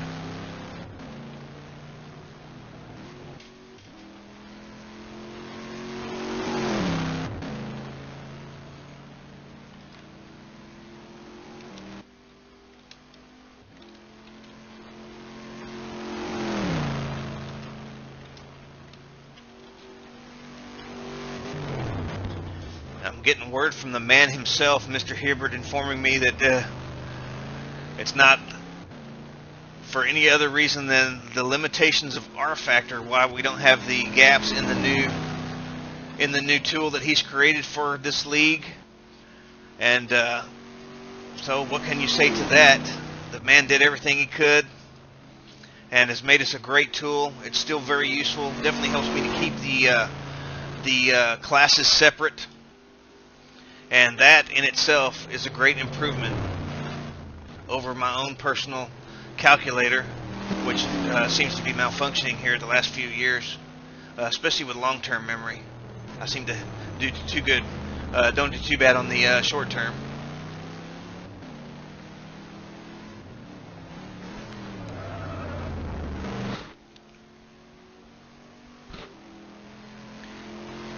And don't forget, in case you don't know, after the race, Jimmy Allison will be doing his stand-up routine down pit road after all the teams get a chance to relax.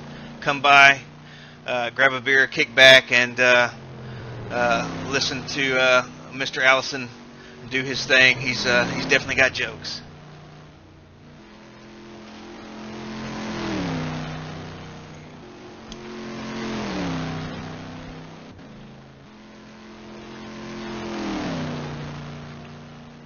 Let's see if Layton goes through this time or if he's going to pit. Still staying out there. Let's see where JT is. JT losing a bit of ground now.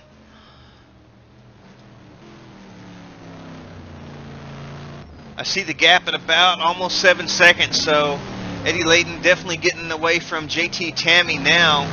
It's still our closest battle on track, but it's heading in the opposite direction than what we need it to. Let's take a look at some of the other runners.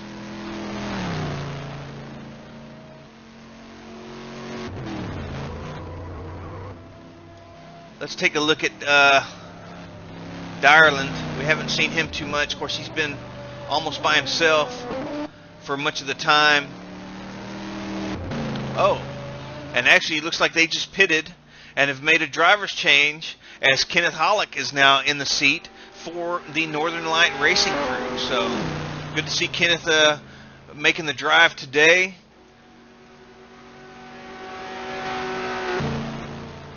We've always seen Kenneth in some good battles throughout the years. Of course, they got quite a large lead now, so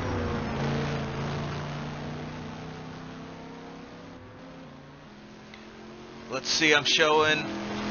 Well, it looks like they've got an entire lap over Eddie Layton in second place. So Northern Light looking real pretty here early on. Of course, we just hit the 4-hour mark, so knock on wood. If you have it, and if you don't, ask for the little lady's help if you need help in that department.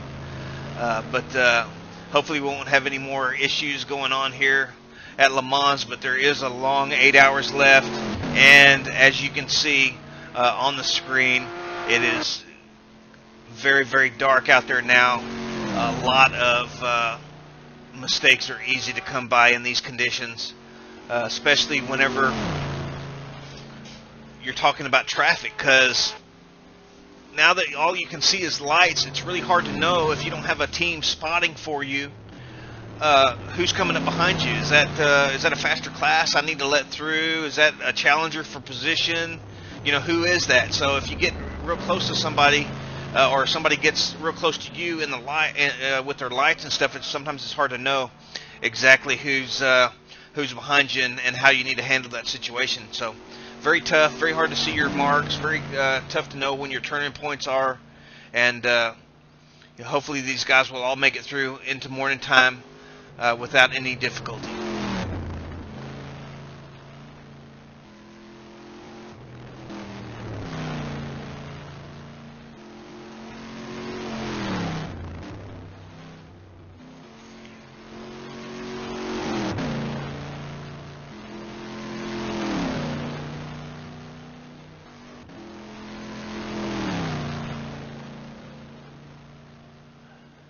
And now that we've crossed the 4-hour mark, I think this is probably a good time. Everything is spread out. Let me look at timing scoring once again. I know that the live stream has a limitation of about 5 hours. We only got in about 15 minutes early before the race this time, so we're not really even close to that 5-hour mark. However, I don't want to forget. To be honest with you, I thought about it before the race. I didn't think about it the entire time that we've been here until just now. So what I'm going to do, I see the closest gap on track to be about 9 seconds between Layton and Tammy. I'm going to go ahead and kill the broadcast, save the replay for later, and then we're going to relaunch it straight away, okay? We'll see you shortly. And that was fairly quick and painless, and we are back just like that. Let me move that off your screen. Sorry about that. That'll save the first part of the race. If anybody wants to view it later on, you can do that. Hopefully it saved the entire portion of it. I know we've had problems in the past with the live stream saving the entire thing or cutting off certain parts of it to keep the last 5 hours or whatever. I wanted to make sure that we definitely don't have that issue this time. And of course, let me move this over. I'm not sure why my screen size moved or changed a little bit, but it did.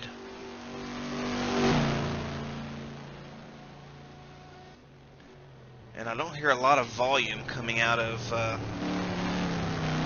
game. I don't know why. The Procaster seems to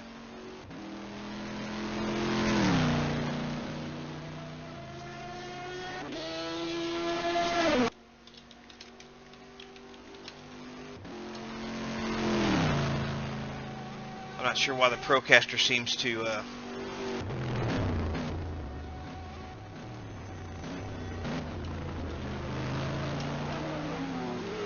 messes with the volume a little bit. I'll get that adjusted here shortly.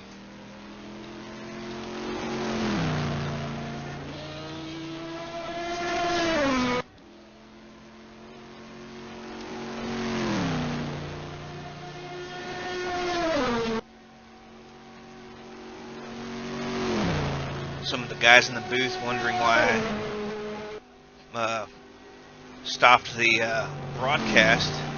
And once again, for those of you who may just be tuning in and saw it flip out, we're doing that so that way the the live stream doesn't cut off. I think it cuts off at about 5 hours or maybe 4.5 hours. And the way it appears to have done it in the past is just to keep the last 4.5 or 5 hours. So I wanted to make sure I stopped there and saved the recording prior to getting to that mark. So that way, if anybody wants to go back and review it later on, you can go back and see the entire broadcast. Hopefully we won't miss any pieces if everybody will save their recording or choose to save the recording whenever they get out of it. Of course, once again here in another couple hours or so, I will be stepping out of the booth and back onto the track for the first time since Istanbul. It's taken me quite a while to really get up to any kind of a pace.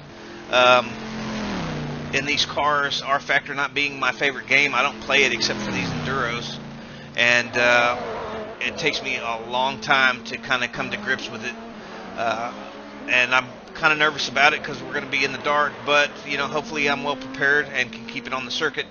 Hopefully also somebody will be able to step up, take over the broadcast for the couple hours that I'll be running, and then of course I'll be back to finish out the broadcast until the races is over.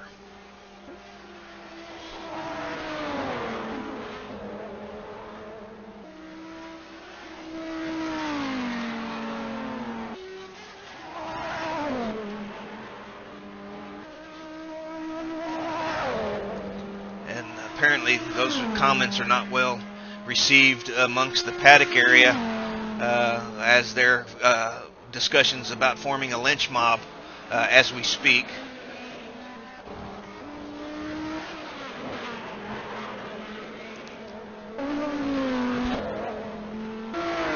We're taking a look at Juan Del Castillo now in the number 84 F1Elites.com entry, currently in the P4 position overall.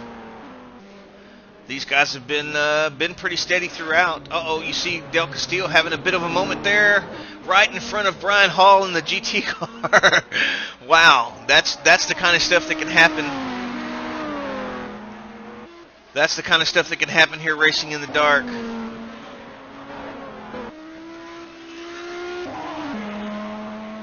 Got to be real careful. So easy to miss your marks, and then of course all that traffic coming up, catching up to you. It's hard to know when to get back on the circuit. A lot harder to tell where somebody's at with the lights on, I think, in the pitch black than it is during the daylight. So that makes it real tricky for anybody going off to know when to get back on as well, as the traffic there on the circuit coming up on a moment where somebody might be trying to re-enter the circuit.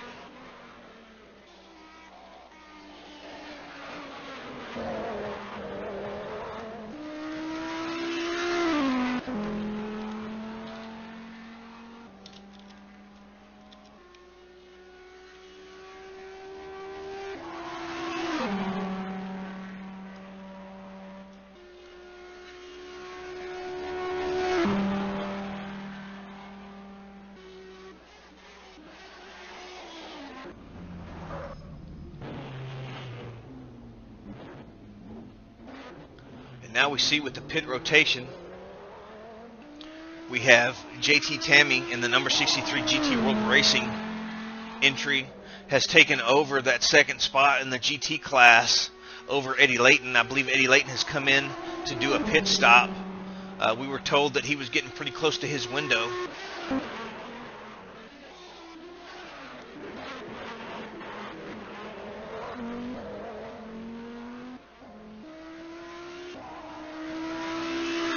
Now we've got, we saw Brian Cox just a little bit earlier, but now we've got Brian Hall in the number 43 Old Dudes Racing F430. I don't think we've seen much of Hall today. Let's take a look at him. Of course, kind of hard to see now, these cars with all the darkness, with the lights on, a lot of high contrast. You see fakes coming up.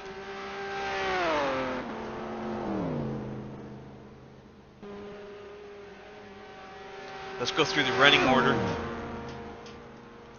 really quick.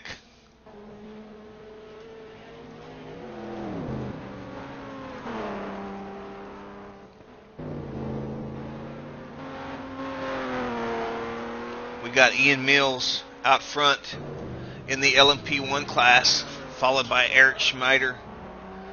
Mills in the number 88 Formula Racing entry. Schmider in the number 15 Deuces MC. In third position, Dennis Morset in the number 21 Can-Am Enduro, the C60 Judd. Juan Del Castillo in the number 84 F1 Elites in fourth. And rounding out the top 5 in your P1 class, Robert Fakes in the number 888 Formula Racing Audi. In your LMP2 class, we've got Ryan Mayfield in the number 83 Scuderia Bolos Negro Acura. In second position, Kamran Chowdhury in the number 11105 Motorsports C60 Mazda.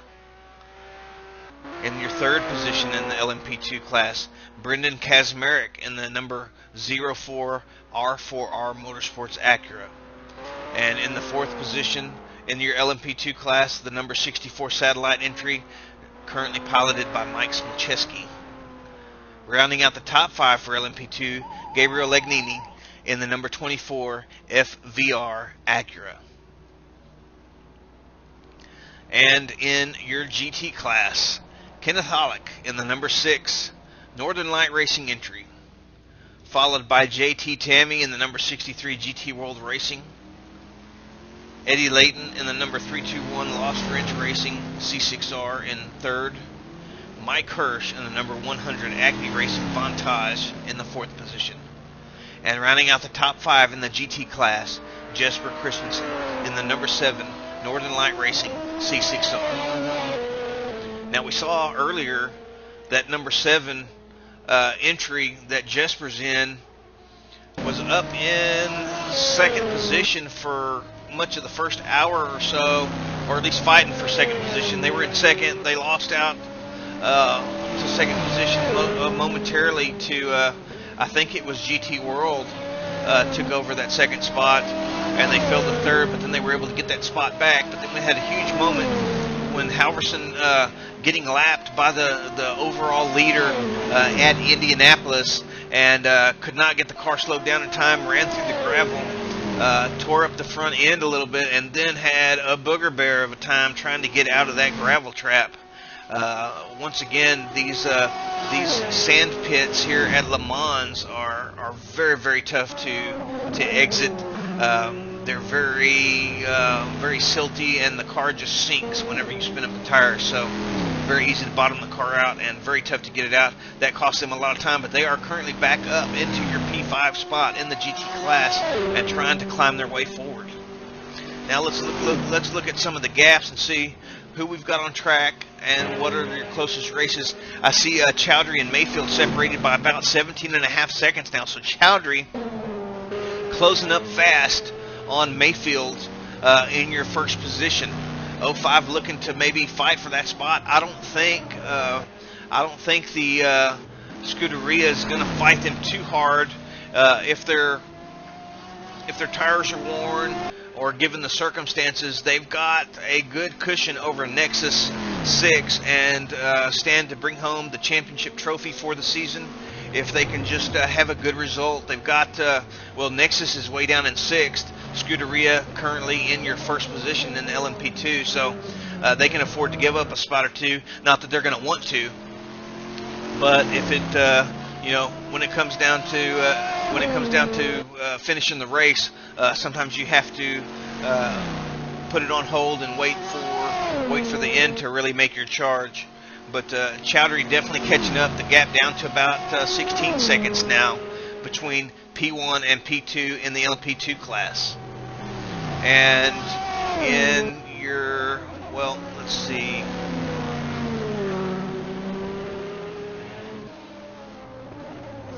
In your GT class now, it looks like JT Tammy still getting away from Layton. Layton having pitted.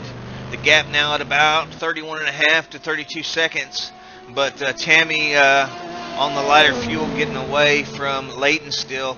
Now I see the gap coming down pretty good. I wonder if it's time for Tammy to pit. Let's check in with him real fast and see what's going on here. No, maybe just traffic coming through. It's really hard to see now. You see the images on the circuit. They're just about completely blacked out. All you see are some headlights coming through ever so often. But Really, really tough driving conditions. You see Ian Mills there, your overall leader, going through on Tammy, and that's got to be talk about giving you something warm and steamy in your shorts. It's got to be real tough when you got a car coming up on you from behind like that, not knowing if they're going to be able to avoid you or if they're just going to take you out. But fortunately, they make it through clean this time, and it looks like Tammy will be able to make his pit rotation when it comes around without having to change his driver's suit. So that's a good thing there. That gap between Tammy and Layton now down to about 27 seconds. So that gap is starting to shrink a little bit. Tammy possibly running on some older tires. Let's go now to Ryan Mayfield. This is your current leader in the LMP2 class, but Kamran Chowdhury and the 05 Motorsports team are closing fast.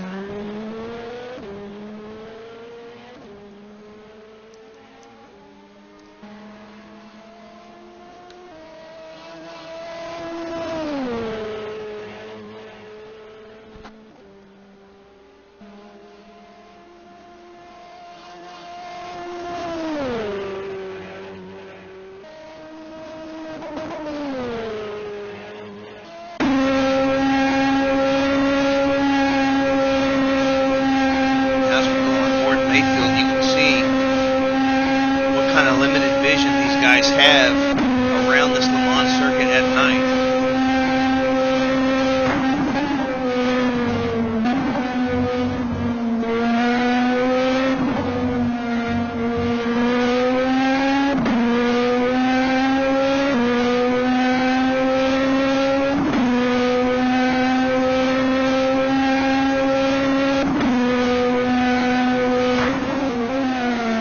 Oh, and you see a car off. I think that was Ericsson. Mike Erickson in the 27 Nexus 6 Racing entry. That's definitely not going to help their chances of climbing back up into the championship lead. Let's look at the replay here and see exactly what happened maybe. Oh, you see he was coming through. That looks like Adam Baldwin with the Deuces MC coming through traffic, and that's the tricky part of racing with multiple classes and in the dark. You see Baldwin and Ericsson. Ericsson gives him plenty of room, but it just completely messes up the line going here into the, I believe this is the Dunlop curve. Oh, and you see Baldwin having to run it in so narrow there to make sure that he left Ericsson room. Runs it through a little tight, slows way down. Ericsson able to maintain his normal speed, but then has to grab the brakes or something. I'm not sure if he grabbed the brakes right there. Let's see. Yeah, it looks like he grabbed the brakes coming in. You see he's taking his normal line, and right here you see Baldwin realizing he's not going to make the corner, and having to grab the brakes is Ericsson. That throws him off into the wall and into the trap. And oh man, the only thing going for him here is that he's going to have some front end damage. It doesn't look like it ripped off the front, but he's going to have to just back out of that. Is about the only way he's going to be able to do it. Let's go back to the live pictures. He is just now still getting back on the circuit, so they're still in the 6th position. Let's check in with Chuck Curtis and see where they're at. They're in the 7th position. Let's see if there's any kind of gap, or they still, no, they're now on the same lap. Curtis is about 60 seconds behind Ericsson now, so with about a little over 4.5 hours left, Nexus in real danger of possibly losing another position if they can't get in there and get some repairs done here pretty quick. And they don't need to lose positions. They need to gain positions. They need to gain a whole heck of a lot of positions, because as it is, basically there is a 4-point spread in the championship standings. Whoever wins is going to take it. But right now, Scuderia is in first place. Nexus is way down in your 6th position. So they need to get in front of Scuderia if they want to take home that trophy at the end of the season.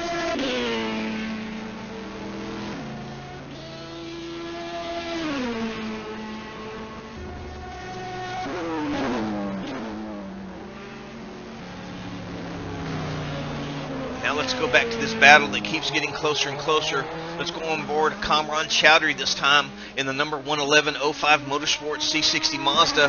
Once again, catching Ryan Mayfield. Mayfield in the number 83 Scuderia Bolas Negro entry, but Scuderia at this point, I've got to think, are only dreaming of that championship trophy at the end. And now I see the gap is a lot bigger than it was before, so I'm not sure what happened there. Let me see if I can get a report from one of the spotters down on pit road. I'm not sure if Chowdhury has pitted or what's going on, but now we're showing a gap of about 60 some odd seconds. He had closed it to within about 14 or 13 seconds or so before all this stuff happened, where we're looking at the issue there with Ericsson in the Nexus car going off there at the Dunlop curve. So I'm not sure if Chowdhury also had a moment or if they've pitted already, but the gap is now again at about 60 seconds or so.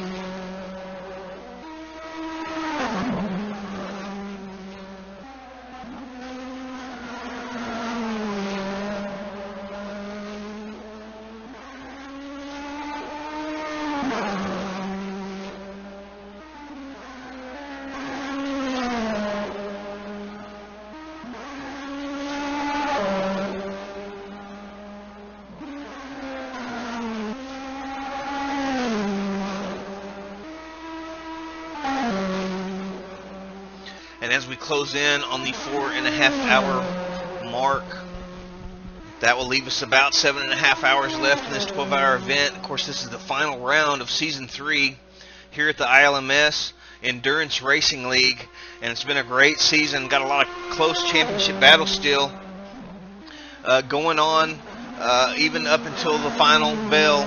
But right now, everything on track is fairly spread out. Kamran Chowdhury has been gaining on Mayfield for the lead in the P2 class, or was gaining. The gap now at about 63 seconds, so we're not exactly sure what happened there. I still have not gotten any word from the guys in the production booth or any of the track spotters down on pit road, so we're not sure if Chowdhury pitted. We're still awaiting word there, but the gap has now increased to about 60 seconds, 61 or 2 seconds actually, from about 13, 14 seconds at one time. So we saw this gap similar to this early on when Chowdhury first took over for the 05 Motorsports team, but he was able to close the gap down to about 13 or 14 seconds. Now it's back up to around 60 seconds or so. For other gaps in the race, we see, okay, and now I'm finally getting word from pit road that Kamran has pitted, so thank you guys for that. I couldn't do it without all the track spotters and the technical crew and the production out in the truck or on pit road. It definitely helps to get these reports and keeps everything squared away and on top of it. For the other gaps, we still got Eddie Layton trying to chase back down JT Tammy. He's about 25 seconds adrift. It's kind of ebbing and flowing. He's not really making any gains, not any real gains on Tammy. We'll have to keep a track on that, though. We know Eddie Layton pitted. I'm not sure when Tammy's due to pit, but we know Tammy's going to be a little lighter and probably on worn tires, so I imagine it won't be too much longer here before Eddie Layton will probably start picking up the pace and closing the gap there on JT Tammy. And now I'm getting a word from pit road that we got Ryan Mayfield, your P2 leader, in the pits. So we know Chowdhury has already pitted. Let's see where Chowdhury's at. Chowdhury coming through the Ford chicanes already. I don't think Mayfield was even moving when we saw him. No. Chowdhury is going to take over the lead here from Mayfield. That's going to put the number 11105 Motorsports Mazda in the lead in your P2 class. So congrats to those guys. As we close in on the 4.5-hour mark, they will take over the lead for the first time today. Mayfield and crew have done a great job running in first for the last probably hour and a half or so, maybe a little bit longer. But really, it makes their choice easy because now they don't have to worry about, do I try to fight to stay in front, or do I try to repass, or getting caught up in any of that stuff. They can just continue to focus on their championship and try to keep that car going until the very end and try to stay out as much trouble as possible and bring home that championship trophy.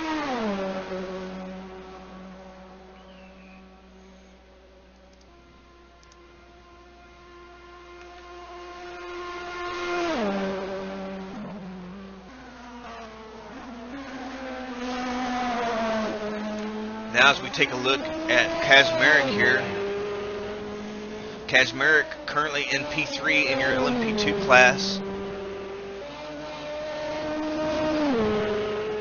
Coming out just behind Mayfield, I believe, by the tune of about 10 seconds or so. You see Mayfield just up the road here. Kazmarek and crew will probably have to bring that car in for a pit stop here in the next few laps, I imagine. But as of now,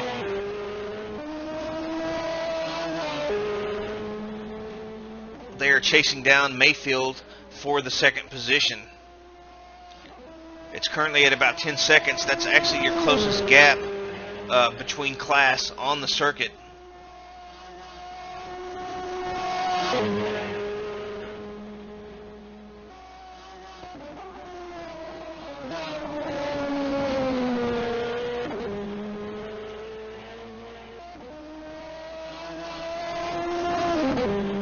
We're still keeping an eye on the battle between Tammy and Leighton, although the gap has increased to 28 seconds, so I'm not sure Leighton's going to be able to do anything to try to get back in front of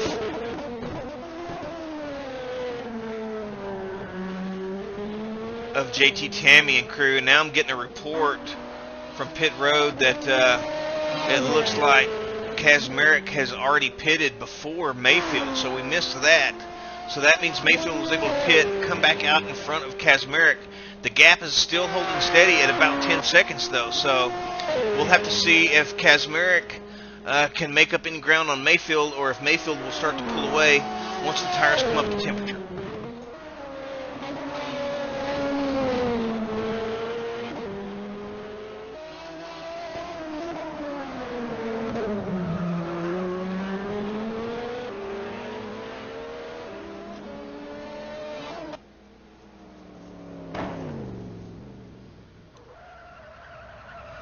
Now I'm getting some kind of report that something may have happened to Ian Mills. He's in all kinds of trouble now. You see him there.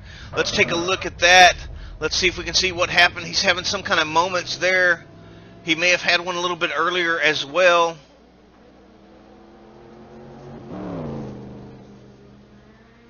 You see Mills running into trouble at the end of Mulsanne there. Let's take a look at that replay. I think he may have just locked it up on the brakes.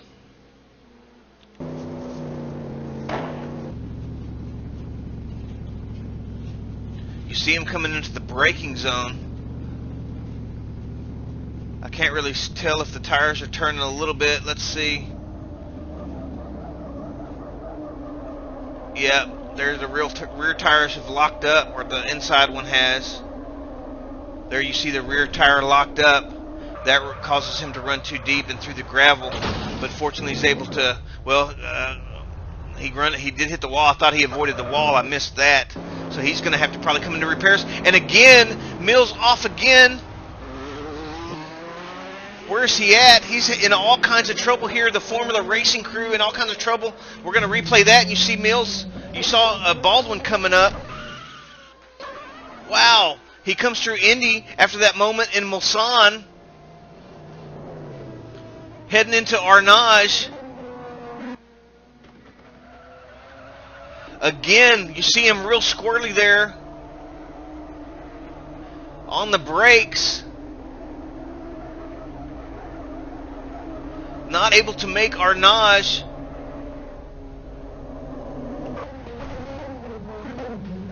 Wow. Somehow is able to get out of that. I'm sure he'll be coming through the pit here really soon. Amazing that he was able to get through that without getting the car stuck. Oh, and now I'm being told that he has no wheel. So it looks like their race is over. He's probably going to bring it into the pits. But I'm being told that they have no wheel. That is going to put the 88 Formula Racing out of the race if that is true. It's very hard to tell from these pictures.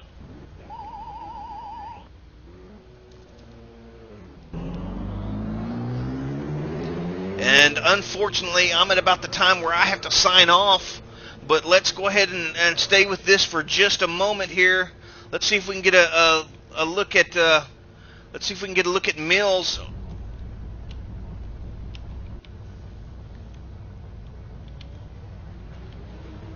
I can't tell from these angles if he has all four wheels or not. We're going to stay with Mills for just a moment and see if he's able to get that fixed and get out of there.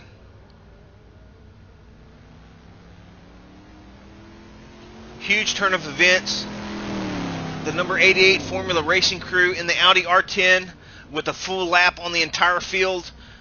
But now Baldwin and Deuces has unlapped themselves. Mills in the pits for some lengthy repairs.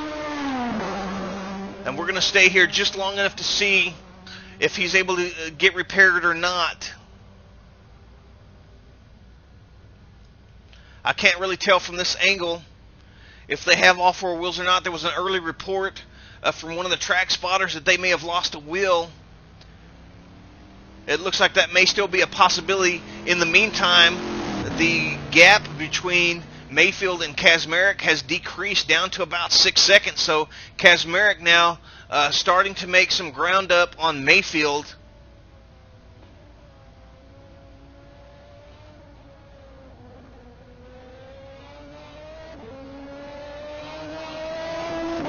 We're staying there. You see Mayfield go through.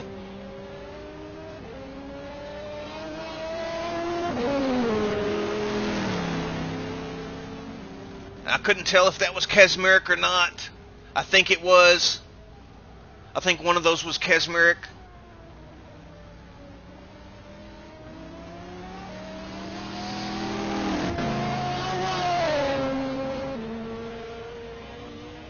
We're still waiting to see if the Formula Racing crew can get Ian Mills fixed up and out onto the racing surface. We're not sure what happened to Mills early on. We got a report from one of the track spotters speculating that something was going on with Mills. Then we switched to him on the TV screen. We saw him lock it up, run wide, hit the wall at the end of Mulsanne Straight, and then again into Arnage. But it looks like they're going to do a driver swap. That's going to be Klaus Kog getting in the number 88 Formula Racing Audi and taking off. So it looks like that crew was able to repair the damage, or at least some of it, at least enough to get the car out on track. But we've currently got the Deuces MC entry, Adam Baldwin, coming in about a second behind. He's going to just pass Cog there as Cog is exiting pit road. So Cog has got some work cut out for him. Of course, Baldwin's going to be lighter on fuel weight, but probably on more worn tires. So we'll see what happened, or did the Formula Racing crew decide to try to save time by not changing tires, knowing that they were going to have to do all those lengthy repairs. It's going to be interesting to see how this plays out. Unfortunately, I have to sign off for a while as it's coming close to my time to take over the car for satellite, and I need to get a few laps of practice in the dark before I just step in. So hopefully somebody, I don't know if anybody's lined up to maybe take over the broadcast. I hate to leave you guys in this situation, but it has to be done. I've already made my commitment to be able to help satellite this time around, so I'm going to have to sign off, and hopefully if nobody takes over, I will see you guys again in a few hours.